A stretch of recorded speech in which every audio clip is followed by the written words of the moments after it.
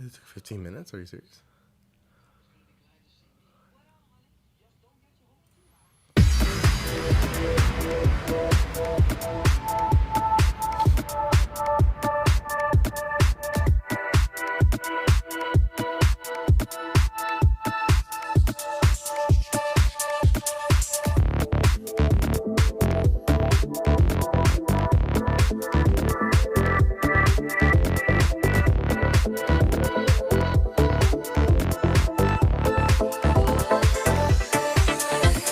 For those of us closer to Texas than you guys Yeah, do. I have actually competed in Texas Yeah. once Yeah, in actually Arlington. that actually leads into my next question I wanted to ask you because you've only been to a few competitions, but you've mainly Yeah, competed most of it in Mexico.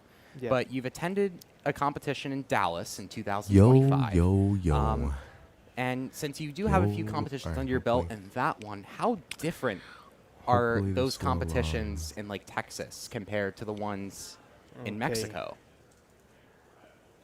I think there's not too much difference. I mean, I mean, the format can change a little bit, the competition format, but I didn't notice a very big differences. Yeah. Do you think it's Yeah, harder to compete down there, or is it more the same type of environment? yeah, it's the same. Okay. Yeah. Yeah, Yeah. So this is it also depends on what kind of competition. I yeah. mean, the level, Mhm. you know, it changes. Yeah, exactly. It's It can just like vary a lot. it's such a Mexico and the US are such big countries. All the cubers are Yeah. kind of split. I imagine like Yeah. Mexico.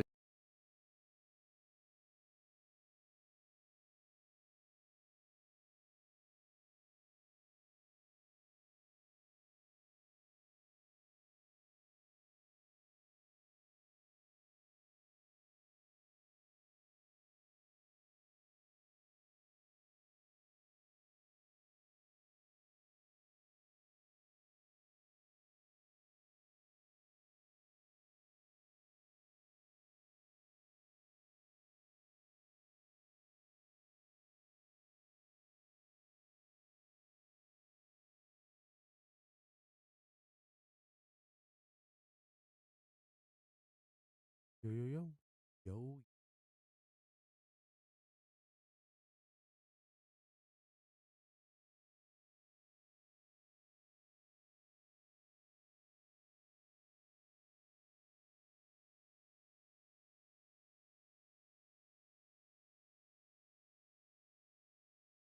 Yo, yo. Yo, yo, yo.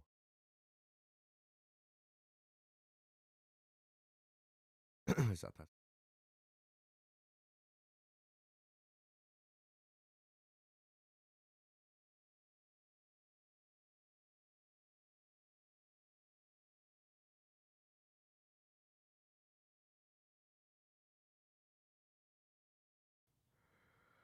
Um, yeah, let's just do this because I don't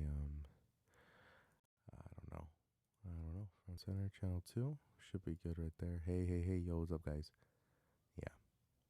Yeah, it sounds good now. Yo, yo, yo.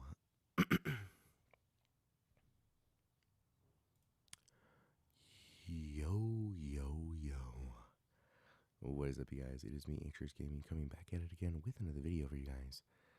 This just seems to be louder, honestly. I need to be louder. Filters?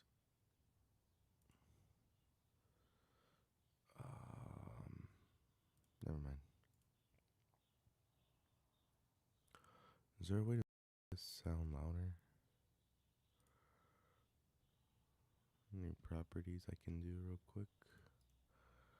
Order properties, or the properties.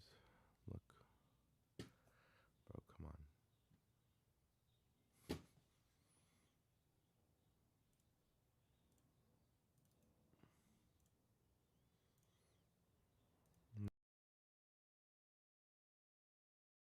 So we'll just get it straight out of the damn camera, okay?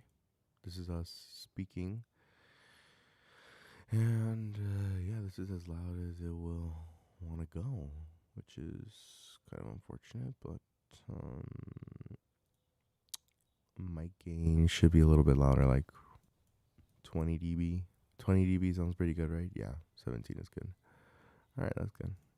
Yep, that's very, very, very good. I'm gonna do sound check right now. All right, so my voice sounds like this, and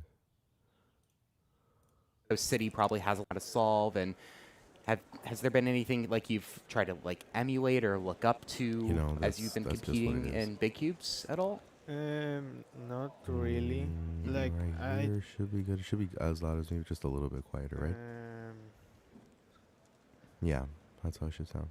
Okay. I mean, it's just like pretty normal for me. I mean, although I haven't competed too much, I don't really feel like I have a short experience. Yeah. Like I'm pretty chill Yeah. solving.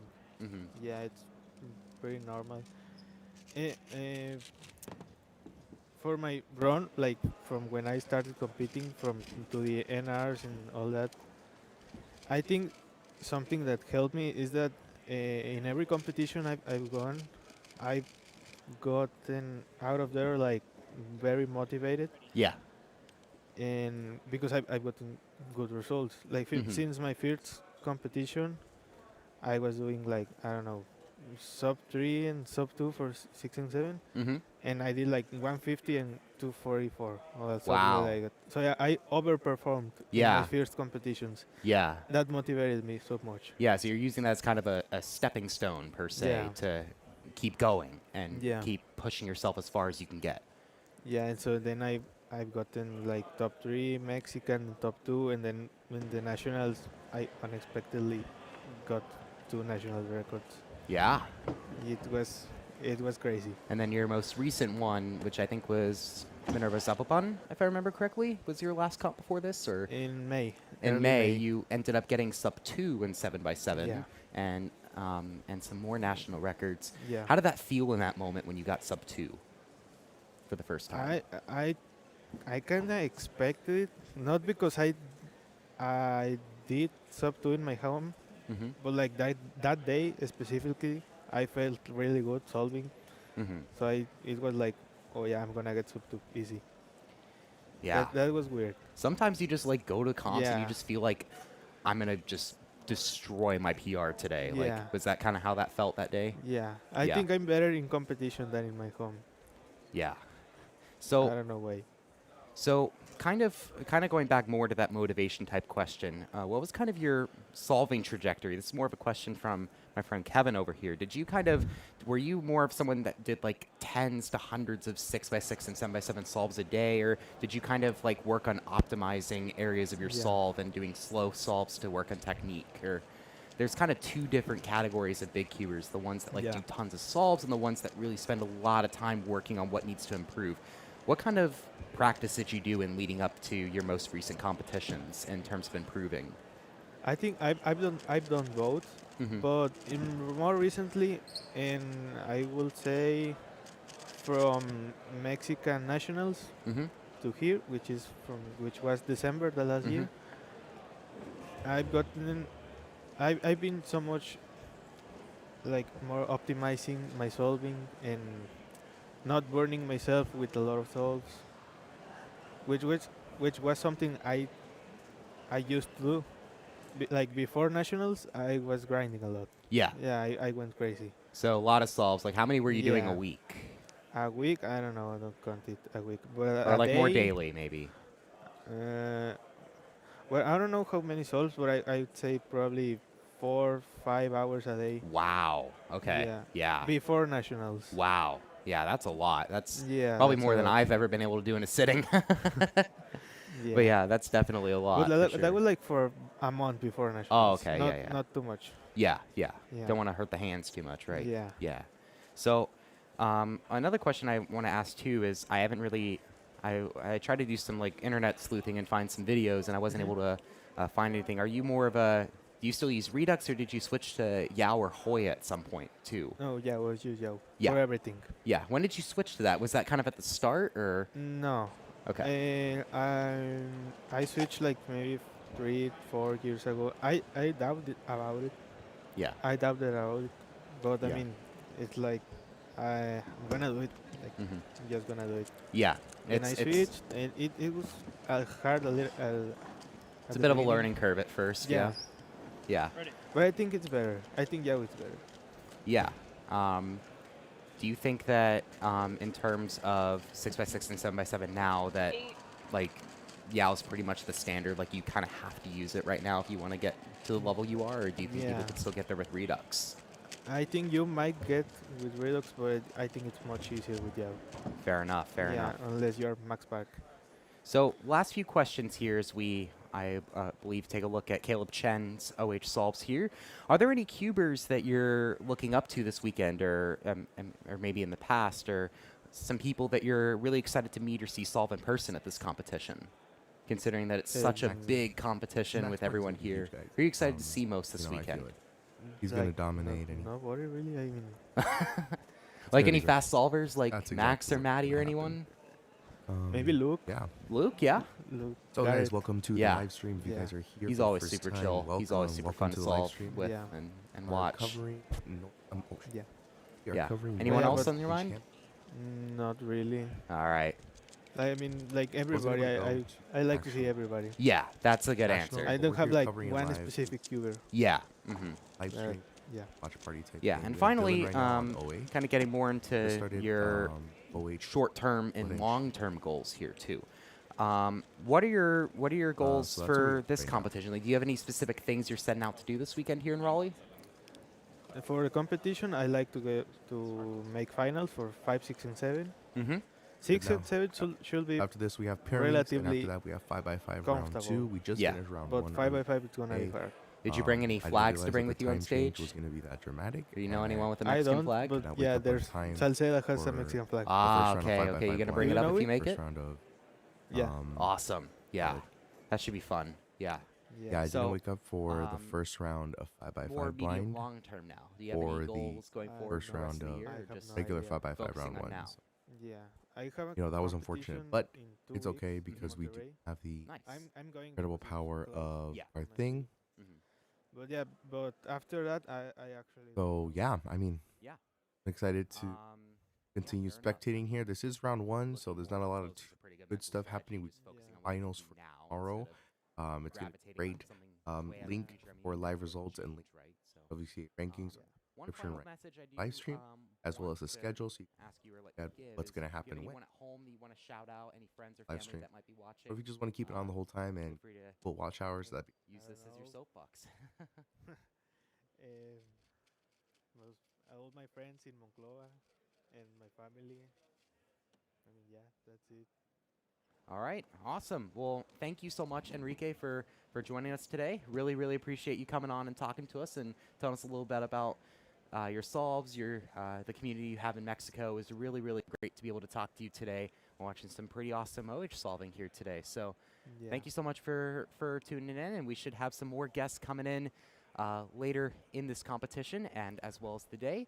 So we'll now go ahead and get back to some OH solving here as we go ahead and change casters. So Enrique, thank you again, and good luck with the rest of the competition. Fantastic. Thank you so much. Yeah, appreciate it. All right. So you can feel free to you can put that up and yep. Thank you, Carter.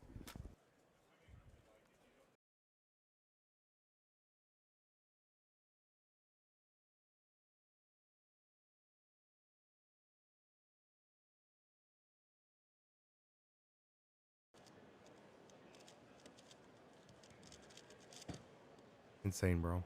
My best PBs are 13, and this guy's just doing it in one-handed. A flex. Or a loss for me, but or a gain for him. All right, welcome back. I'm here with Brandon True, the one and only. Hello, and we're Brandon. Gonna get back into the OH action here. We've been watching a little bit of Micah Yo on stream, who's from your region. You want to tell us a little bit about him? Micah, I have seen him solve once at the Western Championship, and the first time I saw him solve, he was one of like 3 people at Westerns where I was kind of like, he kind of has this X factor where when you watch him compete, it's like, oh dang. He is really, really good at turning and inspecting. And so he PR'd in finals at Westerns. He got second to Max Park. And so he's a name that is super up and coming, but a lot of people don't hear about him because he's in a region where Max gets all the headlines. But he has just so much raw skill at one-handed. I really, really enjoy watching him solve. Yeah, me too.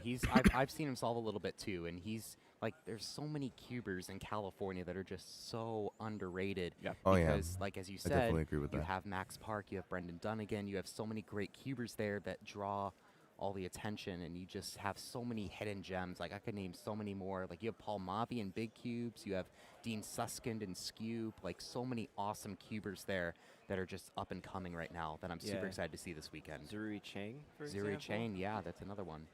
Zirui is one of the 3 who has been selected to work with Madi Hiroto Inaba on getting coaching for 3x3. He got Ooh. second at Westerns, only losing to Max. He beat Dylan Miller in head-to-head finals. Wow. Like, very, very, very accomplished Oh. solver. Yeah. It's definitely someone I'm going to look out for too. Ray is back in the action here on the stream. Ray by a lot of really fast turning here. One of the faster cubers in this group. 11:97 seconds, that's as we move crazy. into the second group of 3x3 one-handed. We're Absolutely going to go insane. ahead and take a brief is ad crazy. break here on the stream. We'll be right back with more action here on the WCA YouTube channel. Cubing and competitions have been Oh. such a big part of my life for a decade now. I don't know where I would be without this whole community and organization. So I've met some of my best friends thanks to WCA competitions, and I'll be forever thankful for that experience. So I don't know where I'd be in life if it wasn't for this community. Is this an ad for the It's made me feel WCA? all the emotions in the world. I've laughed, I've cried, but all along the way, I've had the best times of my life. So that was.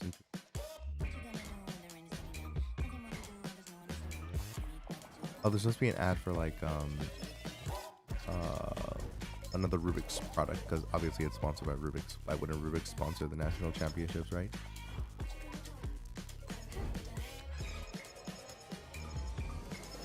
That's pretty cool. 3 strikes, your half.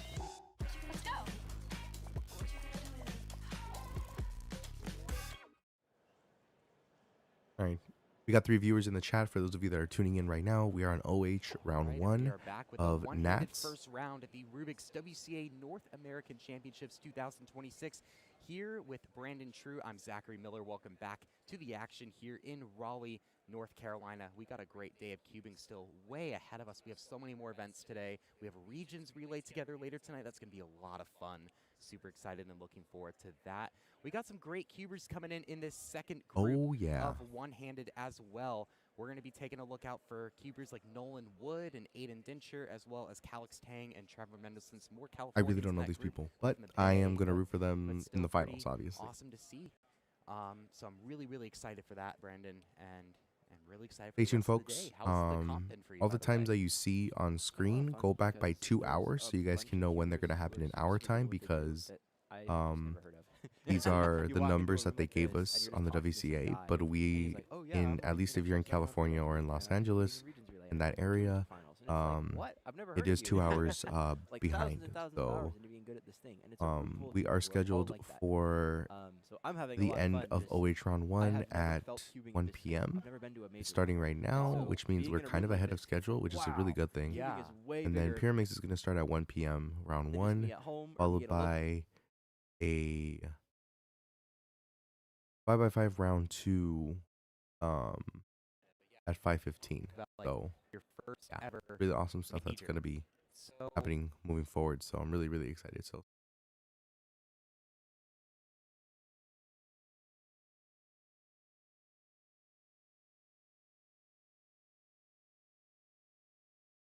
has anybody noticed that there's an audio lag going on right now? Cubing and competitions Oh, have been we're on such a break big part of my while they life fix for a it. decade now. I don't know where I would be without this whole Embarrassing. community and organization. So I've met some of my best friends thanks to WCA competitions, and I'll be forever thankful for that experience. So I don't know where I'd be in life if it wasn't for this community and this organization. You've made me feel all the emotions in the world. I've laughed, I've cried, but all along the way, I've had the best times of my life.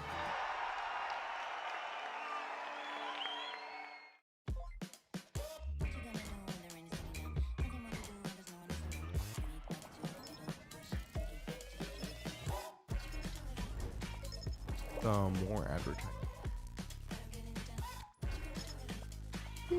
Sorry about that yawn, guys.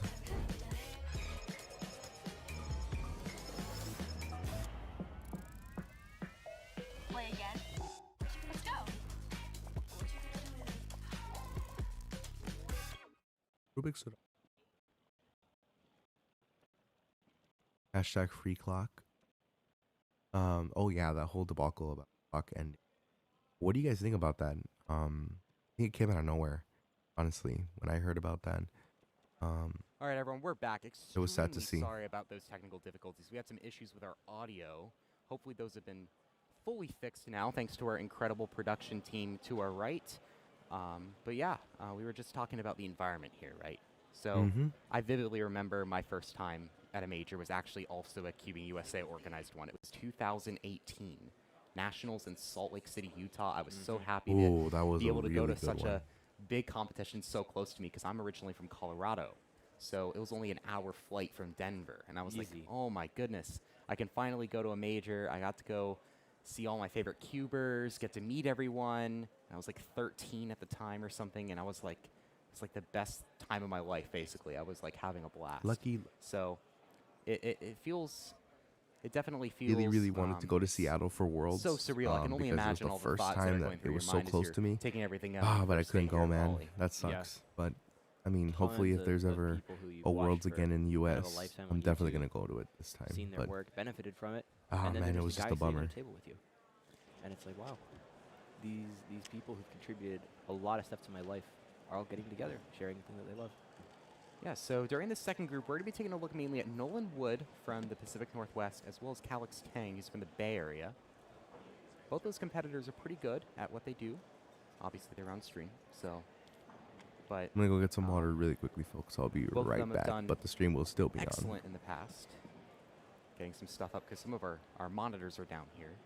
Yeah, from the times that we're seeing so far, I don't think anyone's very happy with what's going on. Venue has been like really cold all morning.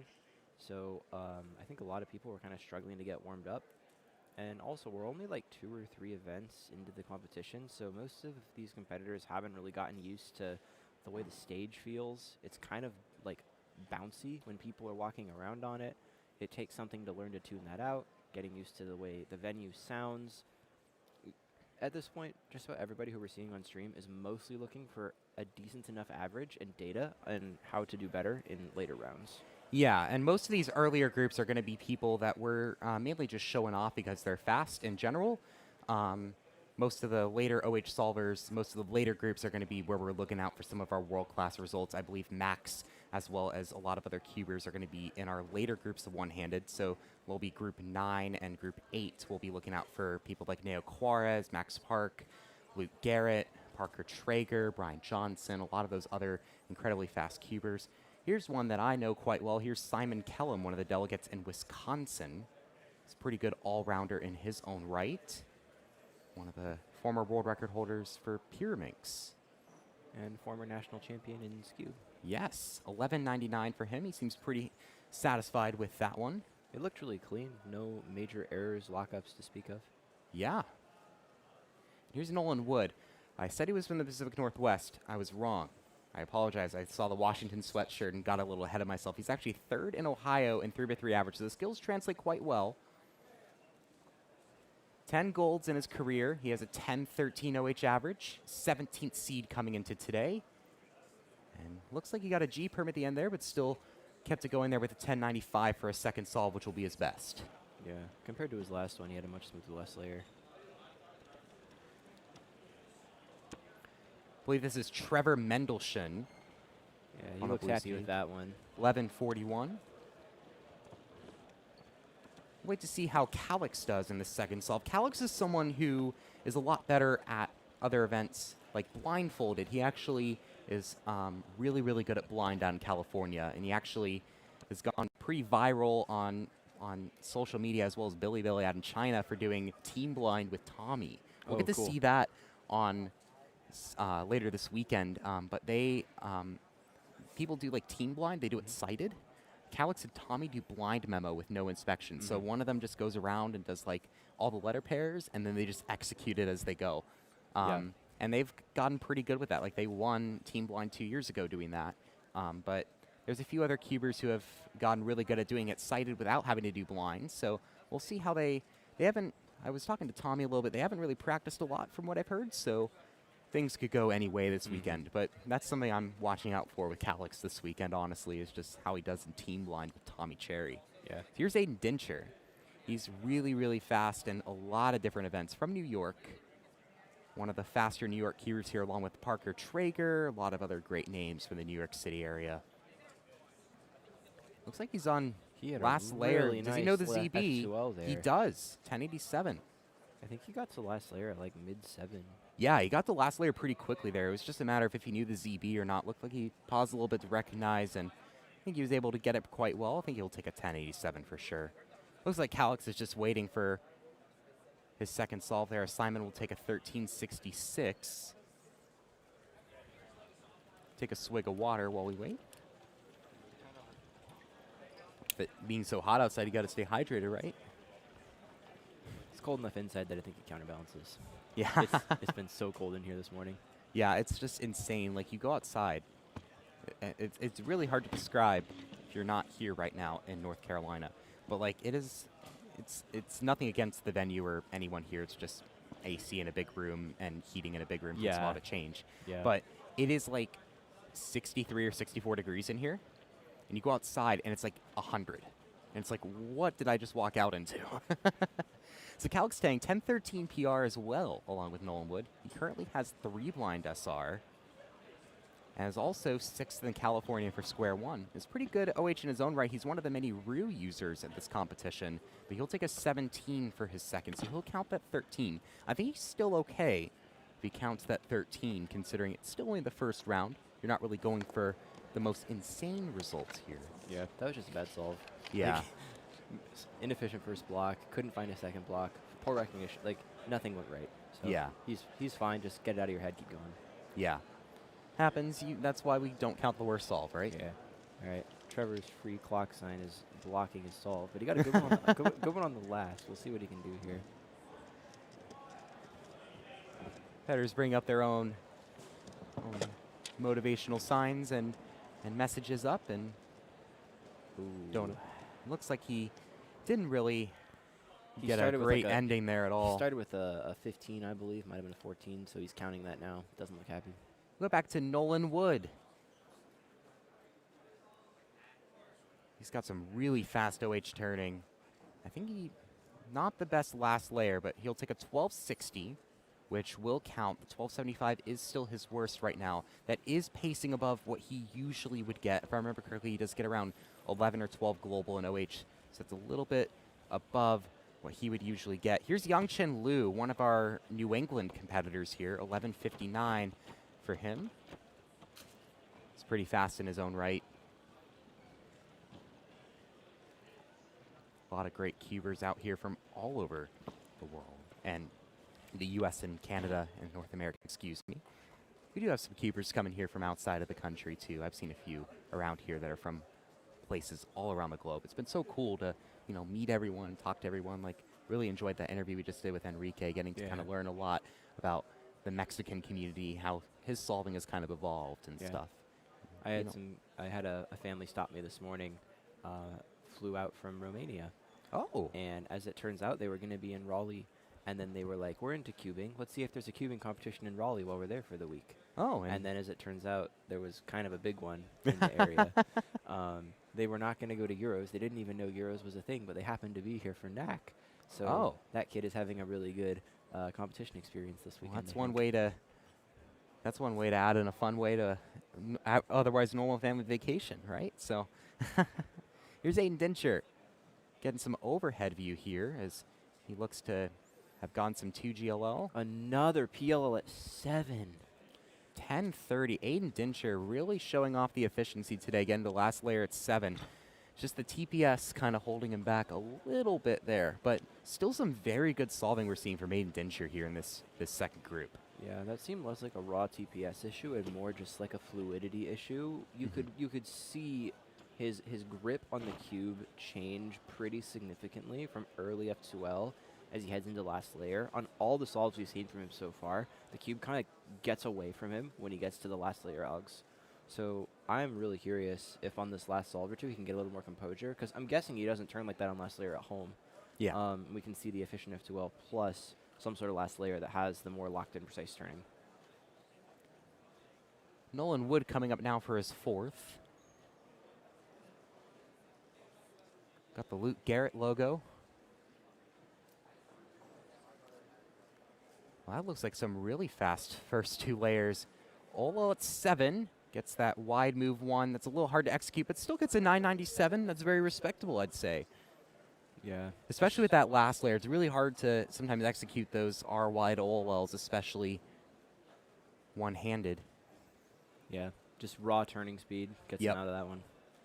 Nolan will have an 11-17 for his BPA if he manages to get another 9. 12-10 WPA, that should easily make second round. Take a look at Trevor Mendelsohn now.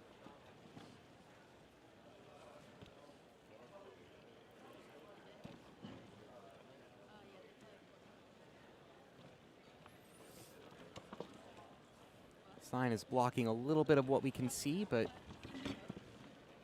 definitely is showing off some of that turning for us. Looks like he got the last layer pretty quickly there, and I think he'll take 1197. He looks a little nervous, but I think he's holding himself together. He needed that one. Yeah. Because he was counting the slow solve from before this. Yeah.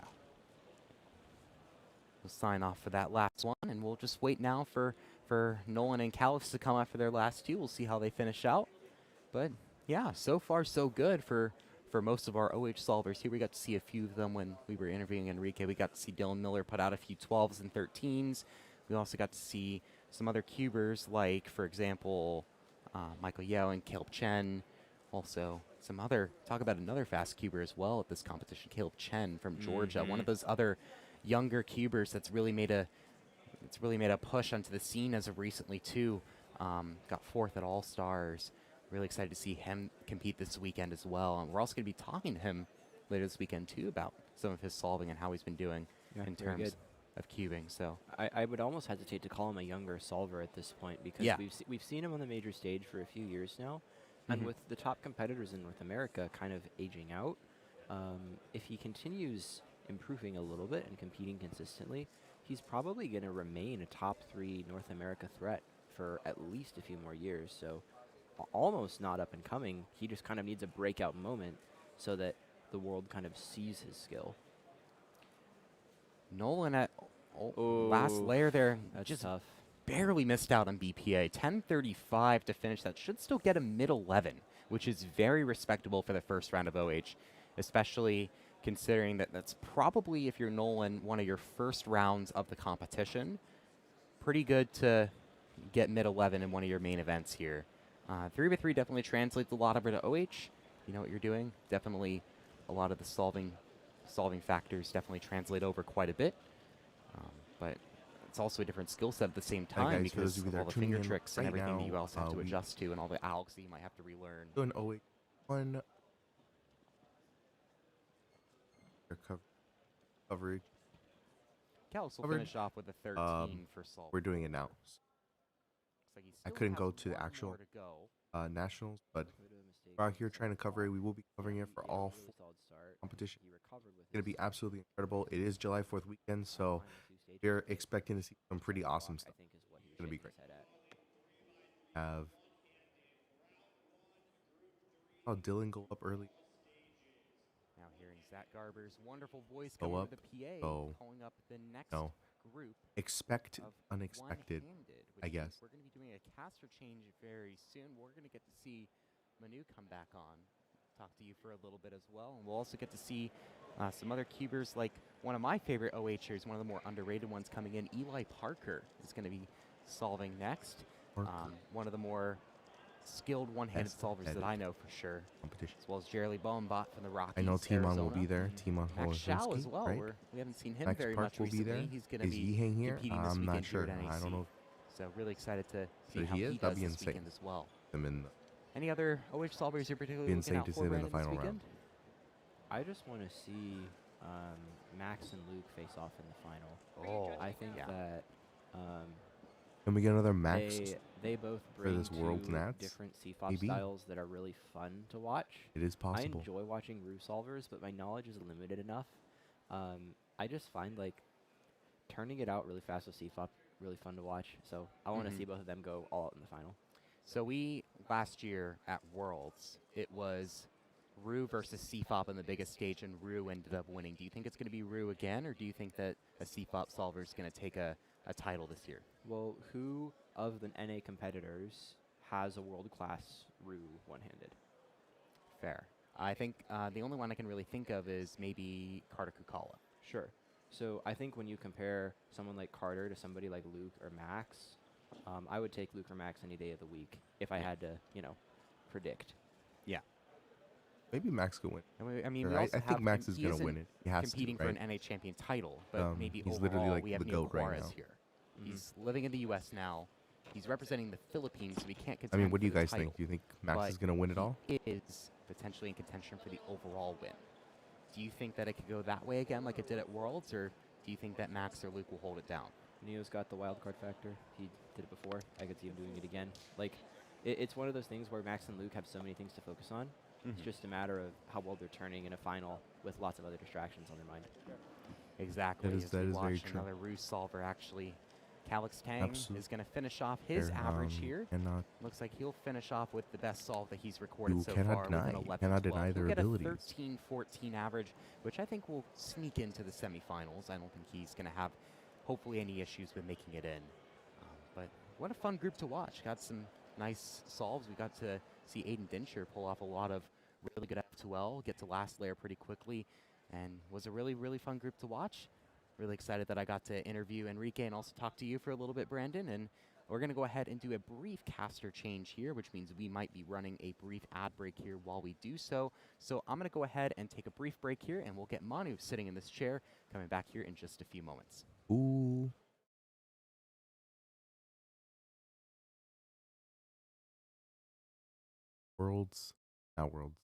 National NA Championships 2026. Going to be absolutely, yeah. So once again, guys, in case you didn't know, all the times that you see on my screen are going to be backed up by 2 hours if you're anywhere near Los Angeles or California, because where NAT is located right now, they are 2 hours ahead of us. So, OH should be ending in,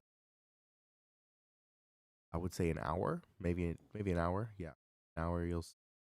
OH will end, which means that we will get started with Pyraminx Round 1, which is going to be great to see. After that, we have 5x5 Round 2, which is going to be absolutely insane. It's going to be great. I'm really, really hoping that Max is going to come out and do some crazy stuff. I know he will. But that's what's coming up next. And then we have, obviously, other things. It's in the description of my live stream. Let me go ahead and check my own description because I actually wrote that down. Links to the official competition page as well as actual live results happening as they happen are in the description below. And welcome back can check to that out. the Rubik's WCA North American it's Championship gonna be great. 2026. Manu Singhal on the mic with Brandon True. Brandon, Ooh, this has been a fantastic Brandon. competition so far. We've seen some great OH solves so far, and we're going to see some more fantastic solvers coming up in Group 3 of OH. Hey, it's Carter Thomas on the stream team. Googling But his yeah, cube all over the place. Table abuse left, right, and center. But I think he we're gonna finished. we're going to see a lot of use of the table in this group, and honestly, in all the groups. I mean, it worked for Max Park. It works for the current world record holder, Luke Garrett, as well. So I think we're going to see a good amount of it. I actually don't know if there's that many people left who still hover the cube above the table. Yeah, anymore. who feel very particular about that. Patrick Ponce still feels pretty strongly about good posture. Here's a solver right here. Oh, never mind. Well, I mean, if you're Rue solver, If you're then Rue, you have to. yeah. And I mean, there's a good reason to do it for Rue because the whole point is that you get quite a bit more efficiency out of it. I actually didn't know Hassan was a Rue user also. So yeah, I mean, did you guys talk about Rue yet? Not in depth. Okay, let's talk a I little need bit to do a about tutorial on Rue, Rue, but I don't know if 'cause people we're actually gonna would mention want to it watch a it. lot. What do you guys yeah, think? it's this Would you guys interesting watch if I method. made a tutorial You all on how to might be do the familiar Rue with method and CFOP, all the you know, tips you and go tricks and across, solo algorithms uphill, for that? etc. Is Rue, it becoming very more interesting. popular? You Is build it the a new block secret on one side, and you 3x3 build a thing block coming out? on the Is other that side, a thing, or and then you kind of or am I going crazy? solve the rest of the cube using M moves, which is a pretty interesting strategy, and you might wonder like why do that when most people just know OLL PLL. One of the big advantages that Ru is supposed to have is on move efficiency. It's just like a fewer number of moves overall. And obviously when you're solving OH, your TPS is very limited. And TPS is two sides of the equation. One, you can turn fast, or you can just do fewer turns and just do them at like a normal speed. Look, they're talking about Ru so for that's where Ru OH, can, but I'm kinda wondering has some if advantage Ru here. for two-handed yeah, where is do you still see a kind of popular Ru thing or fitting not. in like the NA field? I'm not super familiar with which solvers use it and which solvers don't. I think that the tricky thing with Ru is that in order to be really, really good with Ru, you have to be willing to invest a lot of time into learning more complex solutions, and then use your brain enough as you solve to come up with those solutions, which is a big reason why it didn't catch on as quickly with 3x3. There's a lot of more specific, deep knowledge that it's hard to teach and hard to do on the fly. With one-handed, the slower turning kind of lends itself to that. The reason I don't think Ru will catch on as deeply in NA is two things. One is the friction it takes to learn the method is really high. There aren't nearly as many tutorials or resources for it. And two is NA is home to a lot more all-rounders, a lot more people who enjoy the experience of competing, less than the experience of like winning their particular event. So I think that for most cubers who are competitive enough to be doing one-handed, odds are they're going to be competing, they're going to be learning CFOP and sticking with it, as opposed to learning Ru specifically for the one event and then making it harder to do big cubes. Ru is and having to fight through like difficult resources guess, to learn the in method. So OH. like I don't see it catching on as highly in NA, but Yeah, I I think I'll definitely there are probably gonna be a few do a competitors tutorial. who Oh, I also would got the give it a GAN shot. Square 1, as well as the Moyu Along version 5. That's some pretty top I will tier be analysis, testing I this out gotta on the say. channel very soon. Because yeah, that's basically what we see in Europe is that we have. I a haven't lot made any more, tutorials on that. I'm also going to be doing an specializers in Europe. Now, FTO tutorial something I think is and gonna all the happen in advanced tricks speedcubing is I because think that FTO we are will probably be gonna an see more official and more WCA specialization event as Cubing continues. It'll be after harder and NATS harder to break every 2026. record, right? So then at that that's a point, huge if you thing. devote And yourself clock to is all going away, events, it'll unfortunately. be, I certainly never got trickier around to to learning break the clock, but record. it was really cool We as an watch, event. Like the Jeremy gears, at least, I Kleinbach found it with very his appealing. looking So, ZBLL I there. mean, I'm sad to see it go. 11-12 Yeah. for him. I would definitely agree with what you just said there, where if your goal is to specialize in one-handed, it's essentially consensus that what you should do is learn Ru and devote yourself to that turning style. But one-handed is an event that, by its very nature, is low friction to pick up because it has a lot of knowledge that cross-applies from normal 3x3. And that means that if you picked it up because it's a low-friction event, you're probably going to keep doing it because it was a low-friction start. And the simplest way to continue getting better at the event is to keep using CFOP with occasional minor improvements. So like you said, if NA heads the direction of Europe, where you start to see more people specializing in their given event, Ru will probably catch on more. But just given the culture of the top solvers right now, I don't think that will happen. Yeah, certainly will be very interesting to see how Ru evolves. In the top 16, when I was doing my prep, I saw that there were 4 solvers, at least the solvers that I knew of, that use Ru, which is certainly very different than you see in a lot of other places around the world. So we'll see. Perhaps some of these Ru users will find their way into the final here at the North American Championship. Top 16 will advance to the. Actually, I think is it top 16 or top 20? I should probably know. I'm not well, sure either. Yeah, while I look that up for you, you can. Yeah, you watched a Ru solve there from Hassan Kanani. Here's Alessandro Diomando. I gotta get that mega high sky. Look at my Monopoly go. Sorry. Struggling with his right here, looks like.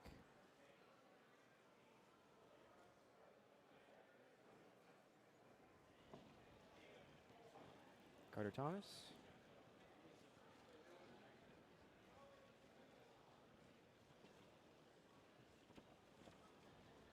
Look at this incredible Super fast turning guy. speed That's for in. second and third pairs there. Maybe a Can't mistake. even do. Look, I'll try to do a one-handed solve right now. Done at 12. I feel like that was a pretty efficient first 2 layers, but then the last layer just didn't quite come together there for Carter. Yeah, something wasn't right, but I'm not smart enough to know what it was. I feel like it's a good sign though, like if you have pretty decent F2L, because I think F2L is really hard. Yeah. It's certainly not as glamorous to like work on F2L compared to just like learning a bunch of algorithms or just straight up just turning faster. So I think the people who are really efficient in F2L or who have like kind of practiced that a lot, I think they to me it seems like they should be a lot more consistent. That was not bad at all.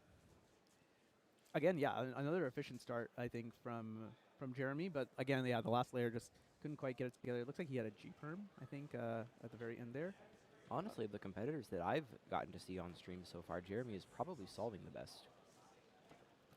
He's a really underrated solver. He's from Arizona, so he just doesn't get the opportunity to compete nearly as often. I mean, this is a great solve from Eli. He goes by Woji, which is, I think, pretty funny. So you'll hear that a lot, too. So I've heard a couple people say Jeremy's from the Rockies. Mm-hmm. Well, he's from Arizona, right? Yeah. Why is that considered the Rockies? It's part of the Rockies region. So the Rockies region is New Mexico, Arizona. Who decided that? The WCA / CubingUSA, I guess. Yeah, it is a little bit weird. Interesting. Yeah, it's set up in a really interesting. The American West is a really interesting region of like communities because they're all like really separated, right? You have like these mountains which are basically impassable, that like separate people across states, and then you also have like deserts and whatever, where there's just no one in between. So yeah, you end up with like a lot of like these isolated communities. And the Rockies is like this huge region that spans all the way from Idaho to New Mexico. So yeah, you end up with like a lot of these like fun little isolated pockets, but yeah, the communities really are still really strong. I guess because we do. Okay, what was my time? Not the Pacific Southwest. That's how long it took me to solve a Rubik's Cube one-handed, and I think we've seen like 18 people go up in the time it took me to solve one. The West proper. I'm not good at OH like at all. Something like California, Seattle, or California, Washington, Oregon, Nevada, but they're not quite the South Central because that's Texas. But they're also not the Rockies; they're desert. So I guess they just got lumped in there. Yeah. Sorry, Arizona. Or you're welcome. You don't have to compete with Max Park. I will say, I've been to a couple of like the regions, the sub-regions in the Rockies, and every single community is so awesome. They have their own like kind of like unique spin on things. Utah is great. Colorado is great. Arizona is great. So if you ever get a chance to go out to a competition in the Rockies or whatever, you will not be disappointed. You'll have a fantastic time. Some fantastic folks out there in our mountain states. So it will be top 20 who end up advancing into the final round.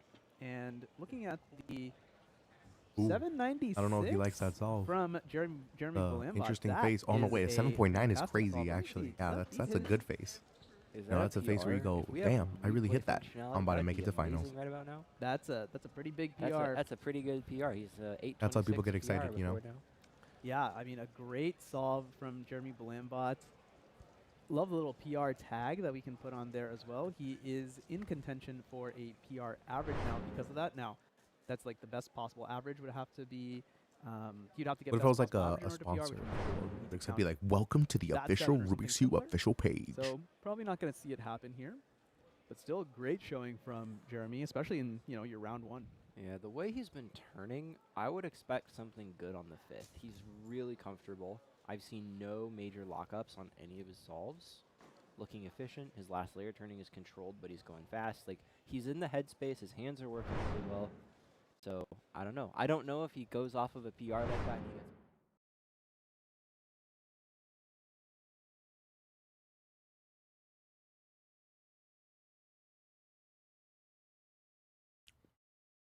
Did our mics cut out? 10-second solve, so he's gonna count 2 10s actually. So 10:54. So yes, I mean this group we've seen some good OH solving come out. Maybe it's just the scrambles, or I mean the level of competitor is certainly extremely high across the North American Championship. I got that wild card. And yeah, they're coming out in full force. What's the lore behind Woji? Where I actually did that don't know. come from? I actually don't know. I want to talk to him a little bit to try and figure out like where it comes from. He's actually from the Southeast. He's from Tennessee. So okay. Just one state over. But yeah, I actually don't know. I'm really curious. Like, because I cannot think of any way that connects to Elijah. I have no clue.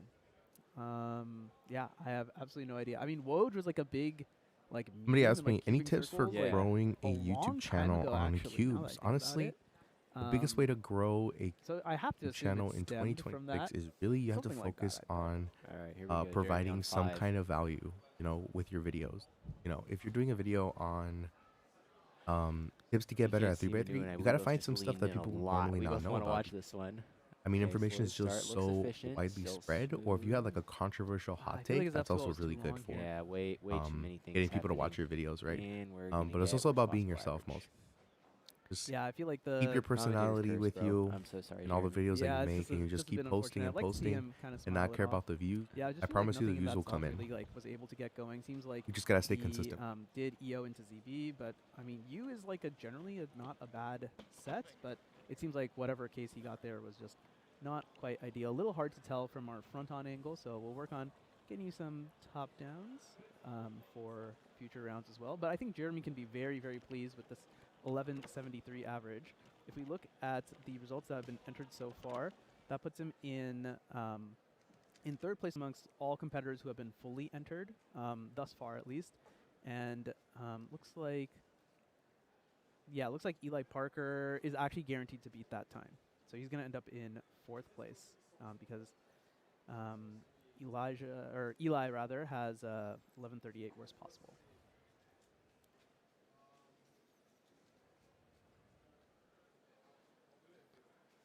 Head shakes on the start, head shakes in inspection, head shakes in the conclusion. It's probably not a good solve. You know, not you guys great. ever have that kind of Alright, solve here we go. where Eli on 5. Can he do something? you guys ever better have that than kind what of Jeremy solve got where on 5? look at the cube Fast and start. you Looks think, like some damn, interesting block building is this is not going to be a good solve. I kind of we're don't know talking what I'm about about to table do, solving, but I'm yeah, going to do so something. Those are like the Absolutely worst kind of no solves to table get vote. at yeah, competition. only right there at the like the Because it very makes you end, look like an maybe to idiot, do a bro, but little you bit of know what alignment. you're You will avoid but the worst I've had that possible average. before. You actually It sucks. considerably better. It really does. 11-12 actually puts him in first place through round 1. So Really? yeah, so I think a very, very, very solid average from Eli there. Now, of course, we have several other incredible solvers to come, including the we have a lot of groups of OH. Of course, it being one of the open events, Yeah. where the only qualification is that you have competed in it before. So yeah, basically everyone here I think will probably be competing Okay. in OH. Except for me. You're not competing in OH? No. You don't do it? I mean, I do, but I would rather have my schedule open so that when I'm going to compete in an event I really care about, I can focus. And then other than that, I can just hang out, meet people, help with the stream, and any other things I need to do. Yeah. Yeah, totally. It is all about helping out that damn a streamer, major right? is just a different feel. Like we have our regional championships, and our regional championships are awesome. By the way, if you haven't been to a regional give me a championship, little bit better I now. definitely encourage you I was like to in go. the corner of It's this. kind of like a major, but I was like a little in bit this smaller, like a little bit frame more corner for like homey. this. But there's just something different about a CubingUSA major in a big convention center with like 800 people or whatever. And everyone is here in town. Even at the airport, they had like signs like "Welcome to the North American." Yeah, like, you got off where to the get to plane that? and there were banners on the wall, and there's banners on the streets of Raleigh. The that planes like, are literally welcome painted to with the- Rubik's Cube colors. The city where the Rubik thing is going on. Like No, but can you it's imagine hard that? to explain the scale and like this feeling of legitimacy. Not even the when World you Cup walk has into this that. giant room. Like the entry is so cool into this venue. So When you anybody come watching out the World and you're on, Cup, like, this balcony and you take the escalators keeping down up with the to World room, Cup, anybody and excited? it's just like wow. Versus Ronaldo, Thousands of old people debate who. all here for this thing that I love. Yeah, I mean, it's just amazing stuff. And we're about to witness some more amazing stuff as we're about to transition into one-handed Group 4. But first, we're going to go to quick ad break, thank our sponsors to help the competition happen. So we'll see you on the flip side. Cubing and competitions have been such a big part of my life for I've a seen this decade ad now. maybe 4 I don't times know where now. I I'm would gonna see be it all day. without this whole community and organization. So I've met some of my best friends thanks to WCA competitions. I'll save you all. I'll save you all from the trouble of having to hear that at full blast. I don't know where I'd be in life if it wasn't for this community and this organization. You've made me feel all the emotions in the world. I've laughed, I've cried, but all along the way, I've had the best times of my life.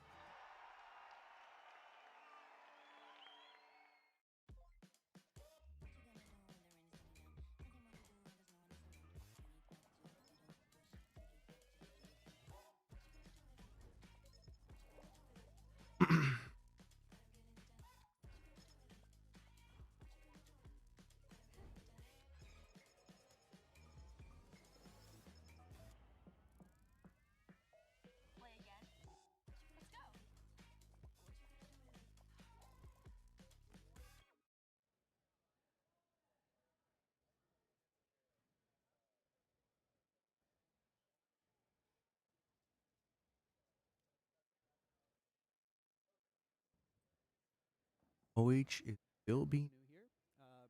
We're about to get started with the next group of OH, but during that, we have a very special interview that Zach Rydell is going to do. He's actually going to do an interview with someone you just saw on the stream, the one and only Hassan Kanani. So we're going to transition over to that. You all are in for a treat. Stay tuned. Good very today. These are very good interviews that are happening today, folks. Be ready.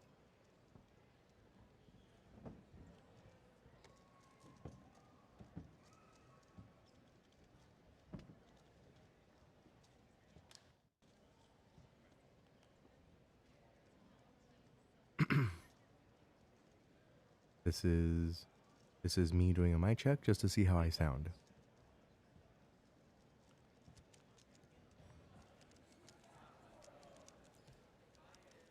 All right, welcome back everyone to Rubik's WCA North America Championships. We are in one-handed round 1 group 4, and I am joined with a very special guest, I sound Hassan good. Kanani. I'm good. Hassan, how are you doing? Good. Doing good. How are you? I'm doing Whoa. all right. It's a good weekend so Whoa. far. It's Yeah, for really, really warm out, but really cold in here. So I'm like, Yeah. I'm trying to adjust. But Yeah. we're working through it.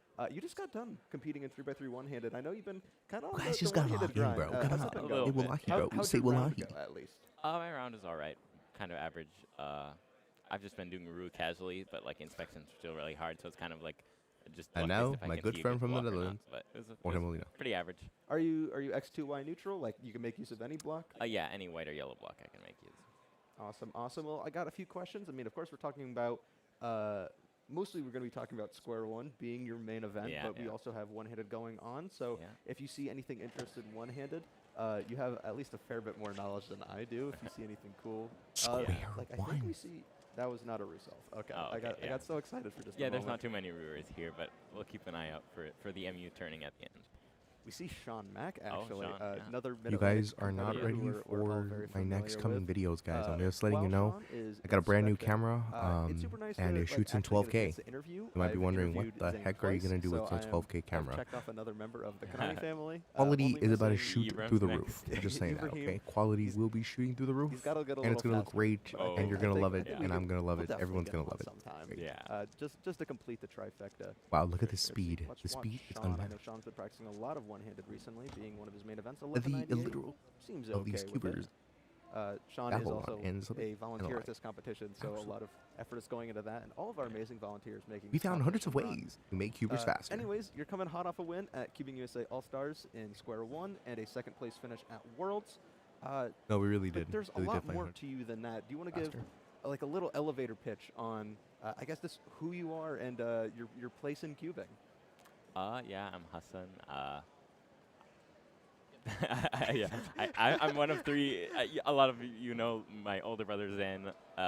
He's the 2x2 guy, and I'm kind of the Square One guy. But yeah, I just like going to competitions, seeing people. I don't really have too many like specific goals for Square One or limited to Square One. Just seeing friends from all around the country is kind of why it's fun to come to these big competitions and see all the exciting solves like that are currently happening right now. Yeah. Let's say Brendan Dunnigan right now, 11:54. Yeah. Quite rocky ending, but still Yeah. seems like fine with it. Rocking the shades though, he's taking it in stride. You just got into Raleigh last night, correct? Yeah. Have you had any time to like explore the city, enjoy any of what Raleigh has to offer, or have you just been No, just not hanging too out much. with Yeah, with just people? hanging out with the cubing people. But maybe over the weekend I'll have a chance. So I do have I have some questions to ask you about cubing, Yeah. believe it or not. Wow. That's kind of what an interview is, I guess. We still have another day until Square One Round 1 happens. Yeah. It starts Friday, which is tomorrow. What does your preparation look like leading up to a major championship, especially in the realm of like Square One? For me, it's just kind of doing some solves as well as like reviewing PBL solutions. You know, on Square One, it's kind of like there's 967 PBL cases, although a lot of them are kind of, intuitive in a sense that you can kind of like reduce it to another easy case. So I just kind of, go over those, do some solves, practice my OBL prediction, and try to get that as consistent as possible. Listen. But otherwise, nothing too specific. Just do solves and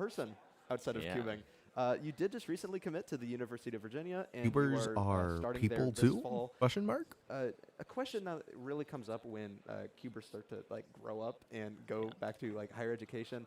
How do you plan on maintaining your cubing? Do you still intend on practicing to the same degree that you are now? Is Nah, it bro, gonna he's get done. Toned down? He's cooked. What's your outlook looking like on that? Yeah, I think it's definitely going to be toned down. But I hope to. There is a cubing club with my brother Zane and Ari. So I hope to join that and maybe have a competition a semester or something, and meet up once a week or something like that. But definitely just some casual practice and just having fun and maybe pulling up to the bigger competitions like hopefully next year, Worlds 2027 in Sweden. But yeah, just more casual and maybe try to grow the cubing club. Of course, of course. So I do have a question as we're talking about Zane, and especially your connection to the Kananis. You are the brother of Ibrahim, Big Cube fanatic and Duke University alumni. Yeah. Also, Zane Kanani, 11-time world record holder, former North American champion in Scube and 2x2. How has it been being able to solve with Ibrahim, or I guess Zane being the much more speedy of the siblings?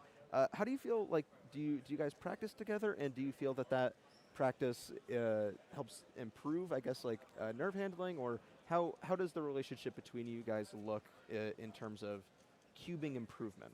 Yeah, when we were younger, we definitely did like a lot of, even just at home comp sims and stuff like that. And nowadays, sometimes we'll do like the night before a comp or something, do some comp sims just with you would each scramble for each other's cubes and just practicing under a competition type of environment. And yeah, that's definitely been helpful. But there is that event, so sometimes I'll judge a 2x2 round for him, and he'll judge a squan round, and then Ibram's over doing 7x7, of course. Which yeah. So, but yeah, it's definitely like preparing for competition. It's a lot of fun. As I say, I don't know if you've been helping him prepare for Square One a bunch as of late. Has he lost his touch with OBL? A couple of years ago, yeah, he went on the OBL PBL grind, but now he obviously he went to college and everything, so he hasn't really kept up with that. So he's kind of forgotten his CSPs and his OBLs. So, but maybe he'll get back into it one day. I was gonna say I kind of miss our streak of the HZZ podiums of you winning a comp and then Zane and I getting some combination of second and third. I feel like it's been so long, Hassan. We need to bring it back. Maybe we can bring it back this weekend. That will not be happening this weekend. Yeah. 11:59 there from Sean Mack looks very collected going into that. We see an 11:37 BPA, 12:37 BPA, a full second between the two. Isn't that fun? Seeing Dominic Radici, 13:28 there. Dominic being very well known for Scube, but also being quite a good 3x3 solver. Yeah. And I guess when you're good at 3x3, you're also kind of good at 3x3 one-handed as that comes along. Otherwise, of course, we're at like the North American Championship. It is the crown jewel of North American competitions.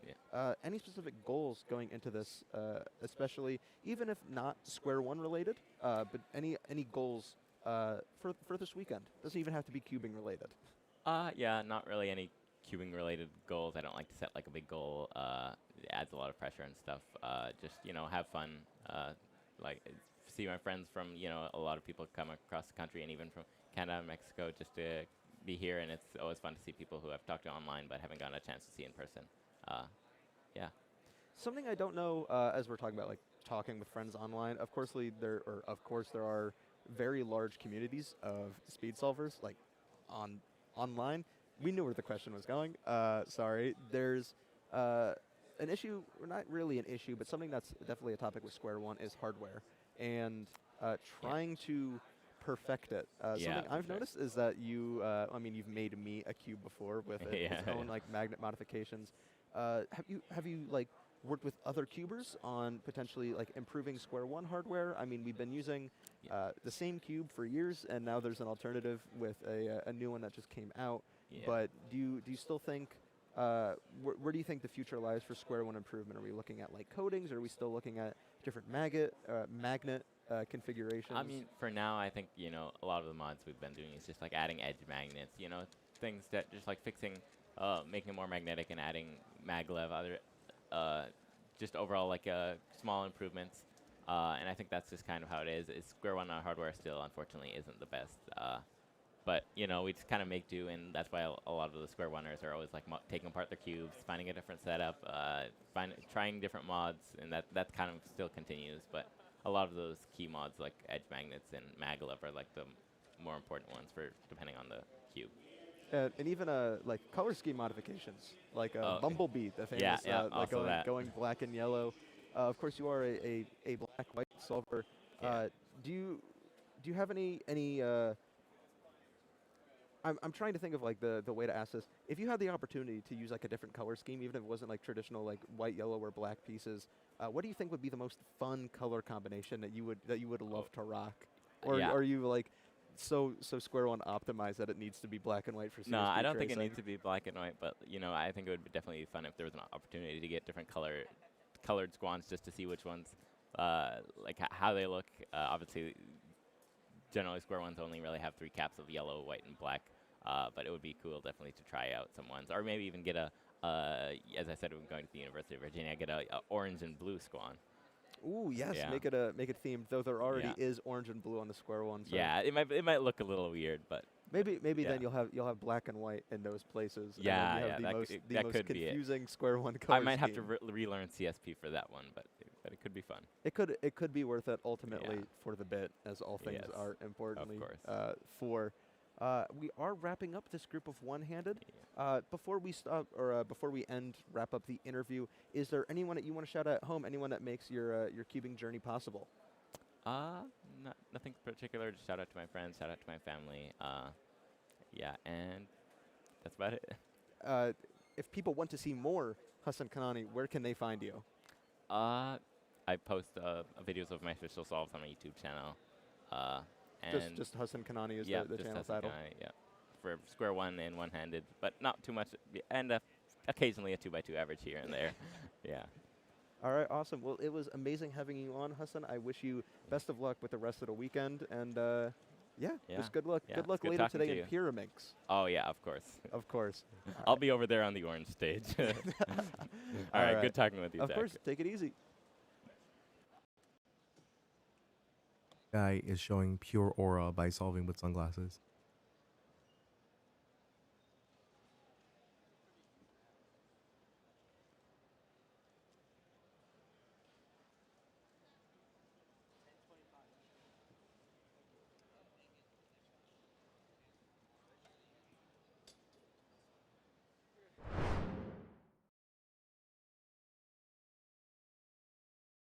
Wow, the speed's insane. Oh my god, an insult. Wow.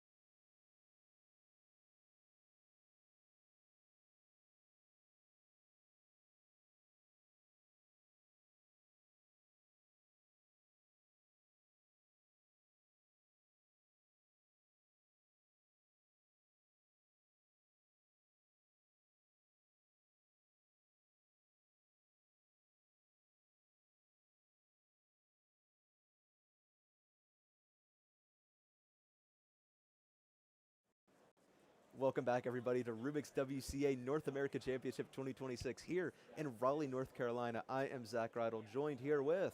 I'm Carter Thomas, and I'm really excited to see some more OH solving. We're going to transition into our 5th group right about now.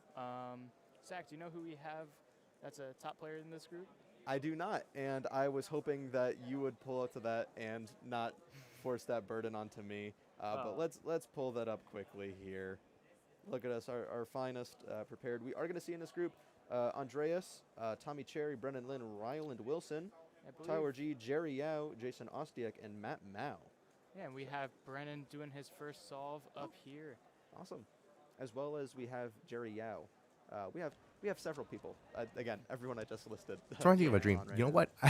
It's gonna be weird. I actually had a dream last Not night too sure that his official average, but I don't know Steve why. I had a Rocky here dream looks like he's that gonna finish these up an effort here at scan around 7x7 Not schematics too great for him. were for sale on the Cubicle website. I don't know how. I don't know why. I just remember I was dreaming of We can see that, Jerry and I woke up Yao and I was here, like, what? just committed And that was this to morning. Berkeley So, in California. would that mean that in the So future we're going to get a going to be GANs making Extra quite a 7 move release, from the maybe Mid-Atlantic region, unfortunately, to prototype? the western You side call of those the US. patents? Maybe a We patent lose- for the we 6x6 lose another and the great 7x7 one, coming? Still have the Mid-Atlantic blood in them. Oh my God! Yeah. I Makes mean, a Berkeley 6x6 continues to be a 7. top cubing school. Former OH ASR holder Antonio. They're Kim almost done. went They're almost there, done and, covering all WCA events. they'll be out Never another clock. good But OH they're song. almost done covering all WCA events. All we need them to do is make an FTO and We've been seeing, as you just mentioned, Antonio Cam, a 6x6 and 7x7, and they got it. They got everything at that point. Feels It's over. kind of GG. unintuitive. You know, like M moves seem hard to do on one-handed, but with proper technique, you can make it really fast, which a lot of these competitors Right, so it looks like we have are doing. some I believe Andreas, really though, is good still a CFOP user. solvers right here. Yeah, and you can see a lot. And they're of starting to show us some switch times over right there on the in, top. Cool. Philippines in particular, it's not nearly as popular. Has in North Monkey League America ended? for Does anybody know one if the reason or Monkey League another. Maybe has it's not like a culture, has like, ended or not? A Rue culture I'm here. not sure. I don't. Of I don't course, remember. Keon was from Canada, and But if someone in could North verify that America, for me, he was a the pioneer chat, of Rue that solving, would especially stellar. one-handed. But yeah, you don't really see that many. Well, who's gonna watch this high-level chat right now? No Rue one's- solvers at this competition. I'm a Yeah, there are a couple big names. I mean, we have Neo Torres, which will definitely be interesting to watch, but that is later on in the day. So there's plenty of top-level Rue solving. Hassan Kanani, who we just had an interview with, maybe not high-level Rue solving, but definitely fast Rue solving. I think it's such an interesting method. I love the GAN series has made a lot of I don't cubing know, I like innovations from a nut change, system to and I feel like exclusive Rue honeycomb really design. brings something unique to one-handed solving. Every solution has an opportunity to be something cool. I mean, with block building, there's really unlimited possibilities. And then super spammy last step, especially if you don't need to like rotate the cube, makes your times a lot faster on average. Ryland Wilson here on the red stage.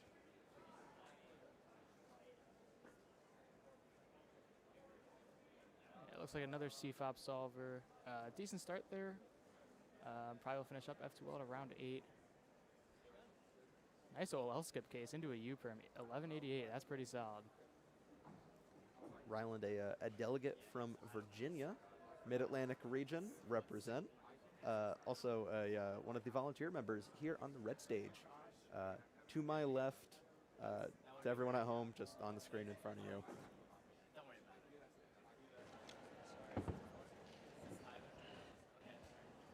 And also for North America, our top two solvers are both CFOP users. You got Luke Garrett and Max Park. Rounding out the top of the section, you got Parker and Brian Johnson, who both use CFOP. I don't think we have many brewers in the but I don't believe he's eligible for Untitled this year. I don't believe so, no. Has anybody noticed that this stream is incredibly laggy right now? There's some Rue action here on the blue stage.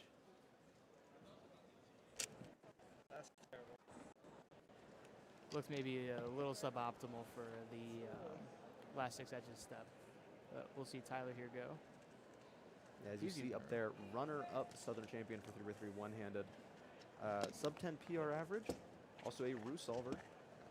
Quite fast solving, 1178, not too pleased with that. What was it? 11.7, We're going to see Brennan Lynn here.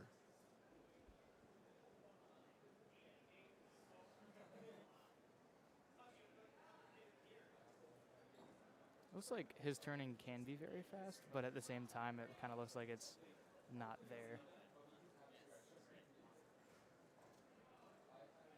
1381 there for Brennan Lynn. Yeah, something that you see, especially in comparison of Rue to CFOP and one-handed, obviously rotations. Rue being a fairly rotationless method once you get your blocks built.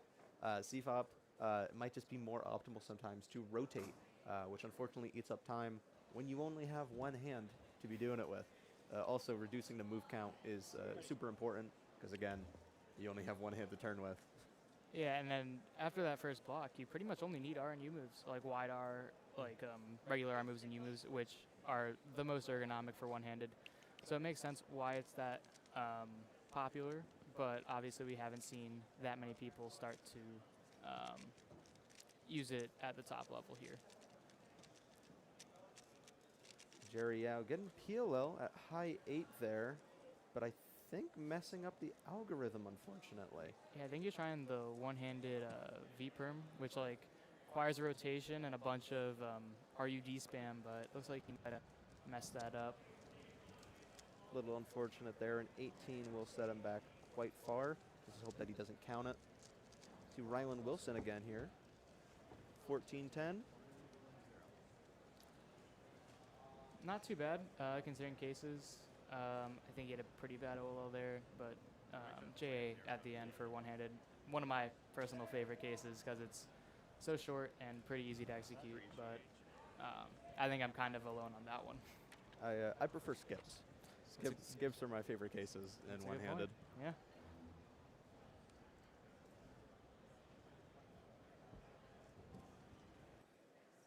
We still have a few more solvers coming up. I think we're going to see that. I think that's Brennan coming up right now on the red stage.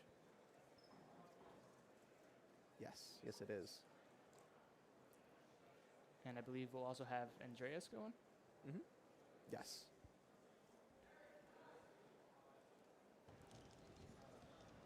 So I believe this is Brennan's third. He has 213 so far. 8 seconds.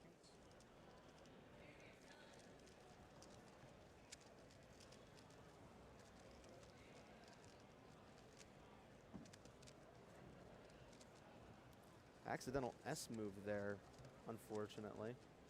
Or at least stuttering during it, if intentional. 14:35 there. Gonna see Andreas go now. Yeah, should be plenty to make the next round. I believe on the psych sheet / projected rankings, it's low 13-second average. It'll obviously be a lot worse, so probably high 14 will make it. And people we're seeing on stream here definitely are within that range. Yeah. Here we see Tyler G. What is up? 902. Yeah, that was a very clean solve. Again, the battle of Haru versus CFOP. Whoa. 877. Looks like CFOP is going to win that battle. Yeah. Though it's fought over the average and over the competition. Yeah, it looked like he did some sort of COL case that gave him a really spammy U-perm, which is what you want to do.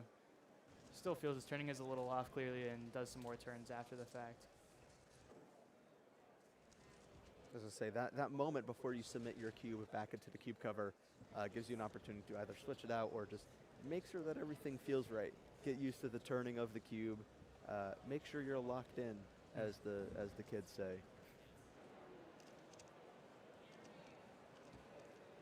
Some more Rue action here on the blue stage. 1263. Yeah, again, Rue being such a low move count method, even with slower turning, you still have the opportunity to get faster times. Don't need to spam moves to get good times. Yeah, I was talking to Hassan about this. We were in the same one-handed group, and he's like, my turning is horrible, but I'm getting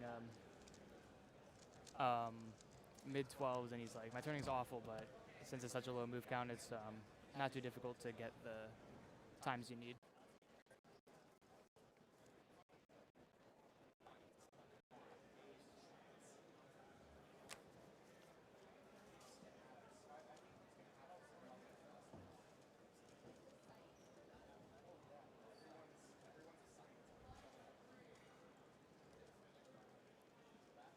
Nice little 2-gen ZBLL case. Got some 1197. Come on, Sean.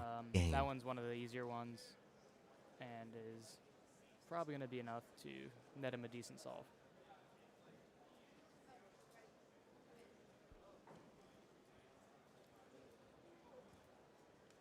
We'll see Brennan Lin, I believe, going up for his fourth.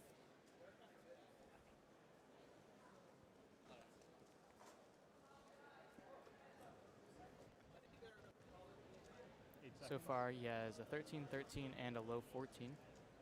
12.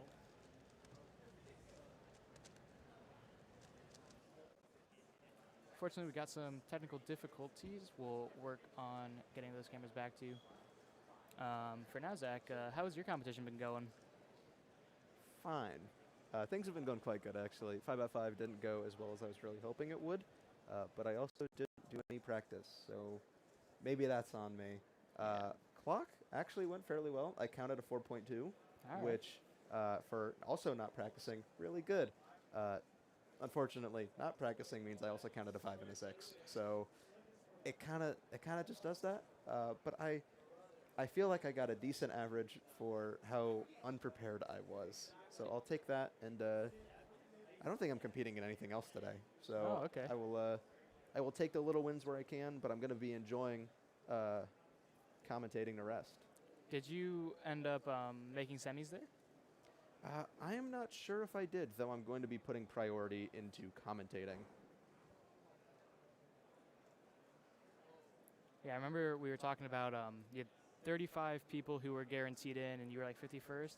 57. I did actually make a clock semis. Hey, so you got though I one will not be competing in that. I think I'd rather commentate. Okay, fair enough. It's such an interesting event, especially in the moment. Feels so cool.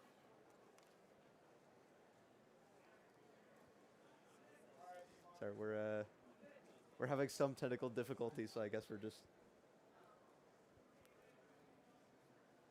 How has your competition been so far, Carter? OH went pretty poorly. Like my official PR average is 12:31, and I got somewhere in the 15 to 16 range. Turning's a little difficult. Venue's like a little chilly, but nothing I can't really blame entirely on there. I was just solving horribly. Like warming up, like I felt good. I was getting 12s, 11s, and I saw you were getting some good times. Yeah, I got a picture of one of them, I think. Yeah, Zach's doing something for our good old communication team, a project that we'll probably post after this competition. We got a ton of ideas that we're trying out with this competition in particular. We're going to do some mic'd up probably at some point. We're doing a lot of short videos, and you'll see those on the WCA's social media pages. Yeah, of course. No, I want to talk about what I'm doing because it seems so cool, but I also don't want to spoil it because it's like so cool. I don't know, how can I get away with it? I'm taking pictures this weekend. There we go. Yeah, wow, very specific. very so very specific. But it looks like it's going to turn out to be something cool. So I'm stoked about it. Yeah. And I mean, later this round, we're going to have some more one-handed solvers. I believe we already saw Luke compete. I'm not entirely sure what he got. We're going to have him be interviewed during the next round of Pyraminx, which will be in an hour or so. Brian Johnson, I believe. I'm not Is sure anybody if he's seeing competed, but we'll that also this be green interviewing screen him, effect is happening on the during live that stream? round. It's not me, Yeah, I we do promise. have some big Not names me. in the next one-handed group. Hopefully we can get cameras back up for everyone. I promise to see that, whatever's but we will going on have the Jack live stream, Pfeiffer, it's not me. Maddie Hiroto, and Is it me? Nava. Such a popular name. I don't know how I messed that up. Anthony Jiang, Shalom Rodriguez, who we're going to have on stream later, actually, for an interview, which will be super cool. Alejandro Daniel Salceda, Corvera, Zeke Mackey, Canyon Pettit, and Jonathan Esperaz. Oh, you know Schwan Yi Gang is going brother in. of one of our amazing casters, Alyssa Esperaz. I'm looking at now and is looking at me confused. But no, that'll be fun. We got a lot of big one-handed solvers coming up in the next few groups. I mean, as the competition goes on, or as the round goes on, we're going to see some other big names. Again, Neo Corres, Max Park, Brian Johnson, Luke Garrett has not gone yet. Bunch of big names still to go. I'm super looking forward to it. Yeah, and Jack is in that next group. Many people are surprised when they find out that he has a sub-10 OH average. I learned that just now. I did not know that.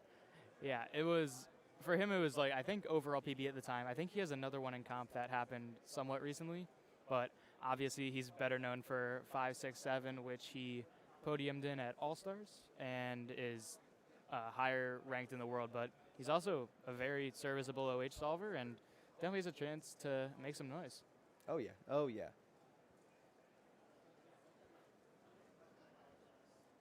One second, sorry.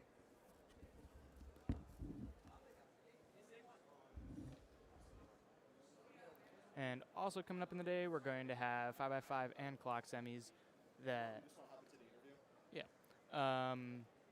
those will have some exciting competitors as well. 5x5, we have Max Park, Maddie, and others. And we're now going to be transitioning into our interview. Carter's going to interview you real quick. Just able to wear the headset, microphone here now. Yeah, you can put it on if you like.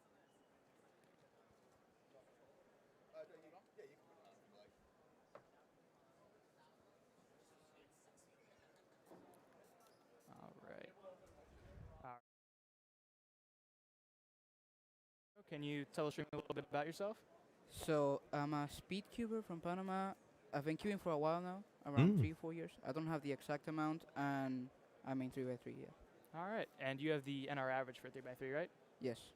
6.5? Does that Oh sound right? my God, this kid is so young. Nice. So you've only gone to around 20 competitions, and your ID is 2 years old, 2024, right? Yes. So you were cubing a little bit before then?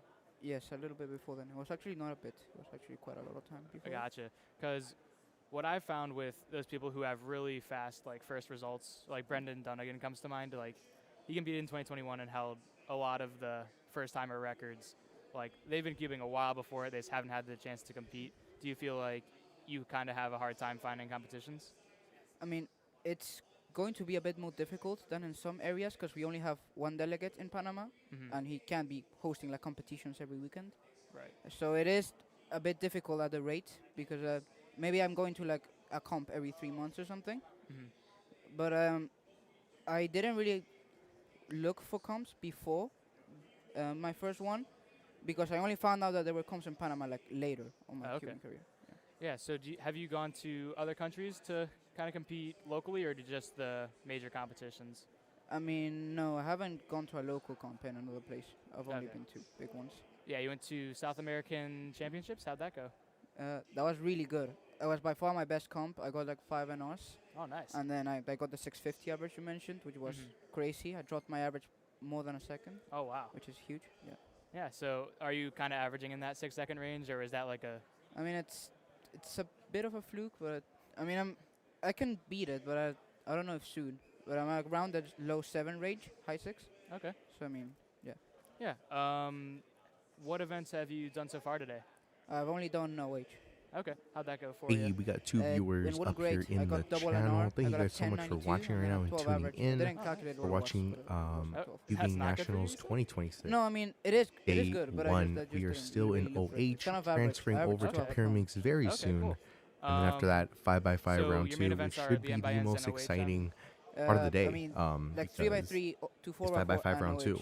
And we're going to see some really good 5x5 solving. Especially I'm trying to Max. remember the delegate's name, but he has a I wonder lot if of Timon will be there. I think he will. NRs, right? Yes. Maybe Xuan Yi Gang will be there too, and also Yi Hang Wang. I'm not sure if they're in here. Is find out. his name Gabriel? Is that Edgar. Right? Edgar, okay. Yeah, so have you tried I might as well organizing do something, competitions right? to try and get yourself to compete a little more? I mean, my mom has helped me look into getting the actual place because that's always the most difficult part. Right. But I mean, actual organizing, I haven't really done that yet. Yeah. What was that? For me, at least, it also took me a very long time to find competitions, especially after COVID.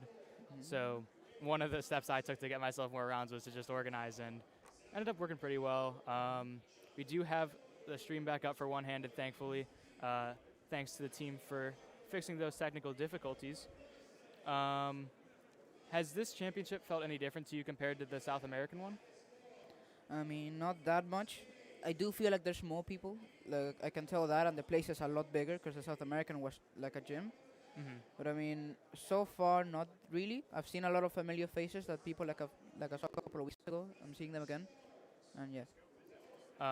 For South Americans in particular, did you find it I guess a more personal experience where you were able to talk to people that are from your area more than here? Or it was in Bogota, right? So that was a little closer to Panama.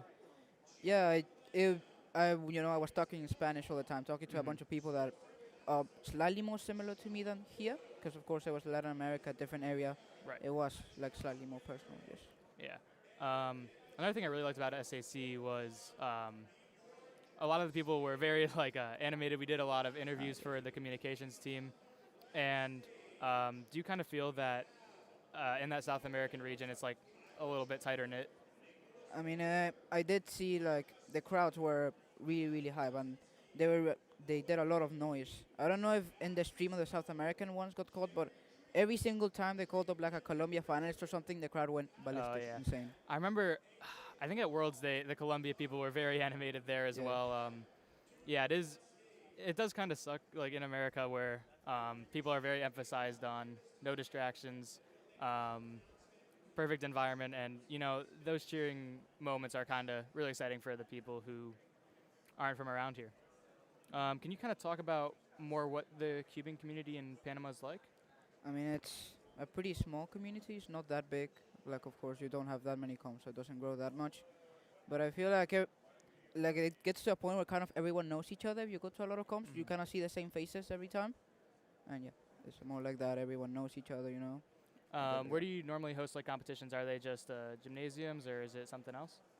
I mean, it's normally like gymnasiums. Most of them have been open like recently, like in like an open area, and like a lot of time it's schools that you can kind of talk to them more easily and get them to bother. Yeah. You did kind of compete very recently in RDF 15 NRs, and you're a two-time national champion.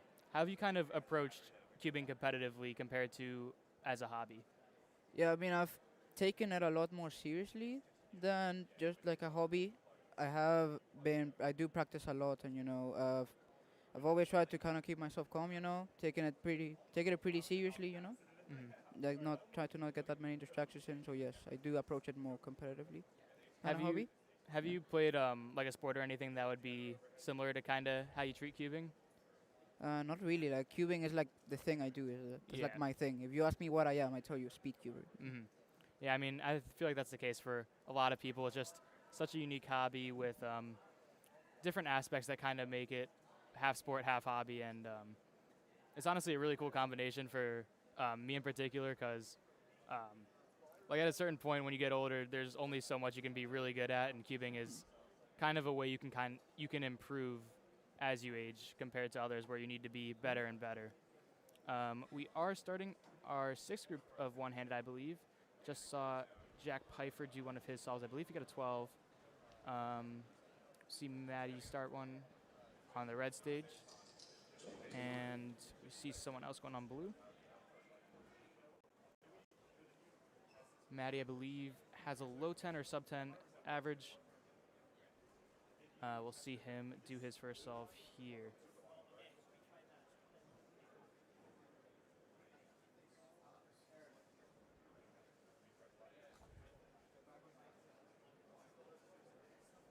Yeah, you can kind of tell that Maddie's main event probably is in OH here with a 13. He actually did really well in 5x5 earlier, getting a 41 average. Obviously, 3x3 is going to be on the other days. Have you kind of prepared for 3x3 separately compared to your other events? Yeah, I mean, the thing is that I kind of, at times, only practice 3x3 because that's like what I treat most seriously. I do kind of try and, some events I just kind of go and wing it. But for 3x3, I try to get like, hand warmers maybe, like, those fiber cloths. Right. So yeah, I try to get like some like more serious equipment than some other events. Because other events that I don't take as seriously, I just kind of go put the cube and have fun. Yeah, I mean, that's fair enough. Something with 3x3 in particular is a lot of the top solvers, like across all the events, treat it as their main thing, even though it might not be their best ranked thing. Someone that comes to mind is Timon.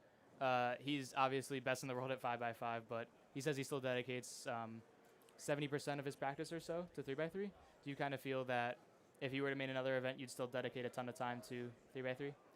Yeah, I mean, there's been like certain periods of time where I am practicing other events more than 3x3, but I still put like a couple of solves in every day, and I leave like 30 minutes per day for 3x3. Like I always focus on it. I don't just leave it. So have you competed in all of the cited events, like 2 through 7 and the side events? Hey, what's up? 7x7, gotcha. Squiddy?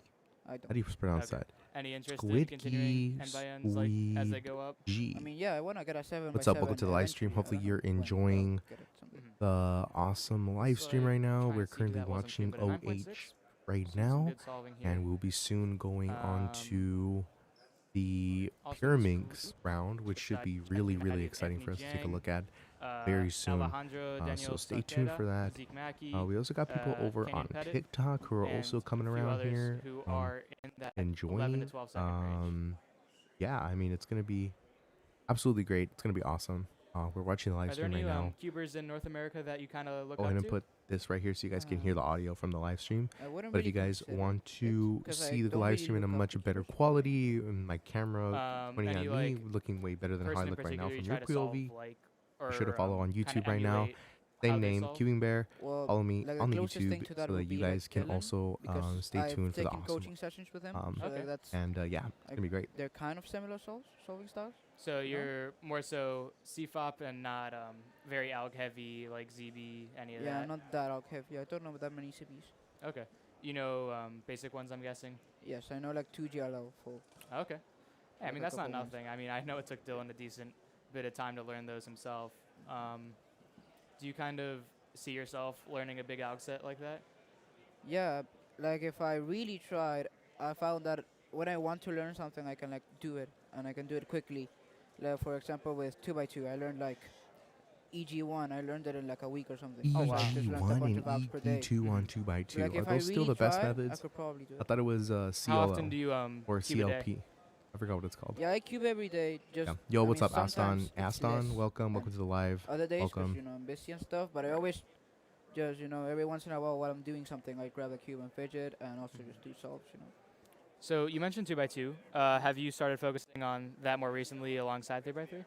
Well, it's been kind of the opposite. I left 2x2 kind of abandoned. Okay. Because I had the NR average, and then they broke it, and I just didn't practice anymore, cause like, whatever.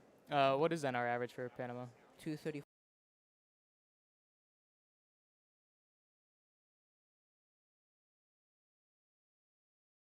One, two.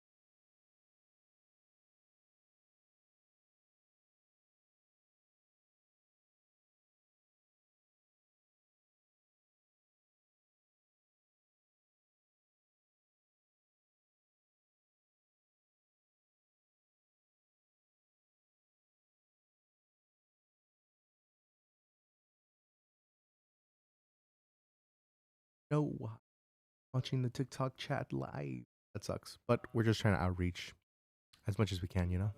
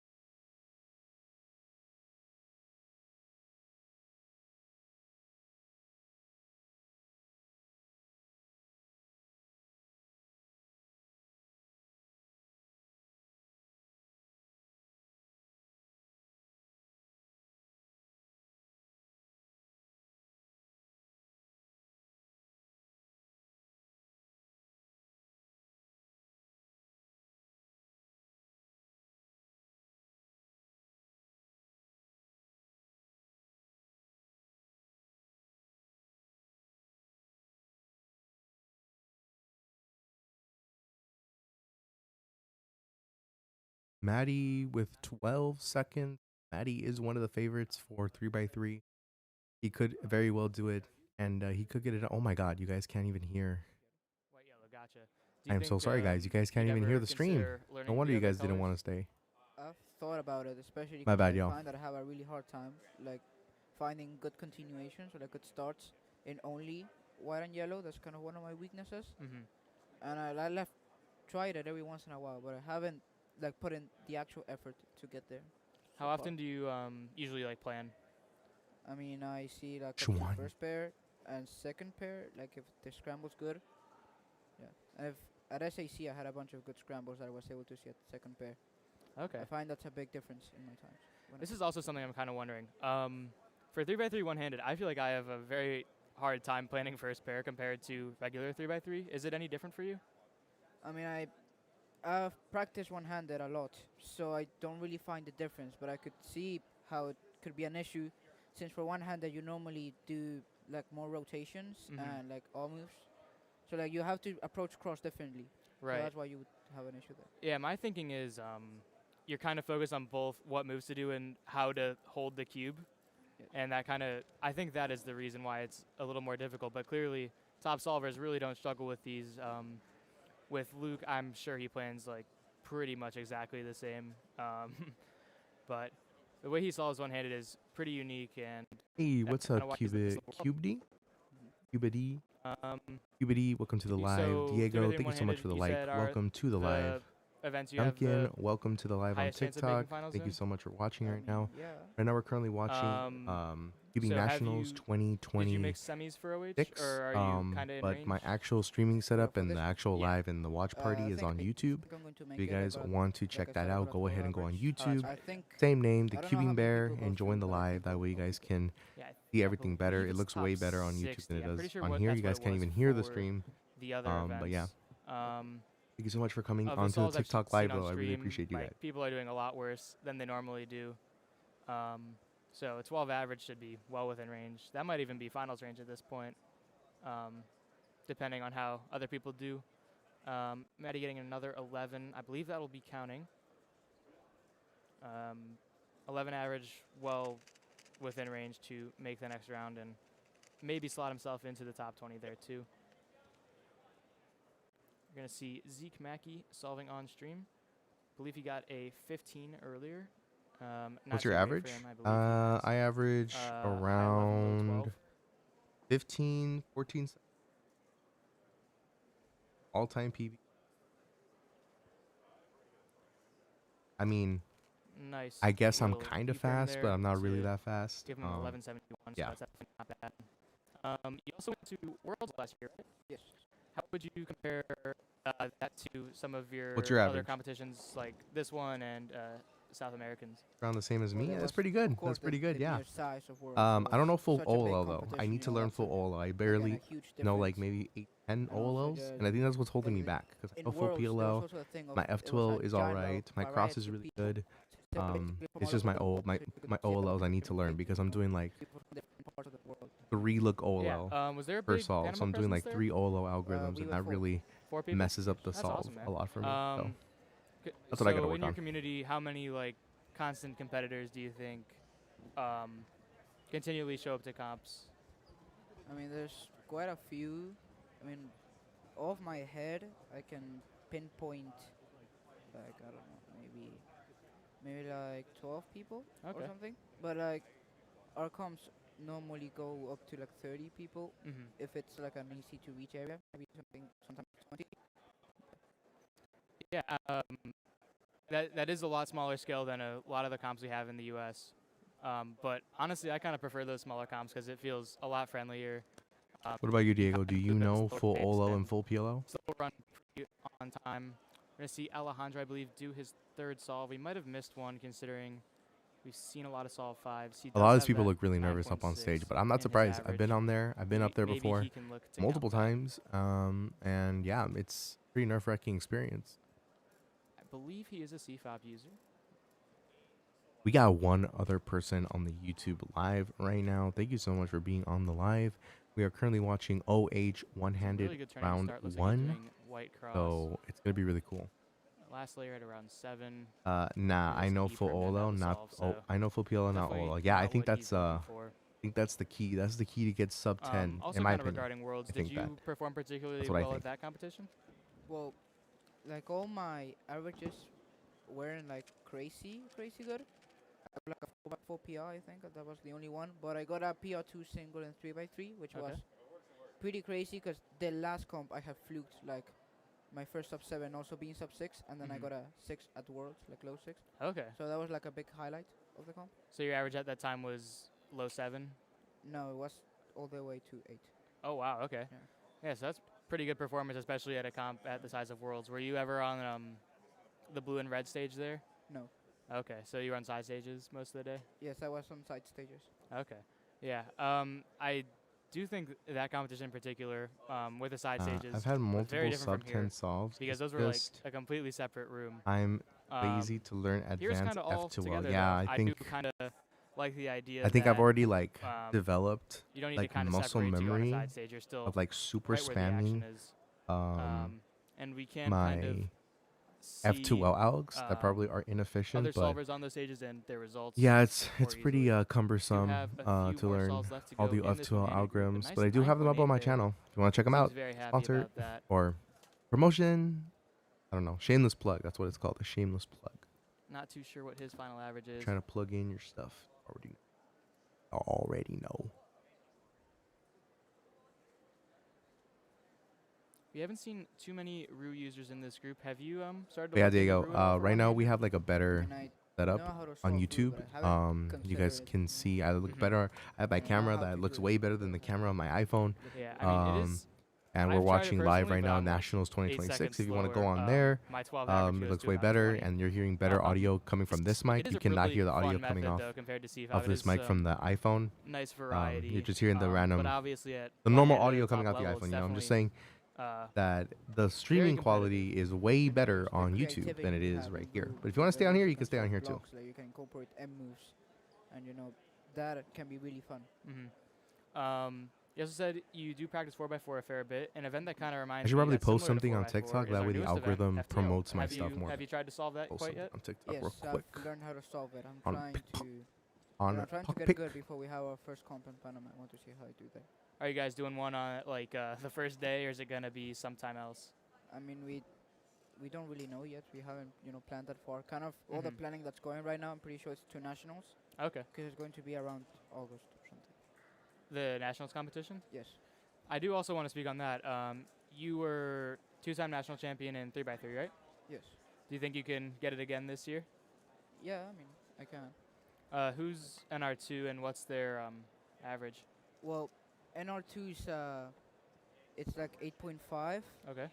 But he doesn't cube anymore. He's kind of retired. He hasn't been okay. to a comp in maybe 2 years now, or like Oh, wow. consistently competing. Yeah. Do you think you can get the Panama title in other events? Yeah, I mean, since that nationals, I've got an NR in like 4x4, 5x5. Hey guys, what's up? It's me, the Cubing Bear. so Right now, we're going like live I right feel now like I can on get some both good TikTok, performances there. which is not the So yeah, I'm best streaming, confident in there. but we are going live on do YouTube right many now. We've got a international way, keepers go to way those, better Panama streaming setup for nationals? watching Nationals 2026. Not really. It's Come on more than- by. It's more than usual because normally we don't really have that many, but not really. There's like slightly more. Yeah. I know from here Evan Liu went to. Oh like yeah, that's NAC right. 2023. But I can't like pinpoint. Yeah, anyone exactly. Evan goes to a lot of random competitions. I believe he showed up to Hawaii for a competition once, and I believe won every event there. I think we're just going to start wrapping up this one-handed group. We saw Zeke get a 13, which isn't great for him, but he'll probably still make the next round. We see a 14.6 there. Doesn't look terribly happy.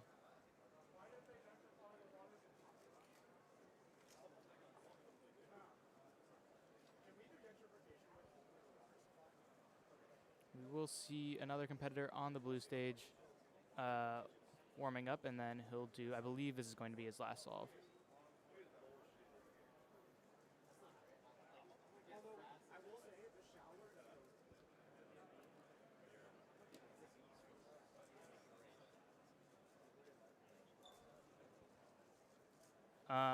Is there any other region in particular you'd like to travel to and compete in? I haven't really looked into it. I would like to go back to Colombia because I'm pretty sure. I mean, there we have a friend from Colombia that's from like Barranquilla, Mhm. and we've been talking about how the Nats is going to be there. It's going to Okay. be sort of soon, so I would like to go back there. Do they hold South Americans and Nationals the same year, or is Nationals going to be next year? I think it's going to be the same year. Like I Oh, don't, wow. I Okay. don't know that much about it, but I mean, I'm pretty sure it's going to happen. Oh, cool. Yeah, I mean, we did the same thing in America here last year where we had that All-Stars competition. What do you think about that format? Well, I mean, I feel like it makes sense because it just whole. Of course, for countries like here, then something like nationals is going to be a giant event, Mhm. and hosting two of those in 1 year can get a little bit complex.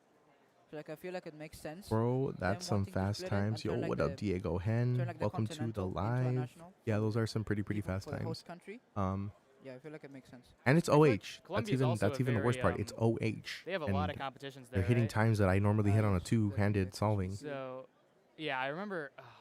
I think at some point, like the top two top two competitors with the most competitions were from the Colombia Ron, thank you so much for the galaxy. area.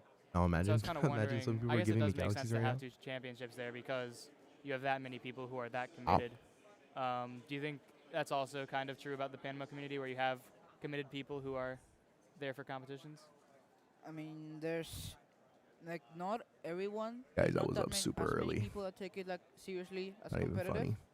But I mean, there are quite a few. Not even mostly funny. the top Adrian89, groups welcome that to the take it live kind of stream. seriously. Hustling296, Alright, welcome I to that think live this stream. group Thank you is so much for over, being and on. with that, we will We are be currently live wrapping up this streaming better interview. on I'd YouTube. like to If you thank guys want for to check tuning that in, out, we look and way we'll better on see you YouTube. in a You guys few can minutes. full stream setup at the Cubing Bear on YouTube. Go check it out. Subscribe. Hit that like button. And it looks like we're finishing off round 1 of OH. Could be wrong though. I could be wrong. I think they're gonna go on lunch very soon. They should be going on lunch right now, actually. Once it hits actually no, it's 2 o'clock over there, 2 p.m. Did we already go through lunch? Is that what happened?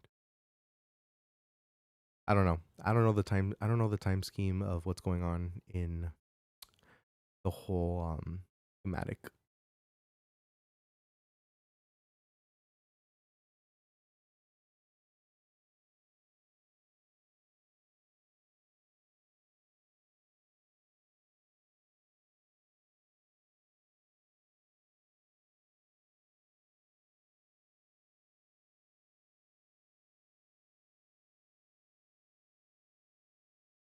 Pretty quiet on the stream, guys. Pretty quiet. Pretty cool. Pretty quiet.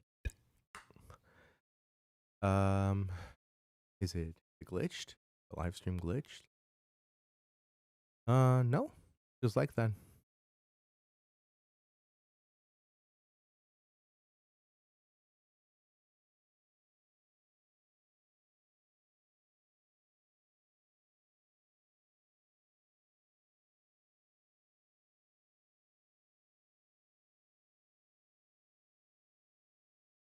Cubing and competitions have been such a big part of my life for a decade now.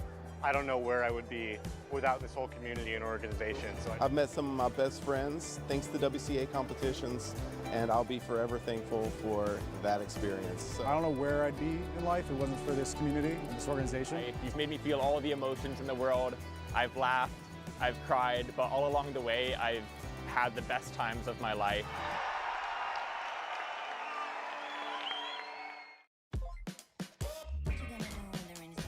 I've seen this one.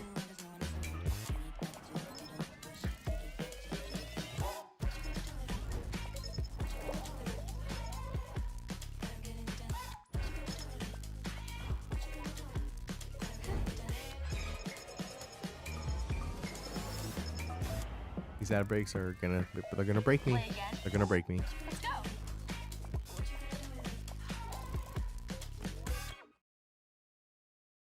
And we're back.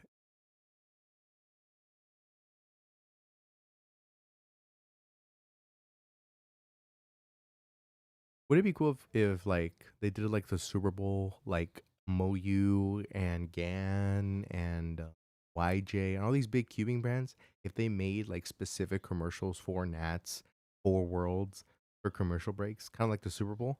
That'd be pretty cool. That'd be super dope, actually. That would like get people excited to want to watch these live streams. You know? Hustling 296, welcome to the live stream. Thank you so much for joining.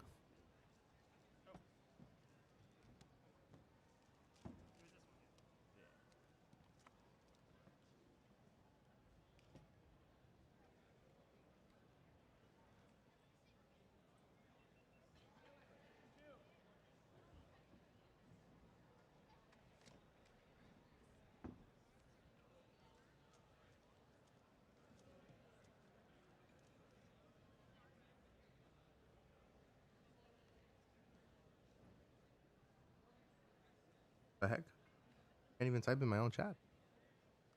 That's crazy. I can't even type in my own chat.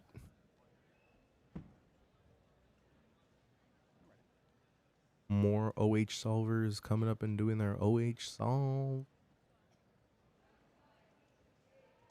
8 seconds.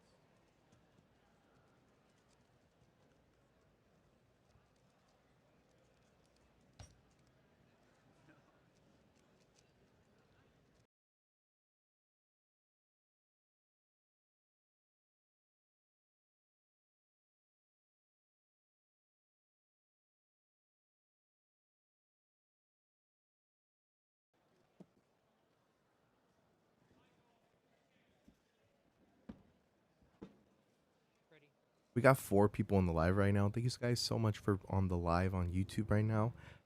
Really appreciate you guys stopping by and watching the incredible live stream that is the NA Championships 2026 Day 1. We're still in OH Round 1. Next up is going to be Pyraminx Round 1, followed by 5x5 Round 2.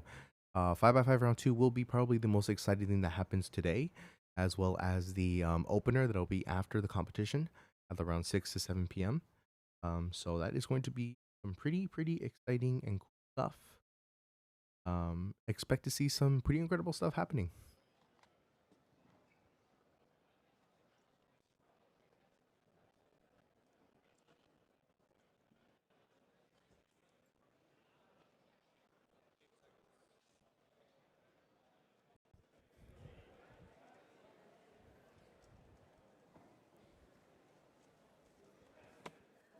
Awesome. Welcome back. We are joined by Shalom Rodriguez here on the stream for Shalom a interview. Rodriguez.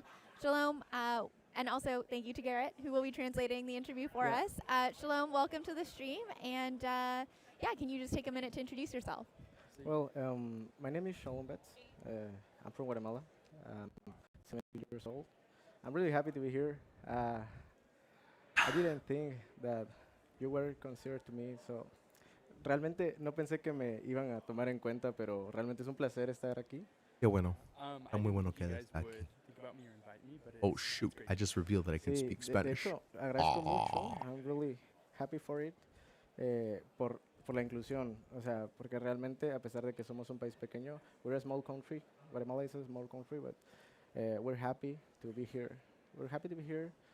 We're like four Guatemalans, and we're really happy to be here, and that's really great. It's like a dream, since I'm practice Rubik's Cube speed solving since I'm 12 in 2019. So it's really a dream. I don't know how to say it. That's awesome. All right, but who is excited for day 4 and day aquí 3, here especially I will those try in 3x3 Spanish. finals? Yeah, do it in Spanish. Ooh wee, it's Well, gonna be miren, good. It's gonna be muy good. interesante porque yo siempre tuve presente el cubo de Rubik. Look, I had porque, something bueno, special planned for 3x3 básicamente finals. It's gonna be this one. Bueno, desde niño, 3x3 desde niño final. que en las ferias, allá se hace mucho ferias. Oh, I'll need to update it. Justo yo But soy de I mean, yeah, Quetzaltenango, it's gonna look great. Guatemala. Yeah, que 3x3 es finals is un gonna be departamento. Guatemala epic. tiene 22 departamentos. Guatemala has Property. 22 departments, I think. And I'm from Occidente. We're right now in OH round 1. Why don't you pause and let him translate? Yeah, sorry. Yeah, he said he's always been thinking about the Rubik's Cube, and that it's been something that he's thought about since a child. And they had a lot of fairs, and they would have Rubik's Cubes there, and it always interested him. Y por eso mismo, Hey, Fruit Cup, mi thank you so primer much for cubo fue joining. fue de una Liney, feria. yo, yo, yo, yo, yo, yo, yo. Welcome to the live on TikTok. De hecho, era Thank you de guys so Angry much for Birds. tuning in. Right De now, we're Angry watching Birds. the National Rubik's Championships for Cubes, Rubik's Angry Cubes Birds 2026. 3x3. We're live right now on And YouTube. If you guys want to check it out, it's go funny, ahead es and go to curioso YouTube, the porque, Cubing Bear, click on the live no lo stream sabía and armar, join the live. obviamente, pero Make sure to sí hit the sabía armar bien una cara. Y justo make sure to mi hit the papá, subscribe button uno de and give it a esos de like la as well. feria, como que él vino y lo desarmó así brevemente, quizás unos 10 movimientos y yo lo puse ¿Qué estamos mirando ahorita? Yo quiero mirar Rubik's Cube solving del Naxo Parco. My dad got a cube, an Angry Birds cube, at one of these fairs, and he scrambled it, and I only knew how to do one face. Sí, pero también sí lo puede resolver cuando hizo pocos giros. Me lo dio y dijo, a ver, resolvelo. He said me to solve it and I can, because porque fue como, ¿cuánto? Como 5 o 7 Brand new movimientos, Sony pero los FX5 puede is coming out, volver a and su lugar, we los need to puede talk poner en su about lugar. what we're going to do Y about como that. que Hey siempre guys, what's up? me It's quedé Rigo en Grizz que, Media. wow, armé una vez un You guys cubo, don't know? pero cuando tenía Hey guys, como what's up? ¿qué? It's 6 Rigo. años. Rigo, Y luego, photographer, His dad would do a couple of moves like Hills, 5 or 6 California, and on this moves, channel, and about tell all him, "Hey, things solve this." filmmaking, how to improve better on your And one of the most exciting things that a he filmmaker felt will like ever buy he is, had solved and it, he so always remembered with that. the new And Sony it I was really interesting for him. have to talk Sí, about sí, sí. He always is even remembered worth that. getting. I thought it was really cool. Fíjese que es interesante porque de ahí ya nunca Yeah, volví I gotta record like a volví YouTube video tocar un today. cubo Most likely I hasta- will. I hasta will record a ¿qué? YouTube Tener video. 12 años, 11 años. Y justo I mi am the hermano, lizard. se llama I am the Overlord. lizard. Mi hermano I sí see lo the sabía milk resolver. on my tongue. Él hacía con principiantes, with the beginner's method. He averaged like 40 seconds. So, su primer cubo era como un Jung Jung, un cubo, un YJ, un YJ. Y pues me lo dio y me interesó en 2019 y lo vi ahí desarmado y lo quise resolver. Entonces justo aprendí con Cubi. So he first solved one at like 6 when he went to the fair. Writer, thank you so much for joining the live. I really appreciate you. Hustling296 once again joining the live. Thank you so much for coming back. Rubik's Cube, and he averaged about 40 seconds, and so he always saw that. Sí. Yeah, algo más. Sí, fíjese que fue muy lindo como la sensación de poder resolver algo y realmente lo sentí muy bien y justo hubo un torneo en Guatemala Open 2019, que fue mi primer torneo y yo en ese momento promediaba 40 segundos y así, entonces yo fui y se me dio la oportunidad de ir y I gotta conocí fix la my camera. comunidad, Hold conocí a on. los récords You guys nacionales can de literally Guatemala en see the ese little entonces, y standby fue thing on the very top of the camera. que We're gonna fix otras that. personas tenían también Trans- esa misma pasión por lo mismo y me interesó the mucho el bottom by the speedcubing y justo en la pandemia en 2020 hubo parones en torneos. En Guatemala no hubo torneos hasta 2021, pero justo en el tiempo de With the 2019 black a bars. 2020 It's 2021 perfect video feed. Oh no, you can still see it. But I'm okay.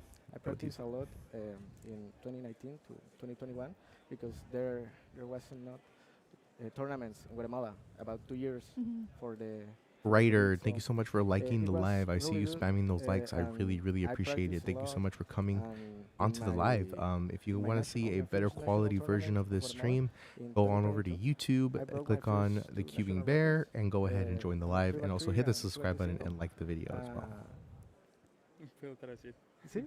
Entonces, en 2000, that's Spanish. In 2019, he went to his first competition, and he thought it was really cool. But then in 2020, because of COVID, they stopped having competitions for a couple Sí. of years, and so he spent a lot of time practicing, but. They didn't have those competitions. But then in 2022, he went to his first national competition, and he broke his first 2 national records. Yeah. And he really enjoyed getting to know the community at those Sí, sí, competitions. sí. A pesar de que la comunidad de Guatemala es una comunidad pequeña, es muy unida y justo esperamos el día de hoy participar en la Copa de Naciones y poder hacer bien ese torneo. Y luego, pues la historia sigue después de mi primer torneo nacional en Guatemala. Pude coronarme como campeón y ese fue un récord nacional, el de 3x3, que fue 8.21, que luego me tardó como 3 años My mouth is literally en attached volver a to this romperlo, microphone. y It's yo kind of iba crazy. torneo y me decepcionaba porque no podía, pero hubo un momento donde decidí donde decidí practicar más y seguir constante. Y después de 3 años pude hacer un sub 8. Después de 3 These años pude hacer cubers un are sub ready to 8 go el head to año head in a pasado. best of 5 great His series. first national record in the 3x3 cube was 8.21 seconds, and it took 3 years Sí, to break it promedio. afterward, but he decided, I'm going to put in a lot of time and a lot of practice so that I can break it. And then fue un año pasado que lo rompió. Pues de ahí fue el año pasado, cabal, que lo rompí. Bueno, fueron 2 veces que hice un 7.78 y luego un 7.19. Y aparte de eso, pues tuve la oportunidad también de practicar otras categorías. I practice another. Sí, practico otras categorías y me gusta mucho. No soy un all-rounder completo, pero sí me gusta mucho como practicar bastantes categorías. Me gusta mucho el N por N y los side events. Last year he broke the record again, and he has been practicing a lot of events since then. He's kind of an all-rounder. He doesn't do every event, but he especially likes the N by N cubes. Awesome.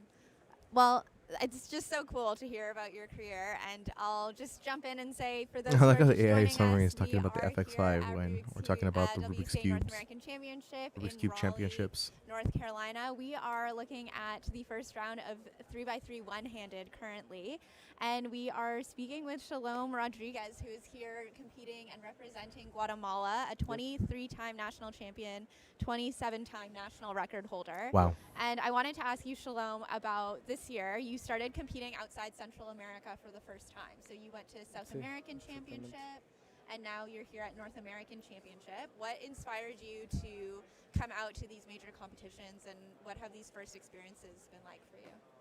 Well, can I try in English? Yeah. So it was an opportunity that I have to be at Colombia in South American. It was really good, that tournament. The community is really well. I was very happy in it. So it was, bueno, voy a probar en español, perdón.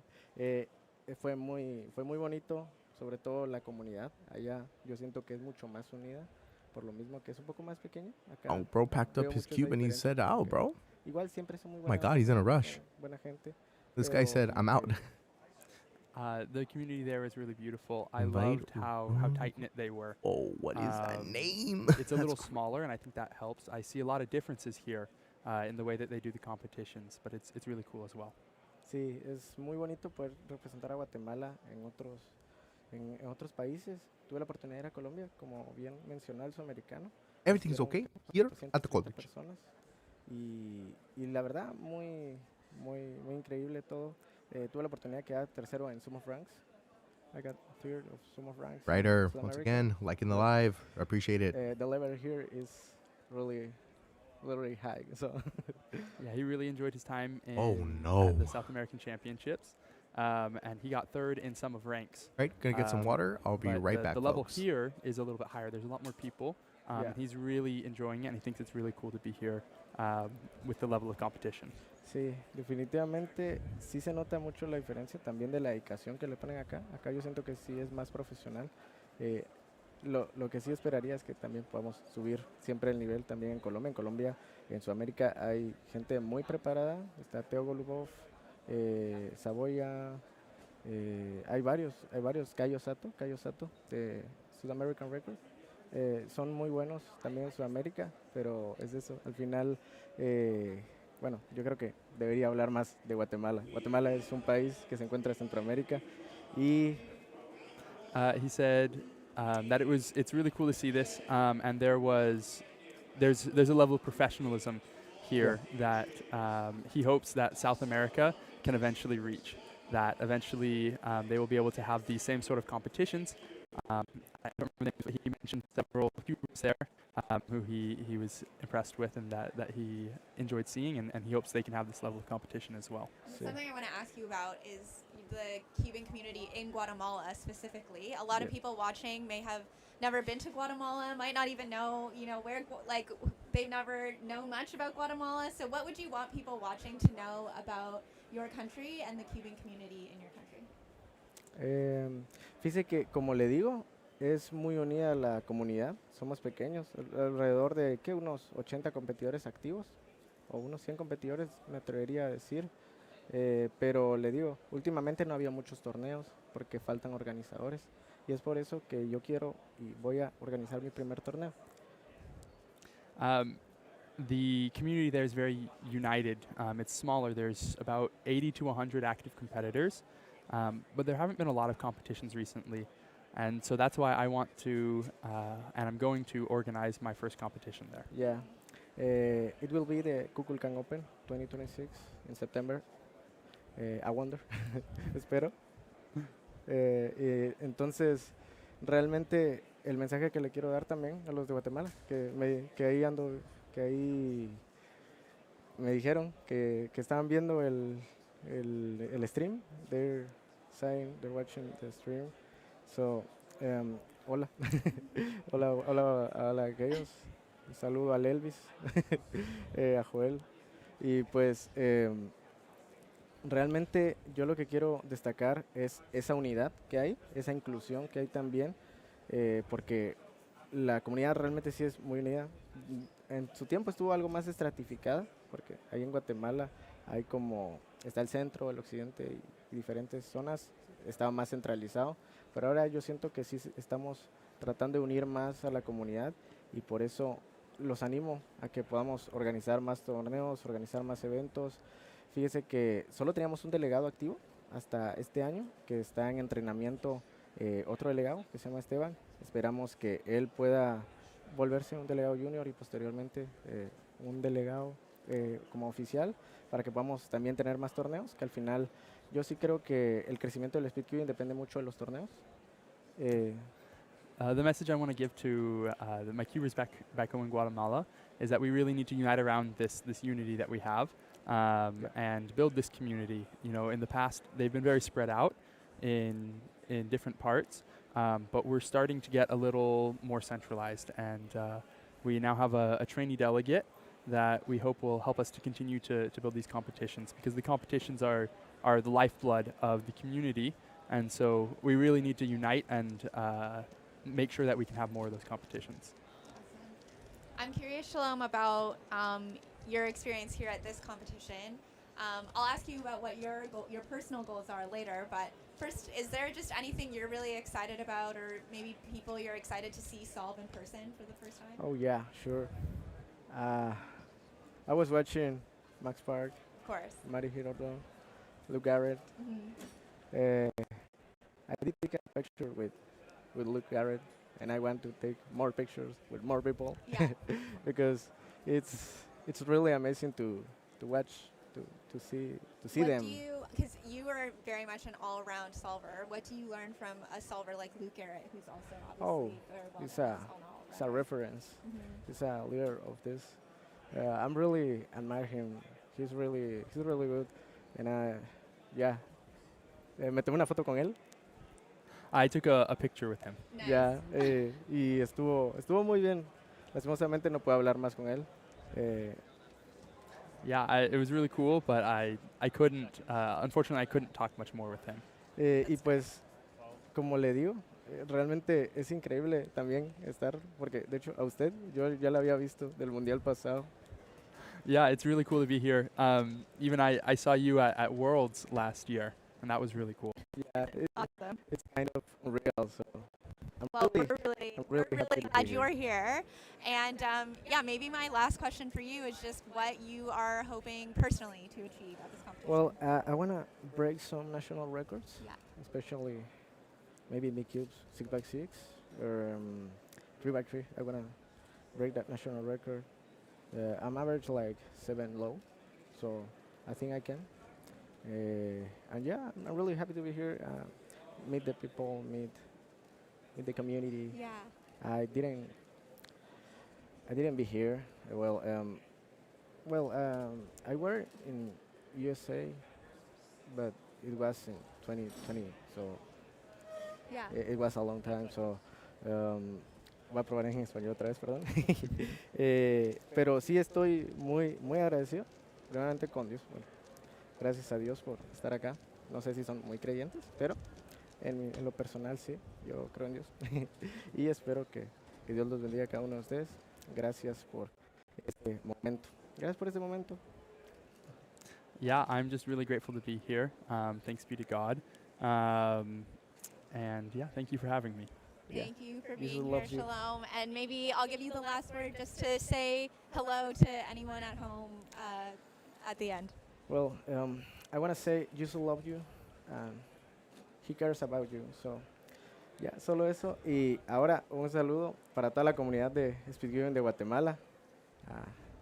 Ahí los vemos y los espero también en ese torneo que va a ser el Kukulkan Open 2026. Y agradezco por la invitación. I'm very thankful for the invitation to be here, and I'm really grateful for being here. So it was a real pleasure to be here.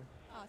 Well, we're so glad that you are here, and thanks so much. I'm wishing you the best for the rest of the competition. Thank you. Thank you. And thank you, Garrett, for translating. 8 seconds. 12 seconds.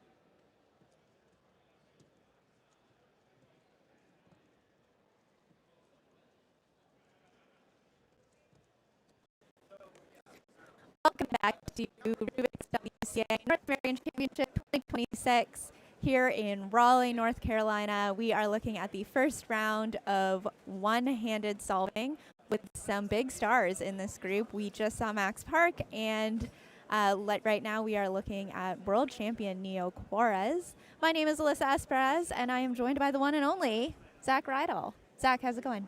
It is going quite well. I just got coaching on 6x6.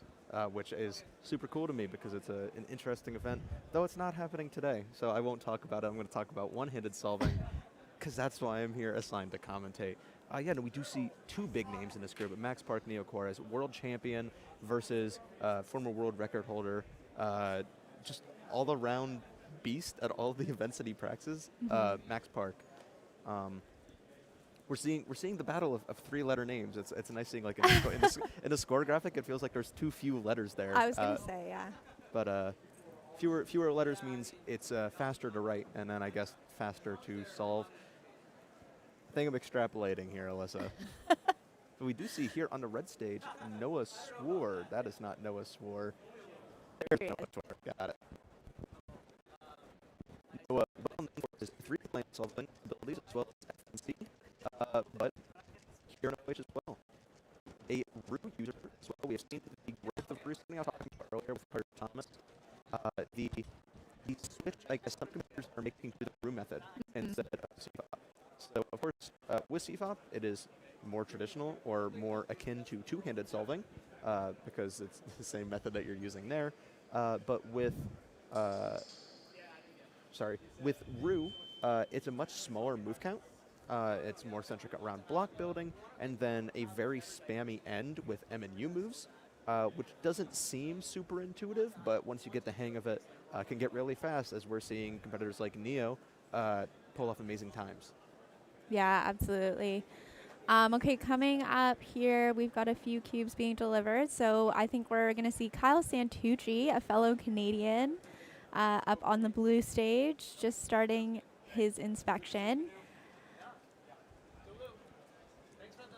And I believe Kyle does stick with CFOP, which of course he's a very accomplished two-handed CFOP solver, so makes sense.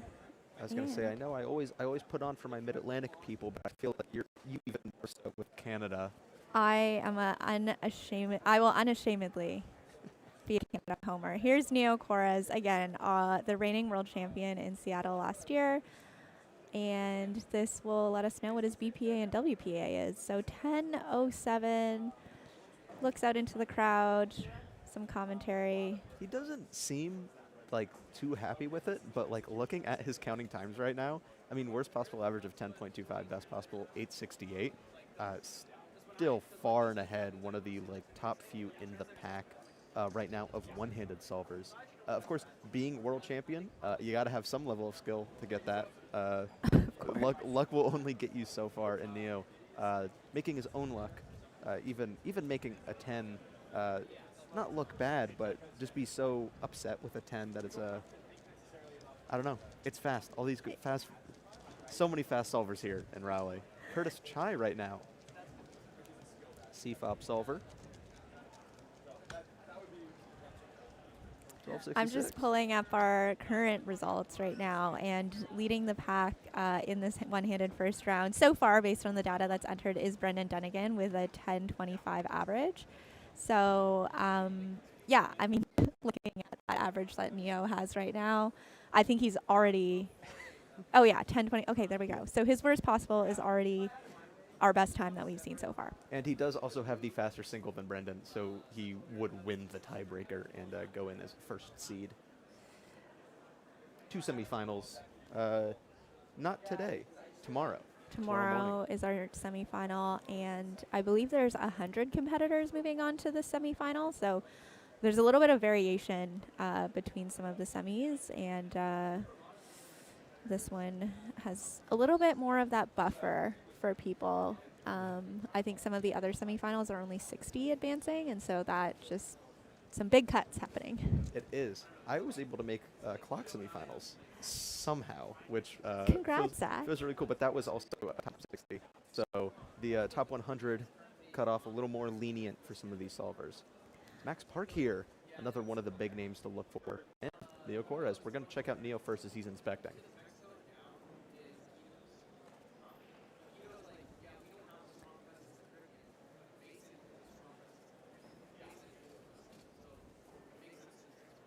A little bit of a pause there from Neo,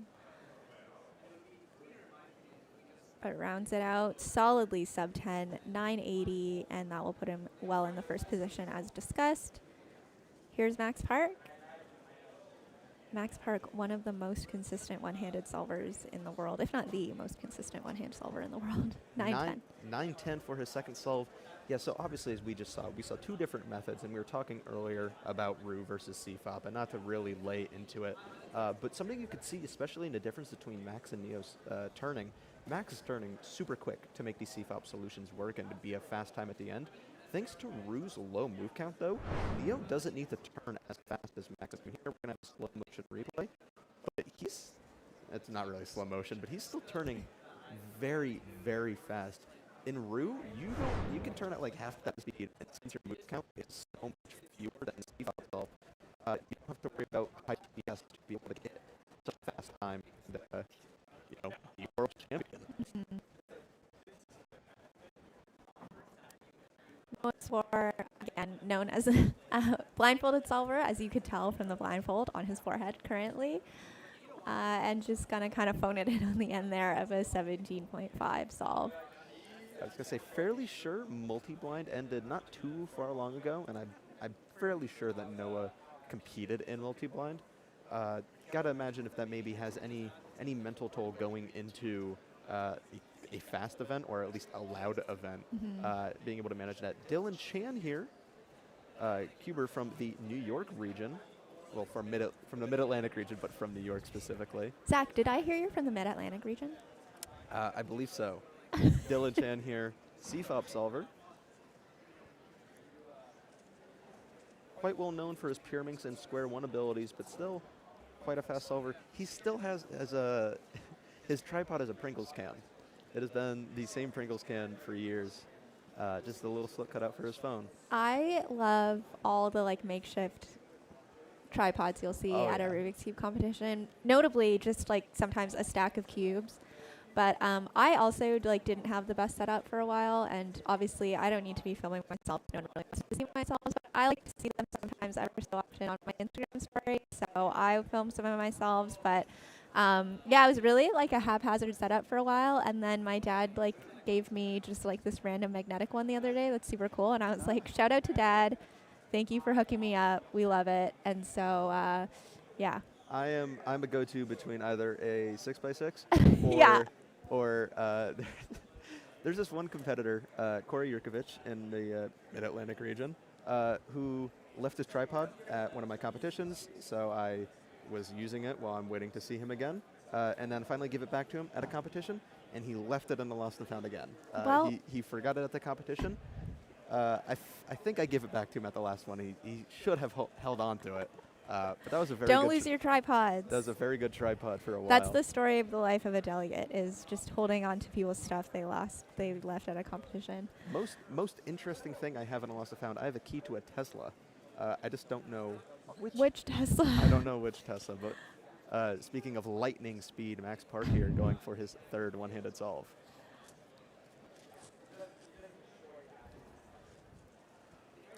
Amazing TPS there from Max Park, 950. And as you can see from his first three solves, there's that consistency that we're talking about, 9-8, 9-1, 9-5. Max is always going to put down a 9-something. Yeah, it's one of the few consistencies, few guarantees in life. There's depth factors in Max Park throwing out one-handed solve.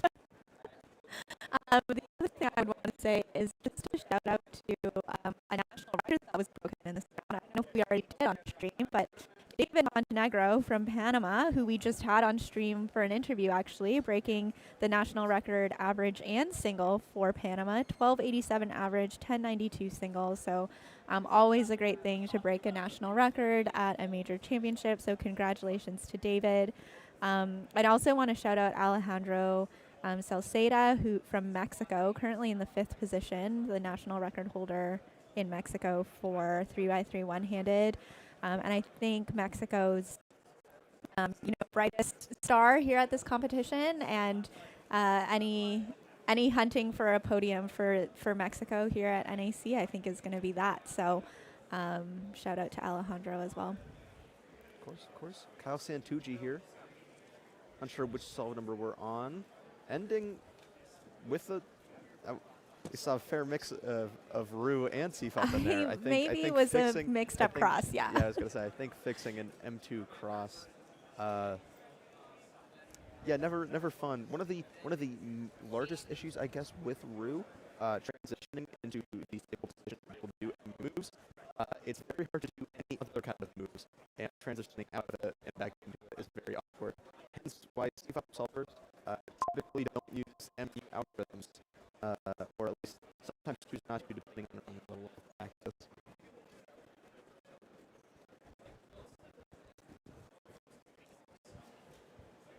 Okay.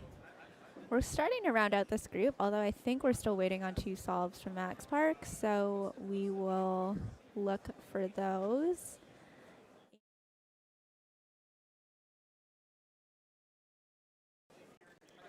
I'm a little bummed. We have Coca-Cola on stream, and I've always seen them use like a 3D printed cat tongue stand, and it is so cute. But I think now we just have an FTO, maybe relying on the stream footage to record solves, which is okay. Just a big fan of cats. Carter is also a Rue solver, so be getting to see that as well. 1107.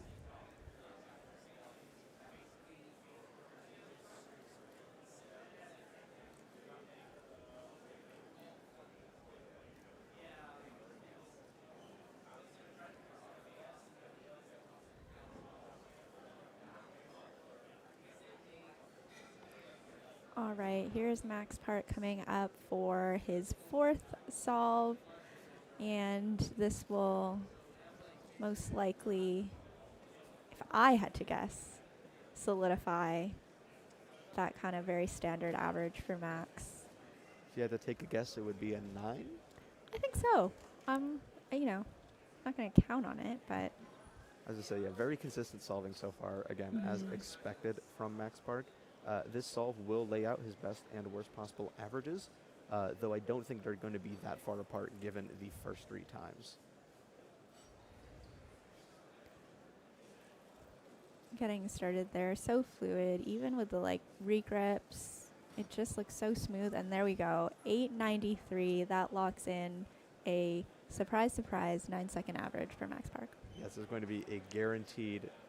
Here we see the best possible 918, worst possible 949, easily slotting himself into the top seeds of this round. What did Neo get again?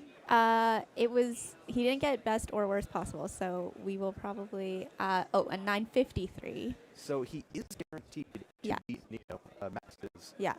Regardless of solve number 5, he could just walk and go to practice some other event and be fine. Though I don't think he's going to do that. I think he's going to opt to do the last solve, of course.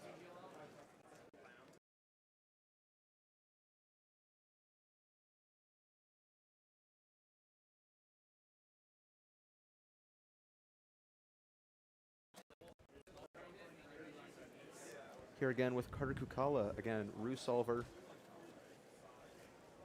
This looks like a CFOP solution. Nope. 1181 there for Carter Kukala. Looked like CFOP for a minute. I'm not sure. I hope I'm not made out to be a fraud. I promise I can tell the difference between the 2 methods. Braden Roden here, red stage. Well known for Scube, but also quite the one-handed solver.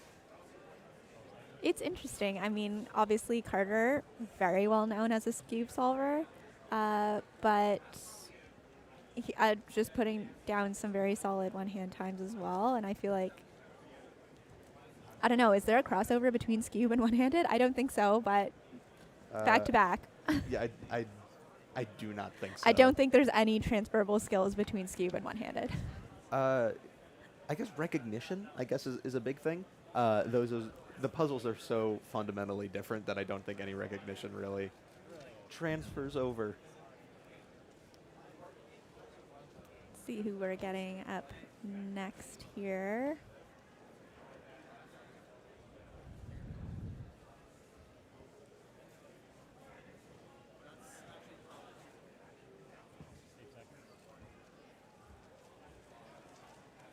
Looks like we've got CFOP. That was pretty clear to me. I can recognize the difference between CFOP and Ruzak. So polite, Alyssa. 1579 there. Seems a little bit bummed. We're on to Carter Kukala.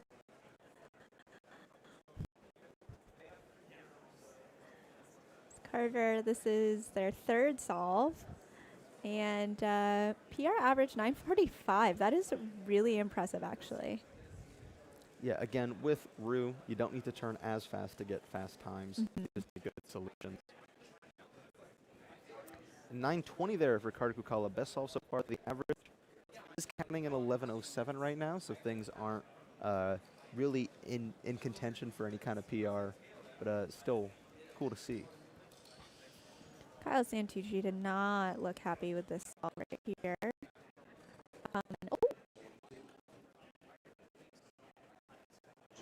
Little trick getting up from the station for Kyle, and that started as Max Park gets ready for his next and final solve of the round. And we will see there is not a big variation at all, Zach, between best possible and worst possible. So Max will get to us here.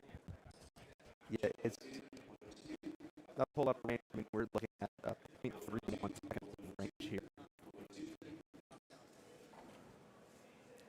Let's see what Max can find on this last solve here. Opting for a white cross. PLL at the 7-second mark. 10:47, that is worst possible average, but it is still the fastest average we have seen in this round.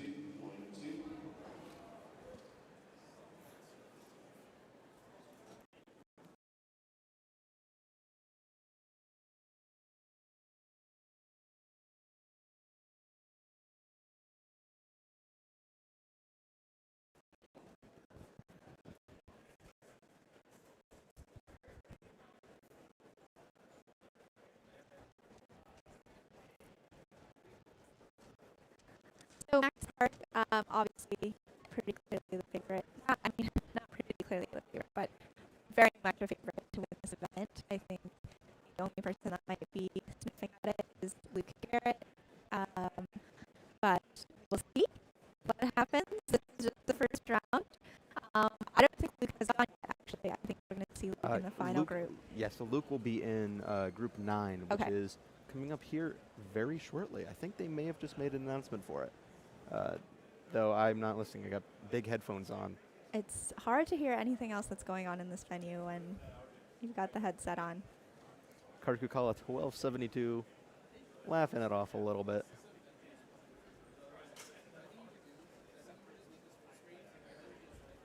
Going to another Scube solver here, Braden Roten, also on the red stage.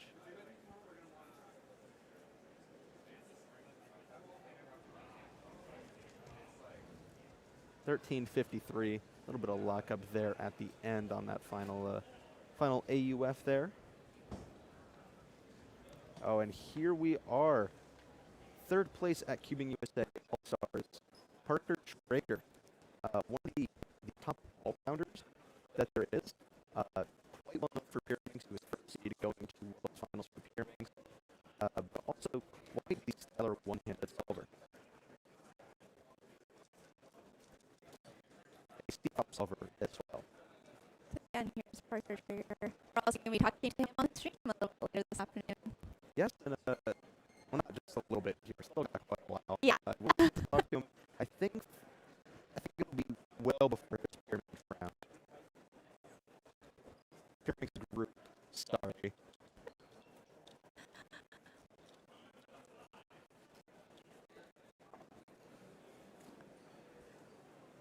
All right, we may be transitioning shortly to Group 9, but Carter Kukala getting ready to put down their last solve here.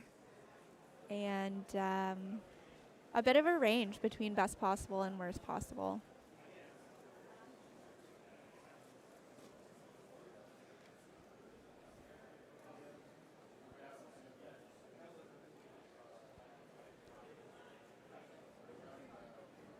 All right, I'm back, guys. I'm back. 1181 from Carter Kukala. We'll be able to get that water, huh? Actually, I also have to go to the bathroom, so. That's two 1181s. Apologies for those that were waiting on me. Average. The average will not be that. It will be 1156, which is quite good. Definitely in the top tier right now. All right, so for those of you that are still watching right now, thank you so much everyone who's been watching and supporting the chat. We are watching the national championships. We are still in OH round 1. I believe this is the final group. We're heading into Group 9 very soon. Max Park just completed his solves. I was watching the stream while I was in the bathroom, and it was spectacular. You know, a 10 average, a 9 to 10 average, still being the best average in the entire stream. It's absolutely insane. It just shows how good Max is as a player. Incredible.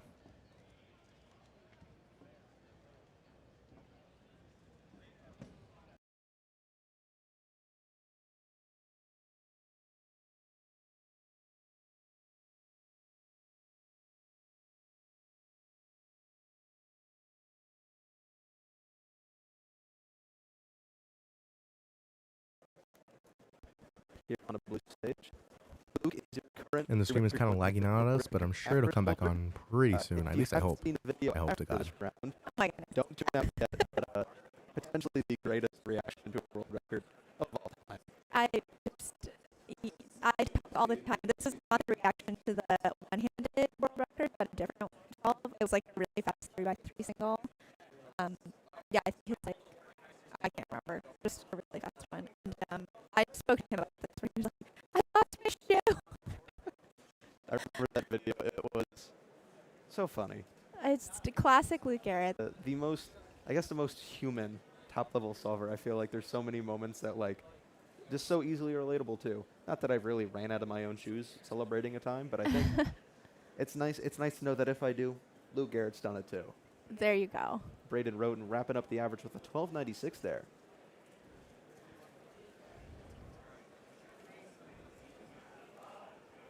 And then again, we are transitioning right now into Group 9. So we got some more top-level solvers again. As we saw already, Luke Garrett and Parker Traeger are the two big names in this group. There might be another big name let me double check. Let me do We'll my look proper for check. Yes. Oh, Carter Kukala was actually in Group 9, so we should be seeing Luke Garrett, Parker, Traeger, and a couple other big names still going on the blue stage. Might just be running a tad bit behind. Once again, we're so pleased to have you joining us for Rubik's WCA North American Championship 2026. It is a scorching hot day here in Raleigh, I imagine. North Carolina, although a little chilly in the venue, I will Summer say. is very, very Yes, it hot. is fairly cold in here. I was talking to Ryan Shell, one of our production team This members. kid looks so young. Studied meteorology. Told me today the real feel outside, 116. Whoa. I am so glad I am inside commentating. Wow, not that was outside. incredible Parker Traeger, and powerful. 236.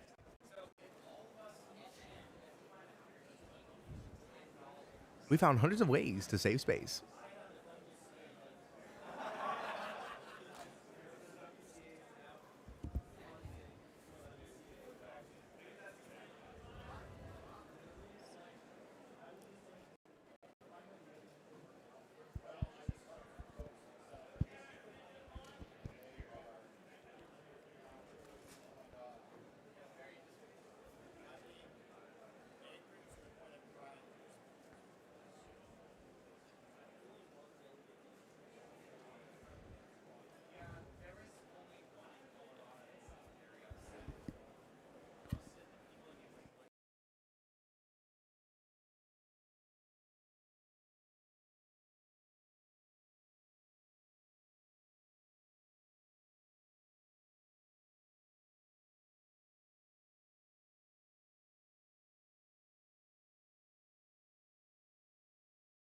Bro's just doom scrolling on the phone, guys.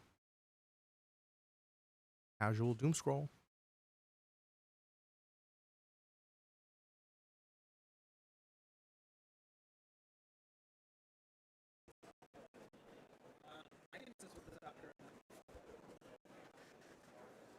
All right, we're looking for our next 3x3 one-handed cube to be delivered here.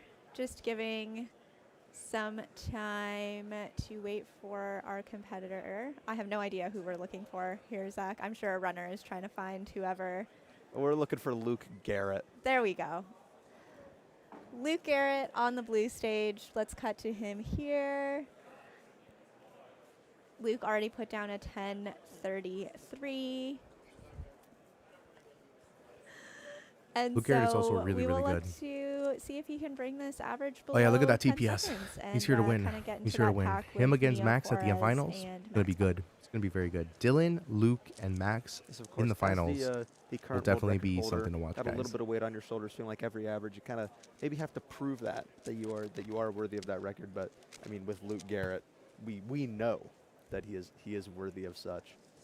Again, CFOP solver, so going to be focusing a lot on high turning speed. 935 there, kind of shrugging it off, just so chill with it, like it's not just such a great time. And there he is smiling Hey, for the Luke. camera.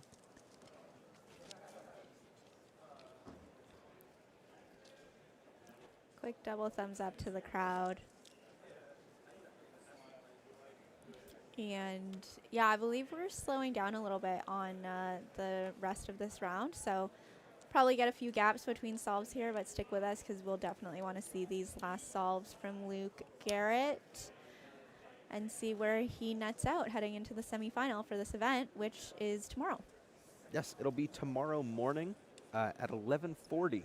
So right before lunchtime. Don't know if competing on an empty stomach is going to be an issue for any of these cubers. I know it is for me. I think sometimes you get like so just focused on everything that's going on. We and got then you're 3 like, oh my people gosh, on the I live right haven't now. Thank eaten. you guys so much who are on I the noticed YouTube that live so right now. much. If you could give the live stream a like, I would really appreciate it. Subscribe as well if you guys enjoy the content and share the quality. I worked really hard on making this overlay for the stream. I think it looks absolutely incredible. Let me know what you guys think. It's like 2 o'clock. I'm like, why am I so crabby? NA Championships Skip live lunch. stream is Don't still skip going lunch. on. Don't We'll skip be covering breakfast. all Don't 4 skip days breakfast. of this Make sure you get incredible that event, coffee. giving you I full know, reactions, yeah. live coverage, Priority commentary, number one stuff on a like that. competition day. Where is my coffee We're in still the on 3x3 morning? OH. Coming up is Pyraminx Round 1, followed by 5x5 Round 2, which is probably going to be the most exciting part of this entire live stream. Alyssa and Kevin Hayes just Because who doesn't want to see Max Park break these records on no 5x5? hard feelings. Just easygoing vibes here at North American Championship. Back here on the blue stage with Parker Traeger.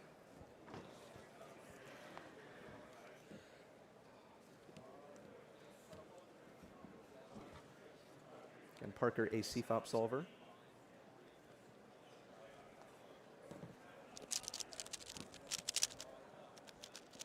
Taking his time here with I was going to inspection. say, using quite a lot of time in inspection, which... It seems to be paying off, though. Yeah. Ooh.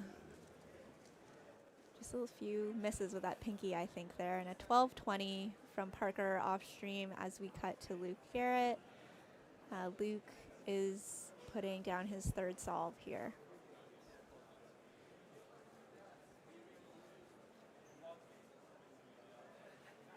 High TPS, a little pause there from Luke, another one. And a shake of his head, I think he knows he left a bit on the table there. Yeah, I did just see an eye roll from him as well, but sub 11 will definitely make semifinals. So Yeah. you can really only be mad at so much. I mean, as far as issues go, you got another round tomorrow. You can sleep on it, figure out what's going on. You can work on that. You can drill that when you get back to your room or if you're hanging out with friends. I always bring a cube to dinner. I wouldn't be shocked if a lot of these top solvers also maybe consider that drilling whatever else they still have to work on.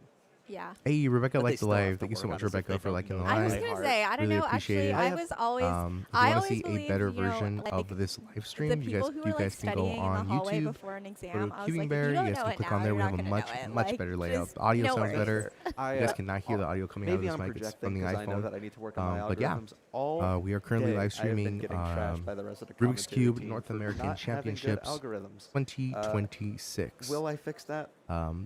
One of the Probably not. most anticipated Probably, events at in least not in cubing, time, honestly. to make Besides the any use Worlds. of it, but- Because Worlds is Worlds, right? This is not Everyone's the here to time watch to learn Worlds. an out. But Championship yeah. weekend is not the time to be learning algorithms, Zach. I still to this day have an OLO algorithm that I learned at NATS 2023 from the legendary Michael Nielsen, who we will see this We weekend. will We'll be actually seeing we'll see him lots. within a few hours here for Pyraminx Round 1.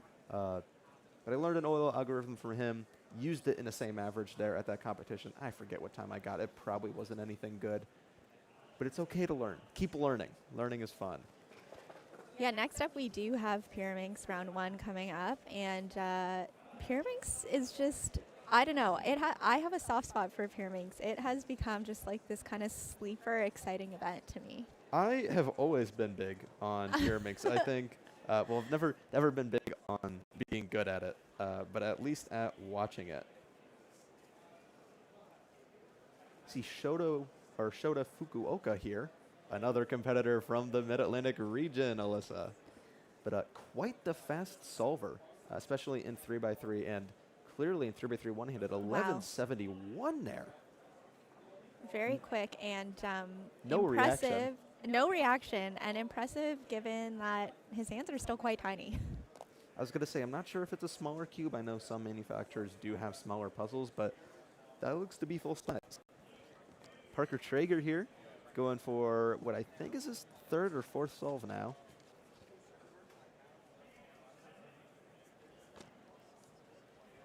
And I suspect we're about to get Luke Garrett back-to-back, so we will get you both solves as we have them. Parker is,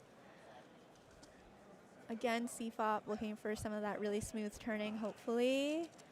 And, oh, not quite there. Yeah, a bit lucky going into PO at 11:53 though. Shrug. Shrug it off. He's got 2 more rounds. He'll make one of them count. On to Luke Garrett now. Counting a 10 already, and so I think that he wants to keep those counting times to the low 10s, or, of course, sub-10. That was also Parker's last solve. I saw him take his cube afterwards. So Parker is done with his average. Yeah. And Luke Garrett 1180. The That is his clock was fourth actually solve, so that the does bring up 7th his worst most possible competed average a event little bit last from year in the the WCA. more consistent times we were seeing, but 1103 I'm worst friends possible, with many 1021 clock best mains. possible. Has the biggest communities Still as going to get a good well. average, no matter what. Well, really, the easiest non-cube WCA event was top 7 instead of an actual cube puzzle. I wonder if that's the reason why they're removing it.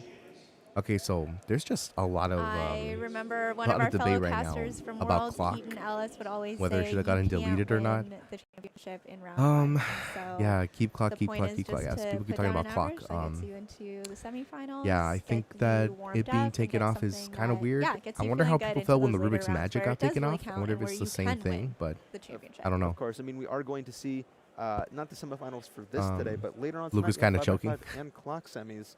Why? One step Oh, he's got closer like to an. being in the round. I mean, where he's got you a can 10.21 win average. the This is championship. pretty good. We are right now. He's in definitely gonna transition make it to the next Pyraminx round. round one. But I where guess we they got really some want him more to top win. competitors. You know, I mean, Luke just names to look and out for through the what's his competition: face? Michael Nielsen, Parker Traeger, as we just saw, Kyle Dylan Mead, and Elliot Max. Perkins, and You know, more they're like the coming at top you 3 soon. people to watch out for in this competition. Yeah. All right. We'll maybe wait here and get Luke Garrett's last solve before we head to a break and just transition you guys really quick. But let's let's just wait and make sure we get all of Luke's average on stream. You know what I'm really excited for, Zach, is that 5x5 semifinal, because very People are famously saying, at the last as a 5x5 Western cuber, semifinal clock at an is one of the NAC, biggest events here. we saw If Max you don't like Spark break clock, the world just record. don't compete. It's not that hard. did, and a lot of people I have think their that's putting fun. a lot of Clock pressure is on one of him the to- easiest events to learn, It's and the not what I problem, mean. It's not what I expect. the problem not just is to, like, it's hard just to demand a world obtain record, one, but also, like, at to this only very really specific being moment. available in Can online Max Park stores. now just give us world records on demand? Is that Clock not is a super thing? popular in the UK. What's the purpose of does solving he a know this? clock? I He have might- no he might idea. just I be think it forgetting should to be do it. removed. I Oh, should- I'm shocked He Clock just comes survived. up I every think time he's she like, basically saved the I think I'll event. break a world record He today. I hangs. will say I'm actively choosing to not get world records at every competition I go Oh, here to. comes That's Luke fair. Garrett with his final solve. Luke Garrett here for his 5th solve and one-handed. Not too stoked about the average so far. But My again, friends it's that I going taught to learn how be to cube enough 2 to by get 3 into developers. semifinals. It's going They to be refused enough to learn clock get because they in didn't with see a fairly that as a good cube result, fairly puzzle. good The seeding. irony. See what he can do. Nah, Max Park won't get 5x5 world record. All right, Luke. Yeah, the clock debate is interesting, guys. Just looking to put down a clean solve here to finish out. I feel the like I should zoom in on the average, and chat, It's looking good. There we go. 774 from Luke Garrett. I feel like I should zoom it in best for you possible guys. average, though he still OBS. doesn't. Okay, there's a smile. Yeah, I feel like I should There we zoom go, in yeah. on these bit of chats a reaction little there, bit better. 10-21, But best possible average there for Luke Garrett. Will be one of the top could. seeds going into semifinals. Let me just decrease this a little Maybe bit. a lot to be desired in that average, Look hoping better. for maybe closer to the 10 mark. But From the top, we'll take off very an X. fast and fluid turning. That way I makes a fast can one-handed zoom solve. it in a little bit. Absolutely. Just you can see there, like got through the first 3 F2L pairs. Like you barely saw them. So, yeah, great one from Luke. And we are gonna just head to a quick break, most likely, and then we shall transition you to Pyraminx Round 1. I don't know if you guys can see the thanks chat for better or joining not. us for this. Of I would hope you can. Cubing and competitions have been such a big part of my life for a decade now.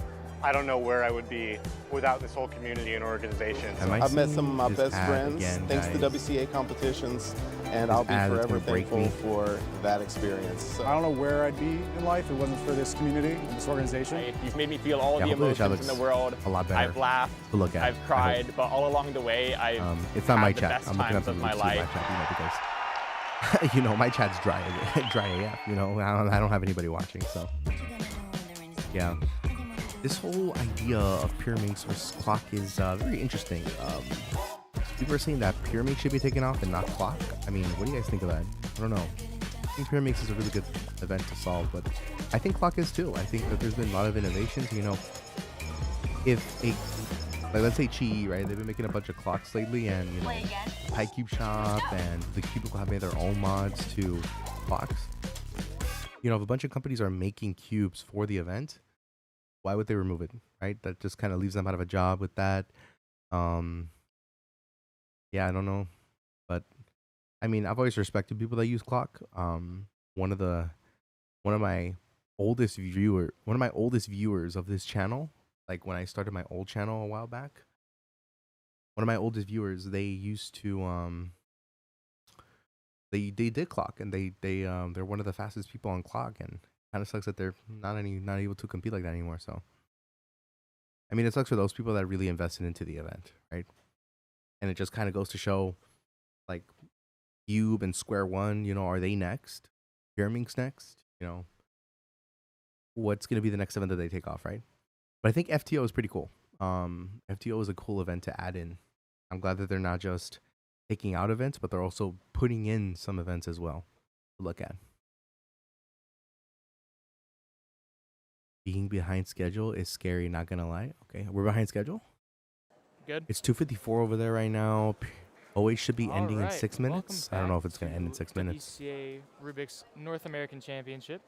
My name is Carter Thomas, and I'm joined with Brian Johnson. And we're gonna be doing a I little love the interview while we NACA also logo watch this round of Pyraminx. this year. Yeah, it's pretty cool. I like right it now too. On your screen, Very you will nice. see Owen Brooks. But first, I would like to start with talking to Brian. So you've been to every North American Championship so far. Anything that's kind of standing out in particular about this one? Not really. I guess it just feels like a normal part of like the progression of how like I don't know, like organizing improves. Mm-hmm. So this would be your like 7th major, or excluding COVID, you've been every year, right? I think so, yeah.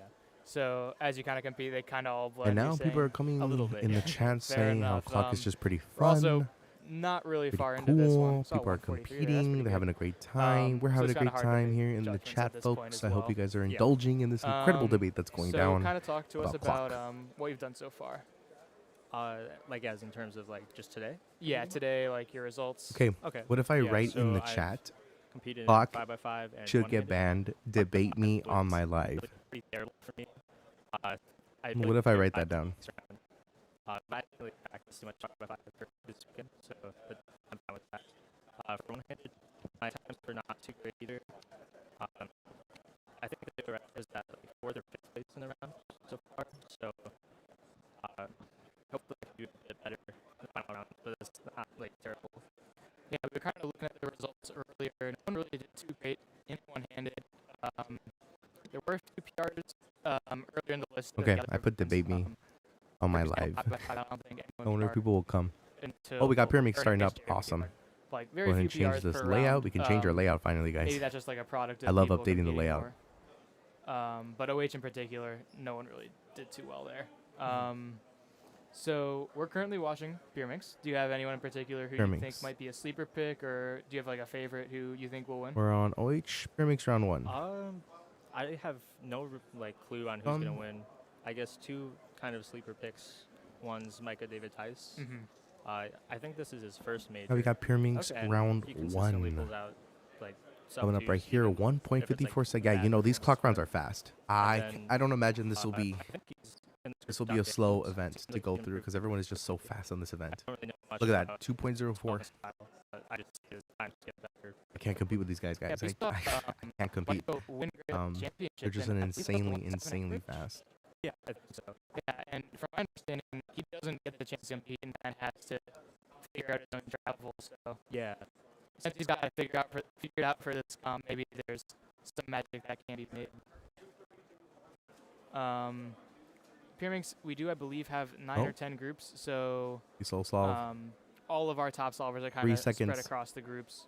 So I don't know what the cutoff is I for don't these believe events. Our top seeds are I in never this know one, what the but cutoff they will is. be shown later on. Yeah, Next we kind got of Pyraminx round question. 1. So you practice, or 5 you're by 5 very good round at 2 is both coming Square up. One and FMC, Followed by clock holding a round world record in 2. each. How do you approach like such Most different controversial events, event of the entire in a way that you're still like nationals is consistently clock. very good at them? I need to make a video about that. I think both of them, they kind of alternate with. So clock just got removed. Kind of like the We need to stuff talk about you that. need to know for them. Like they feel like different events.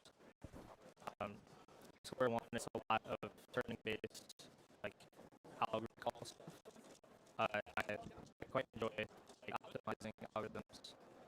So that one's usually pretty fun. Sometimes it can be frustrating, like with hardware, like turning. But for a few of those moves, I don't really have to deal with that too much. And for a few of those moves, I definitely notice when I'm tired, it affects me more. So sometimes if I'm a bit more like just mentally exhausted, then Square One's like a good option for me. So they kind of balance out each other. Well, that's how you balance out your practice. Whenever you're tired, you do Swan instead of FMC. Yeah. Kid looking for something? I don't know. Recently. Okay. Yeah, I you don't did know. get the 10-5, which will be pretty high in the round. Is that like when you're trying to get a podium in? Yeah. That's the practice for the competition. Okay. Because Square One in North America, very competitive. You're WR6 for average, and you're also NR6 for average. So, might be tough to grab a podium there, but I believe Samir's not here, right? Or Max? Samir's not signed up. Of course, Dylan is not signed up either. Oh, right. Max, I have not seen him yet.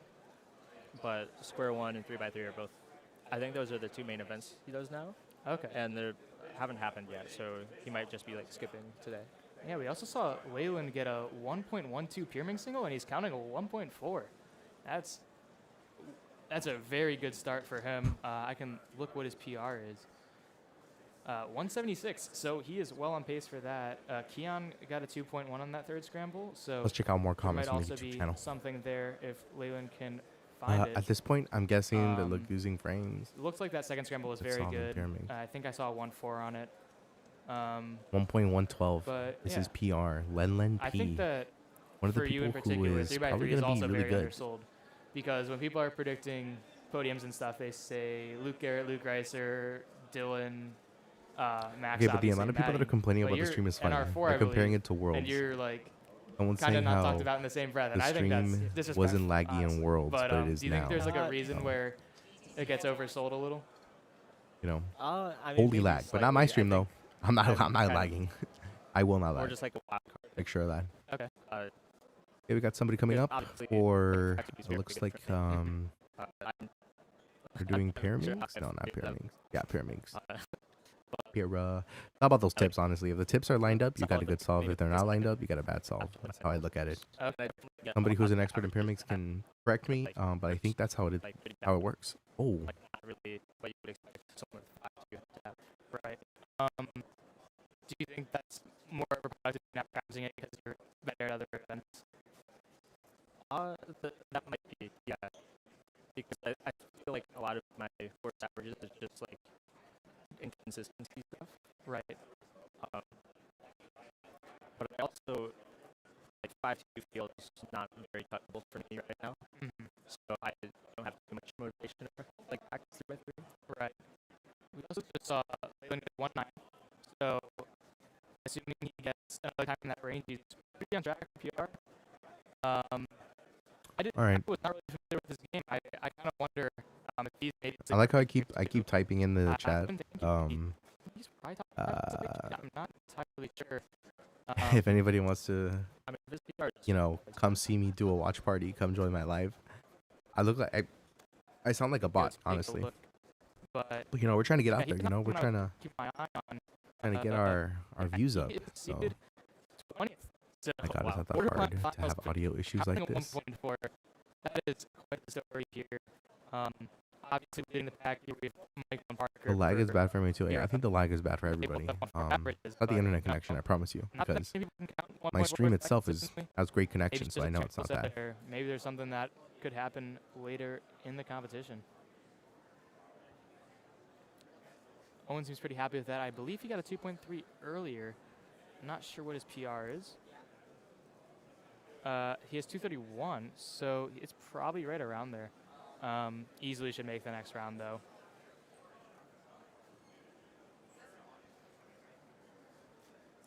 And another thing that is also interesting about you is you're almost an all-rounder. You get really good results in some other events, and then there's others you're like, I don't care. Do you think like that all-rounding mentality is like pretty specific to the Midwest, or is it something you kind of developed on your own? I don't know. It's kind of just jumping No around, offense, like, if different you're events removing I the enjoy. clock as a Not WCA really event, feeling, to be more like, super spectator obligated friendly, to at least practice have a events decent that I'm a bit stream. worse at, like Sheesh, blinds people are and, firing up away in until this recently, chat, big guys. cubes, It's I would say. absolutely crazy. Like I just haven't really felt super pressured to It would practice be those. so bad if the We are WCA also wasn't on some selling PR out to paces here. desperately Keon, LARP as a 168 best spectator possible. event. His PR is currently 176. A 135 on that forward scramble might indicate that Leyland can get something incredible. Let's see what he can do.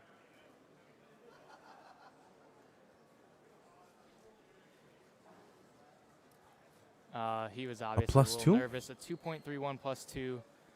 You can see what that best possible average is. 150, obviously not super realistic, but 176 PR for him, also pretty in range. Crazy lag issues. 176 on the stage sheet for this competition. Two of them actually going right now. But the race right here is pretty close. Not again. But not again. Nice. This will be Keon's 5th. Leyland got a 4.31. Not That's sure crazy. What he needs to get that 176 PR, but this scramble doesn't look particularly great.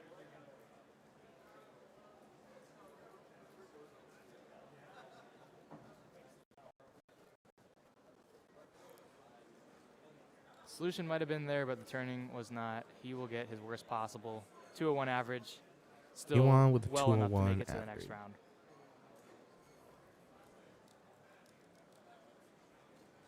So another kind of part of your cubing journey that I want to touch on is your coaching. How do you think that coaching has kind of helped you improve?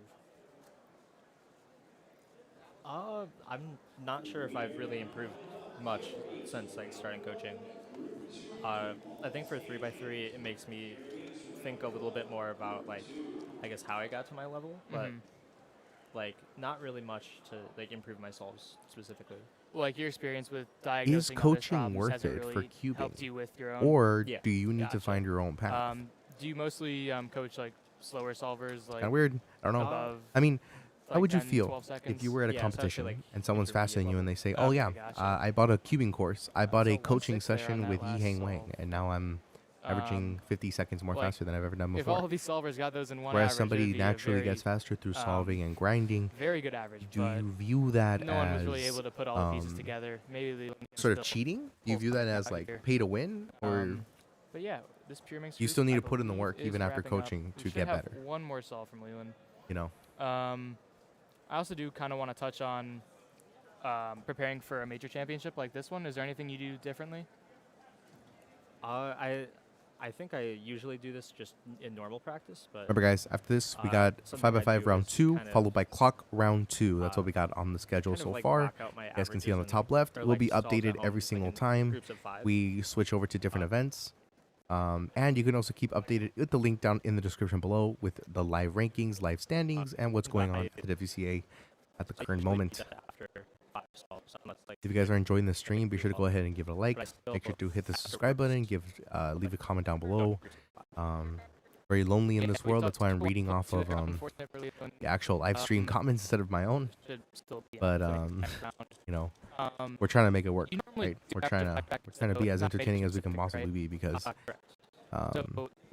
I'm not used to having an audience, so I kind of just look boring just staring at the screen and being invested in what I'm watching. But we will be here for a couple more hours for sure. I got 4 more hours to go. Normal, like a normal average of 5, but just like waiting more between solves. No PRs, Yeah, no that's grades. something, No finals I today, kinda guys. There are no gotten finals used today, to as well, but there will be because some the weight is tomorrow, really, like, and it will the be pretty hard part good. about those finals. Let's actually take a look I at the remember James Alonso made a look new at trainer. Have my- you kind of looked at that? That my one kind of. notes. To those unaware, James Alonso, UK-based SpeedCuber, made a website to simulate competition rounds, and you can kind of add your own spacing between solves. Have you used that? Let's see. Tomorrow. I used it once for square one. Tomorrow we're gonna have 5x5 final don't round, know clock if it final round, Pyraminx final round, and one-handed final round. So tomorrow is gonna be practice is something jam-packed. that you need Tomorrow is going to be be committed to absolutely and, great. like, do it And for, then tomorrow on Saturday, I'm gonna end the stream at around Right. I 4:30, which means even I'm then, gonna end it around. There's nothing that can beat the real thing. I'm gonna end it at And, 7x7 round 1. I will be missing out on more 4x4 final, square 1 final, 2x2 decision maker, final, and and you've 6x6 gone to a finals. ton, so you But I will probably be have streaming the some entire day experience that on can help you Sunday this weekend on the main stage. to give you guys the full awesome access so of believe we're just wrapping up the 7th group of 3x3 Pyra. final because you know that's the most exciting event. On the next group, we can go take a look.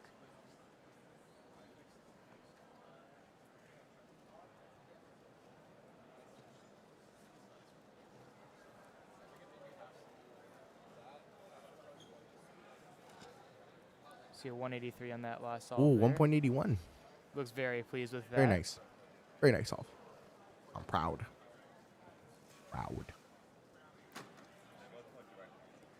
All right, for our next group, we will have Marcus Kamen, Luke Garrett, Daniel Porter, Kevin Min, Quinton Audisho, Lucas Kim, Timothy Castle, and Tommy Cherry. Decent bit of all-around talent there. We already see Marcus going up for his first. I believe he also is in that 1-7 range for PR average. 4-tip scramble, not too great. Doesn't look like there's that many blocks either. Yeah, it looks like he tried to do that B-tip twice.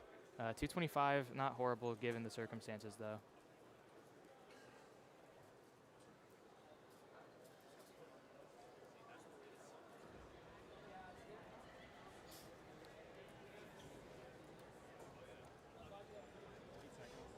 You will also see Luke going for his first solve. He is also in that 1.7 range. There are a lot of cubers who are kind of stuck there. Maybe it's because of the lack of competitions and they haven't quite gotten that God scramble set where you have everything go right. But Luke's more of an all-around guy, so he'll get those good scrambles every once in a while. PR is just not really his main focus. Also for this comp specifically, since you've already gotten 2 WRs and you're very highly ranked in several events, is there anything at this comp in particular you would like to accomplish? I want to get at least one podium. Okay. I think I'd be happy with that. And preferably one that's not... These lacking issues are insane. Right. But I guess PR-wise... This is absolutely insane. Let me see. Sub-5 square one or This chat, how... Yeah, you have 9.3, right? I have 9.16. Okay. What is this scam, bro? Yeah, wait, so what do you average on one-handed on a... Maybe mid-9 and sometimes like 10.3. Right. We see Tommy get a 397 on stream. We will see Marcus do his second. Oh, shoot. Oh, shoot. Oh. Looks like a +2 there, unfortunately. Or it'll be okay. That one looks very close, but it'll be okay, fortunately. 2.2 counting, not bad for him. Off stream, we have a 424 and a 240.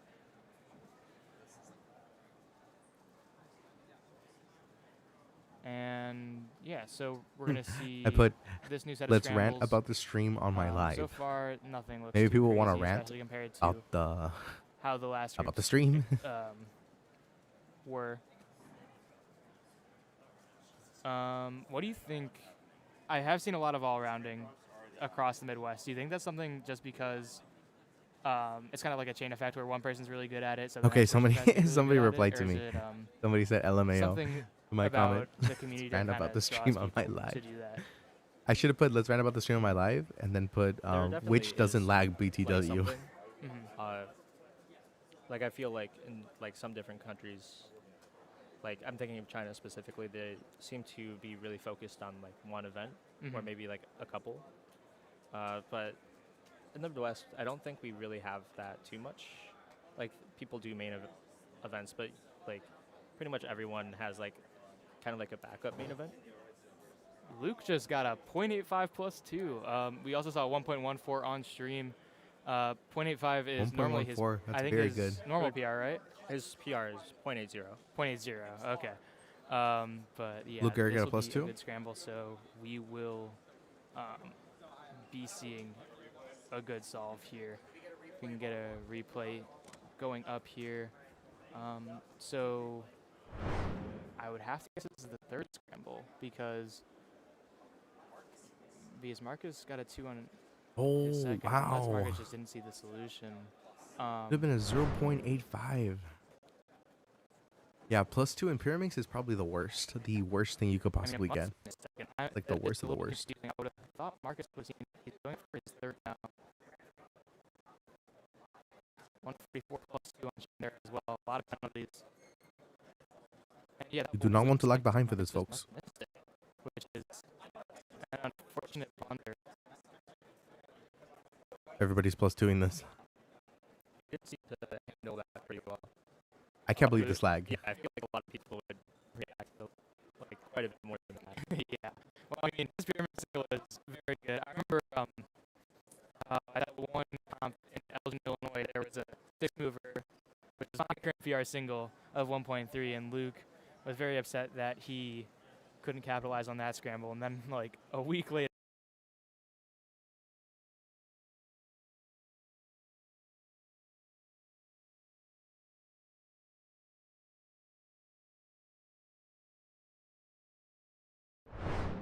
Oh, yeah.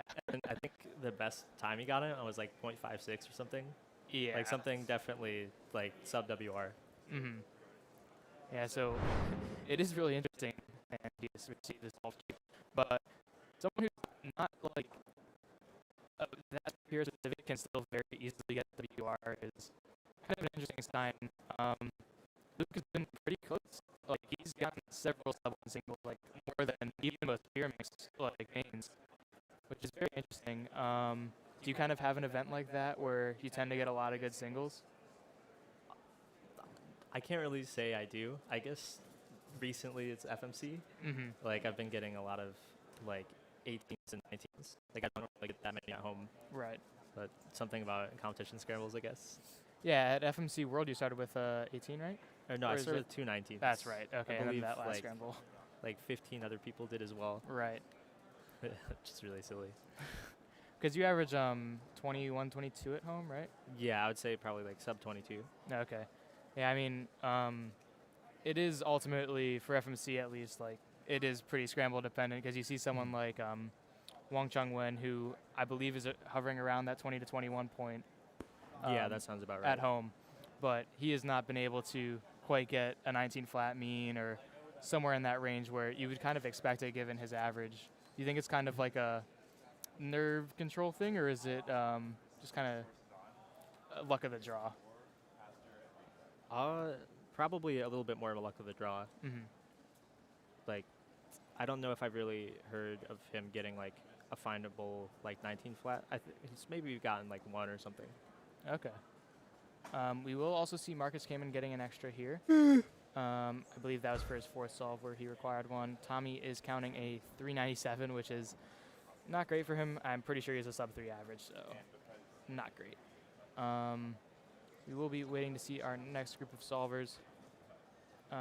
Luke is only 2 solves through his average, so he's still got quite a ways to go through this Pyraminx group.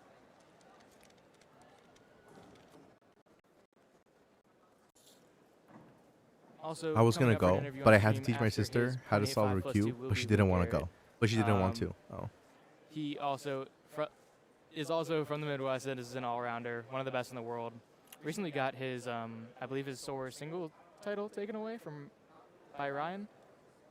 I'm actually not sure who has it. It's either Ryan or First and Fushada. Yeah, that's kind of been one of the races we've seen a lot of back and forth on, more than almost any event exclusively hasn't had that sort of back and forth between records. We'll see Luke here go up for his 3rd. Looks like there's a little yellow block and 2 tips, which isn't bad. 1-7. So that would be counting if he didn't plus 2. Yeah, that's true.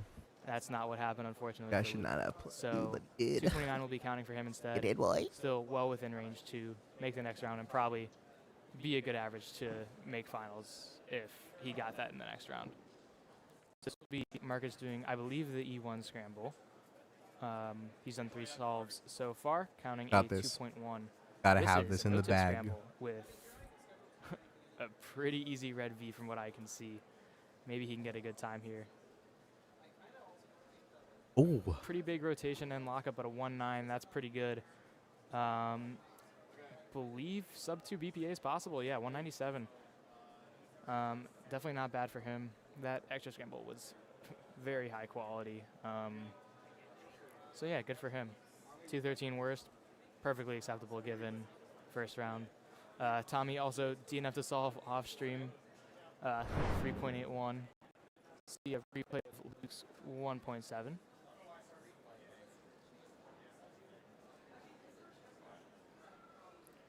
You can kind of see the head shake in the beginning of the solve. He really didn't like the scramble apparently, but was still able to execute it pretty well. He might not have one-looked it actually. Yeah, I was thinking that too because he did pause a little bit. Yeah, and he was like, I guess his reaction kind of indicated he got bailed, and then he like smiled So that was kind of my interpretation there. Yeah, I mean, two looking and getting a sledge is the best case you can really ask for. I think it kind of looked like canceled a 2-flip. So maybe he... Oh, yeah. I think he might have just looked ahead to it instead of one looking at it. Yeah. Luke will also be going up for his 4th on the blue stage. Definitely not PR potential quite yet. It's another 2-tip scramble. Also shaking his head at this one, interesting enough.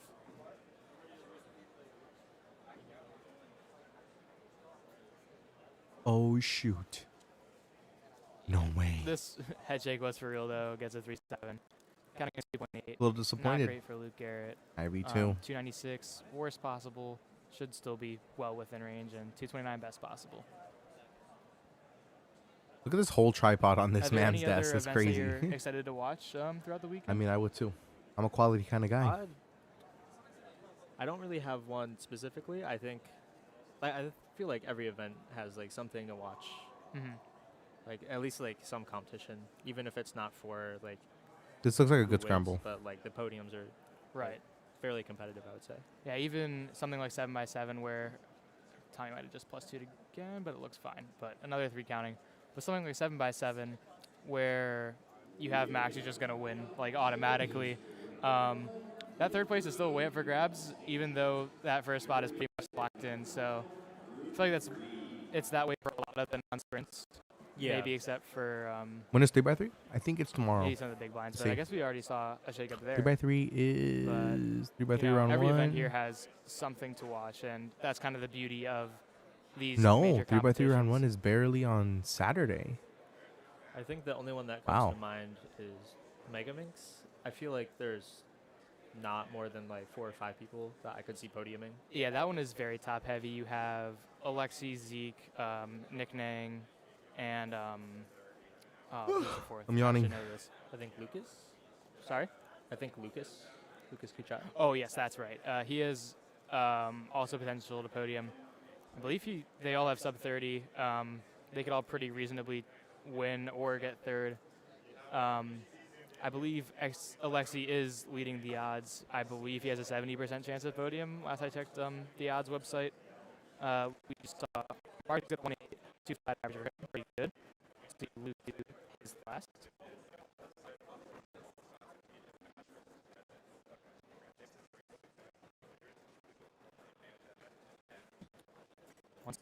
So he gets his best possible there. 229 average. Oh, this lag, bro. Lag is going to kill us.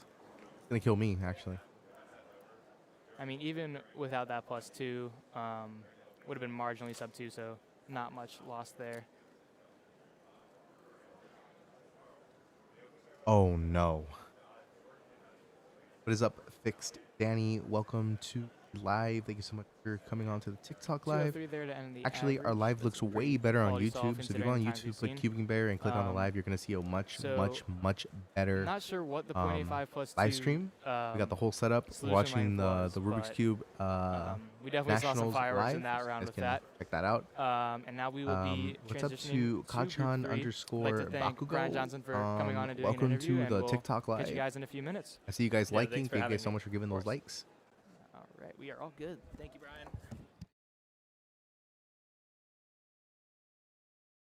All right, looks like everybody's leaving.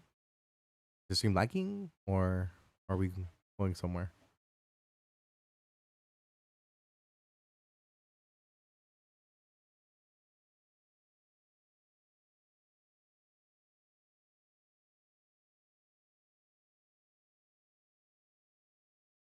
Are we on mute?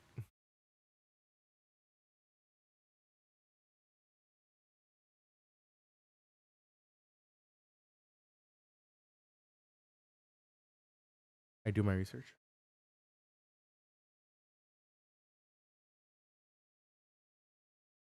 Cubing and competitions have been such a big part of my Oh life my for a goodness. decade now. I don't know where I would be without this whole community and organization. So I've met some of my best friends thanks to WCA competitions, and I'll be forever thankful I watched for this ad that so many experience. times, So I don't know where I'd be in life if it wasn't for this I'm community, done. this I'm done. organization. You've made me feel all the emotions in the world. I've laughed, I've said I'm cried, done. but all along the way, I've had the best times of my life. Oh, it's Eric. Eric, my goat. My goat Eric. My goat Eric that finished in 8th grade in my solid 3rd place in the entire 8th grade, my ranking system.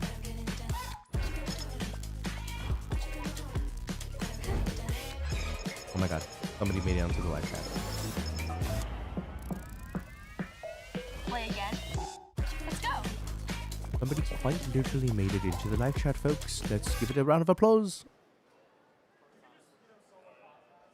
Yeah. I'm gonna do my own thing, bro. I'm a beatbox. At least it's 3? Yes. Yes, it is. Okay.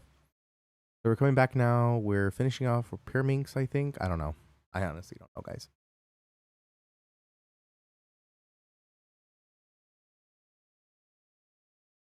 Is 5x5 round 2 or is it still Pyraminx? I can't hear anything from the live stream.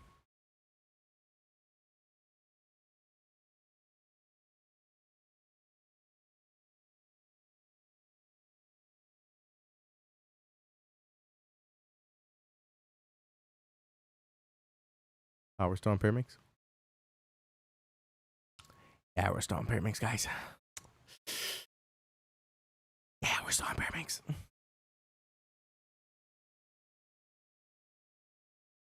Nice.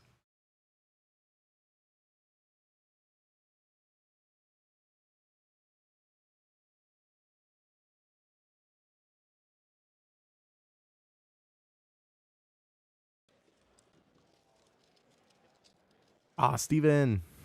Steven's here from the cubicle. Let's go, Steven.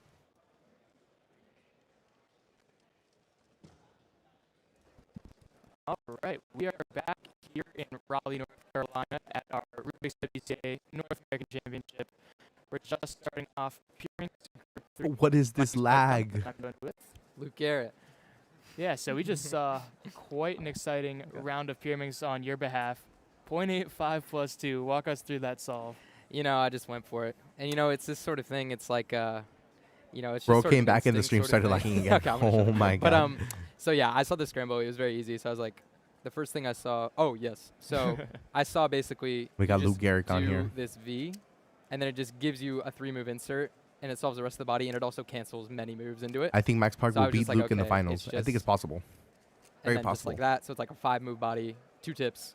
So I did the tips at the beginning, and I nailed those. That was crazy. Like, hit the tips crazy. And then it was the last move of the body. So I just had an R prime left, and I went to do it. I just don't didn't think go. so. No. So I went for it, though, because recently, a couple months ago, I got a 0.80, which is like a way better single than I should have anyway. And I was like, you know what? You get a scramble like this, you got to try to at least beat your PR. So I went for it. No regrets on that. Yeah.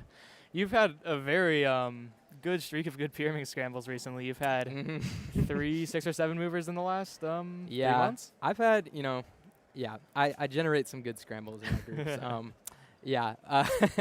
And I capitalized on exactly one of them, so that was pretty good. Well, one's all you need, and that's all you need. It's is it WR5?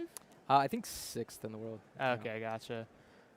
We are on our second group. Some notable solvers here. We have Stephen Winchingham, we have Thomas Graher, and we have Micah David Thice, who Brian was talking about as a potential sleeper pick for the North American champion. Do you kind of agree I can't with tell that if as we're well? ahead or behind schedule. Let me ask in the chat. He's someone who's only competed, I don't know, maybe once in the Let last me ask in year the and a official half, Rubik's something Cube like that. chatting. But it was his first competition in a very long time at the Great Lakes Championships, and he got sub 2 every single round.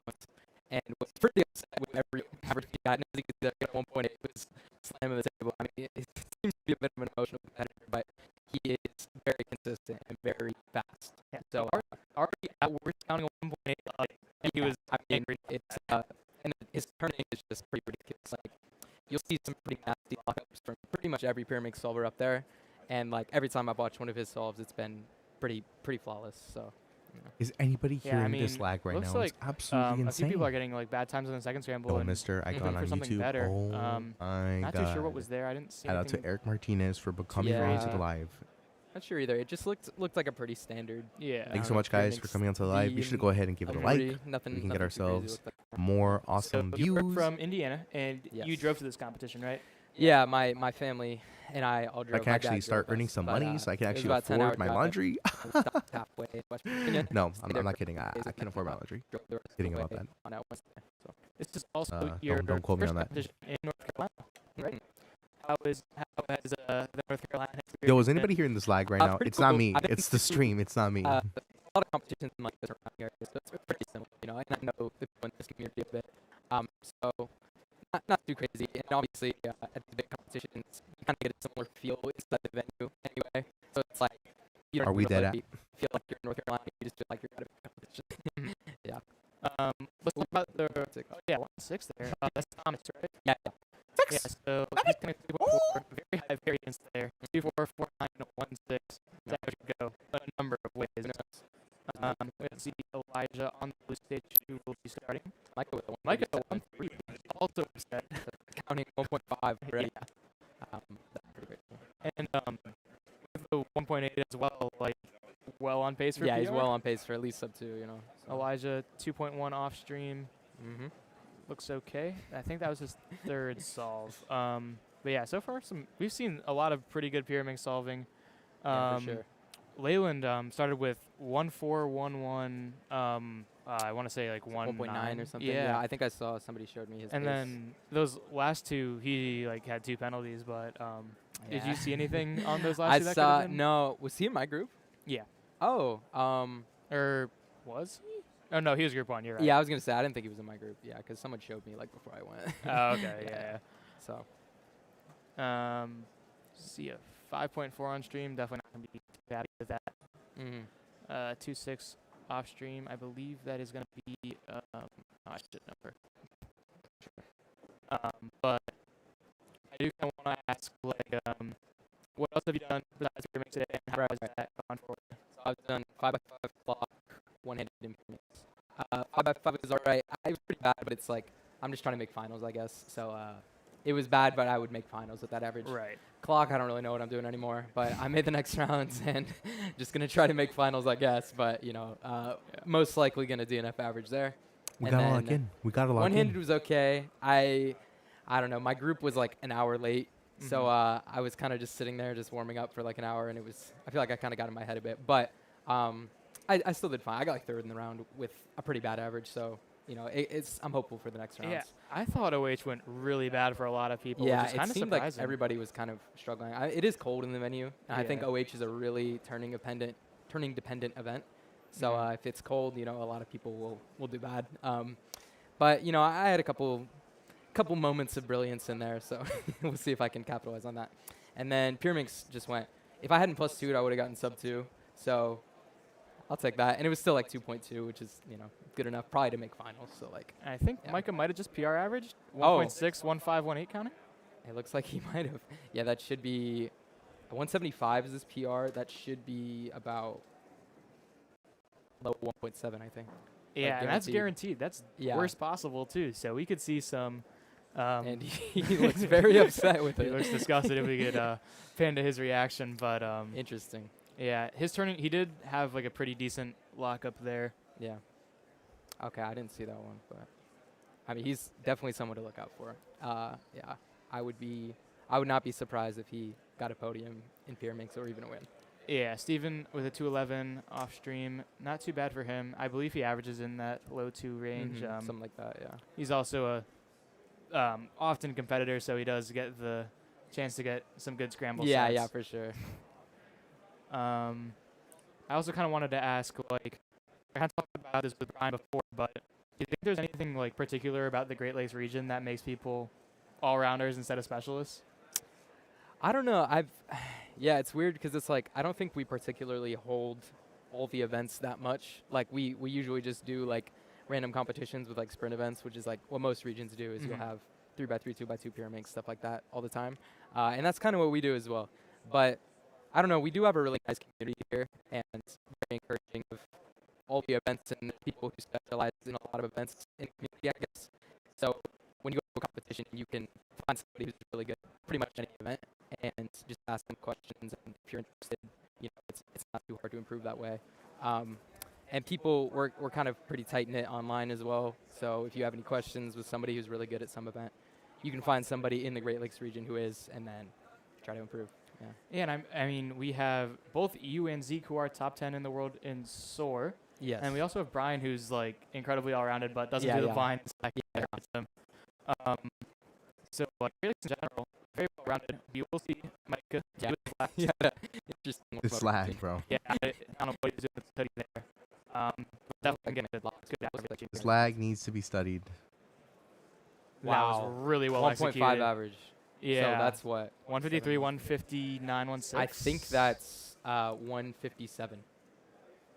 I think it was 158, 151, and 161. 158, 151, 161. So that'll be a 157 average. So that'll definitely win him the round. Incredible.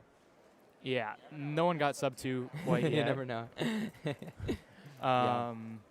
That is but incredible. That'll rank him, I believe, definitely top 10 in NA, right? Yeah, for sure. At least, I'd say at least top 20 in the world, probably. So maybe not. 157. He is a top player. 24th. Yeah. Wow, that's pretty crazy. Didn't realize it was that low down. Yeah, I'm kind of the Pyraminx progress has kind of shocked me too. They're getting too good for me, man. Yeah.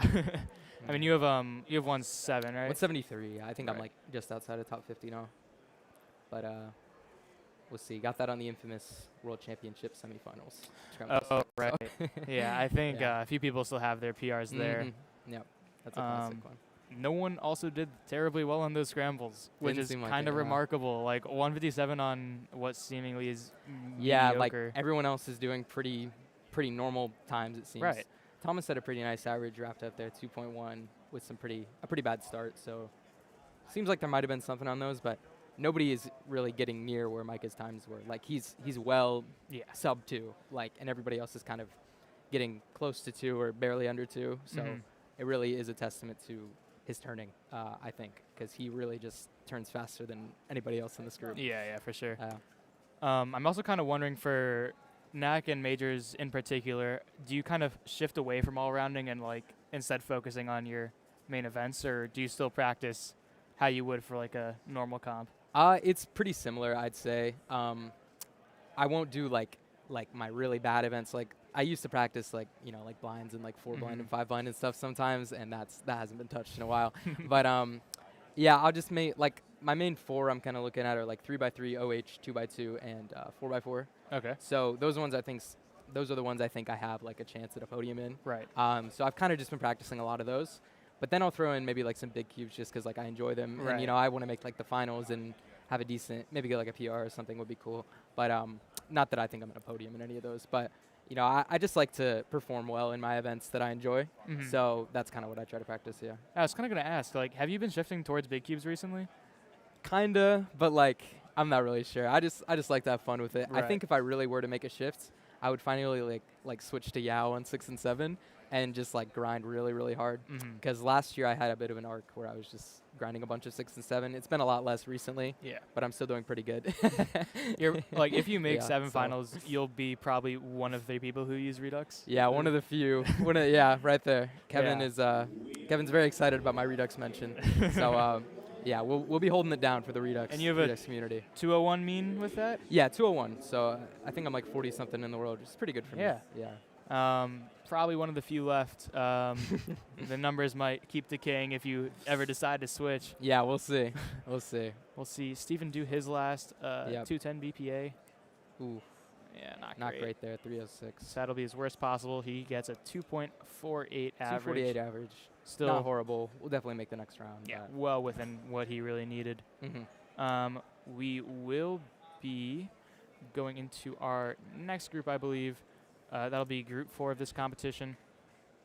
Awesome. Let's see who will be one of our top competitors. So on the red stage, we'll have Darshan Bhavansi, Ash Chen, Sahar Sai Vontella, Kenyon Pettit, Elliot Perkins, another Great Lake Great Lakes I've been caught. local.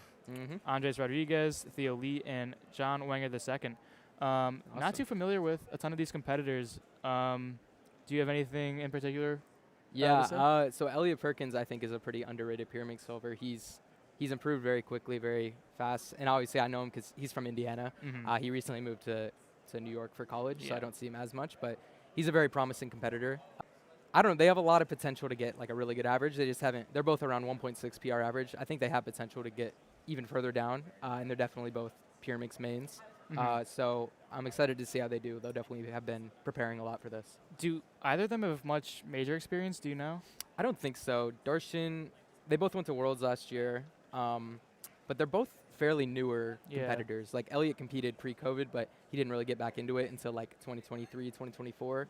And I think Darshan didn't compete till like 2023 maybe. Yeah. So they've only been to maybe like 1 or 2 majors. So it's hard to say. And I don't think either of them have been in. Mr. I want to see you on there. Yeah. Yeah. That'll Hopefully definitely next be year I'll something to go watch, and especially I'll with actually something be like there Pyraminx live. and sprints in general. Nerve control is the thing. Yeah, it is everything. Yeah. Yeah, so that's another thing I kind of worry about with Micah is that like he is obviously very highly skilled. Definitely. Yes. Like on a good day, he could definitely win. Yeah, But for sure. nerves are there. That's something to watch out and with for. all this emotion that he's showing, you know, you don't really know. Obviously, you can tell he's really nervous, and it seems like he's handling that well because he's just PRing and turning insanely well, even when he's obviously visibly very nervous. But I don't know. You never really know until we get there. Right, and also further on in the group, we're still awaiting some of our top seeds, including Michael Nielsen. Believe he has a 1.4 average.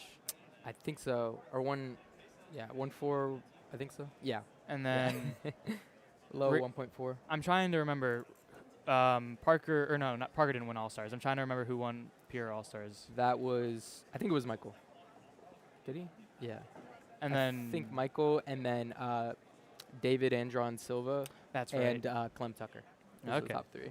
Yeah. So we haven't seen much action from them yet. Unfortunately, my computer's kind of bugging out, so I gotta try and find a workaround. Do you have anyone in particular, kind of 3x3 wise, that might also be under the radar? Like we talked about Pira Dark Horses. What do you think about 3x3? Yeah. Yo, we got 5 people in the live stream right now. Thank you guys so much for watching the live stream right now. I don't know. I think appreciate you guys being here. We've got a pretty clear idea of like. We got still Pyraminx Round contenders 1 happening right now. After this is going to be 5x5 round 2, like followed by clock Max round Park, 2. Maddie, So stay tuned myself, for Brian, that. Dylan Miller, Luke Greiser, all these people, Caleb Chen. These people are all pretty close in the running here. Yeah, I don't really know if anybody else has like getting a PR in a 3x3 final like that is very hard, and like at least performing well like that. I don't really know anybody like, because I think if they're like sub 6 or something, they're kind of already on the radar, like in my opinion. So it's like, I don't know, people. Maybe my 3x3 knowledge is a bit more than the average viewer of the stream, but I'm not sure. I think I'm more excited to see if there's like a new name that just randomly makes the finals, because it's always fun when it's like somebody just kind of qualifies for the 3x3 head-to-head final and nobody really knows who they are. I think that's always fun to see, and sometimes someone gets like a crazy PR and just sneaks in there. So that's kind of what I like to look for in 3x3. I've also seen a lot of Sid. I think his last name's Sid Shavant. Reddy. Yes, he's been doing pretty well recently as well. Yeah. He's someone that people have not really thought about like as a contender, but he recently beat Dylan Miller and Maddie at Southern Championship. Gotta lock in, guys. You gotta lock in. Elliot Sip just exploded, so I think that's a DNF. That's a DNF because 2 pieces fell off. Yeah, 2 colored pieces fell off. If it's 1, it's fine. If it's 2, it's a DNF. Unfortunate start for so not great for him. There. Yeah, what was it? Sid Reddy, he beat Maddie and Dylan Miller at the Southern Championship head-to-head finals. So you never really know what's going to happen with that. Like Sid's PR is like 5.8 or something, which is like a pretty normal round, like if not bad for Dylan or Maddie.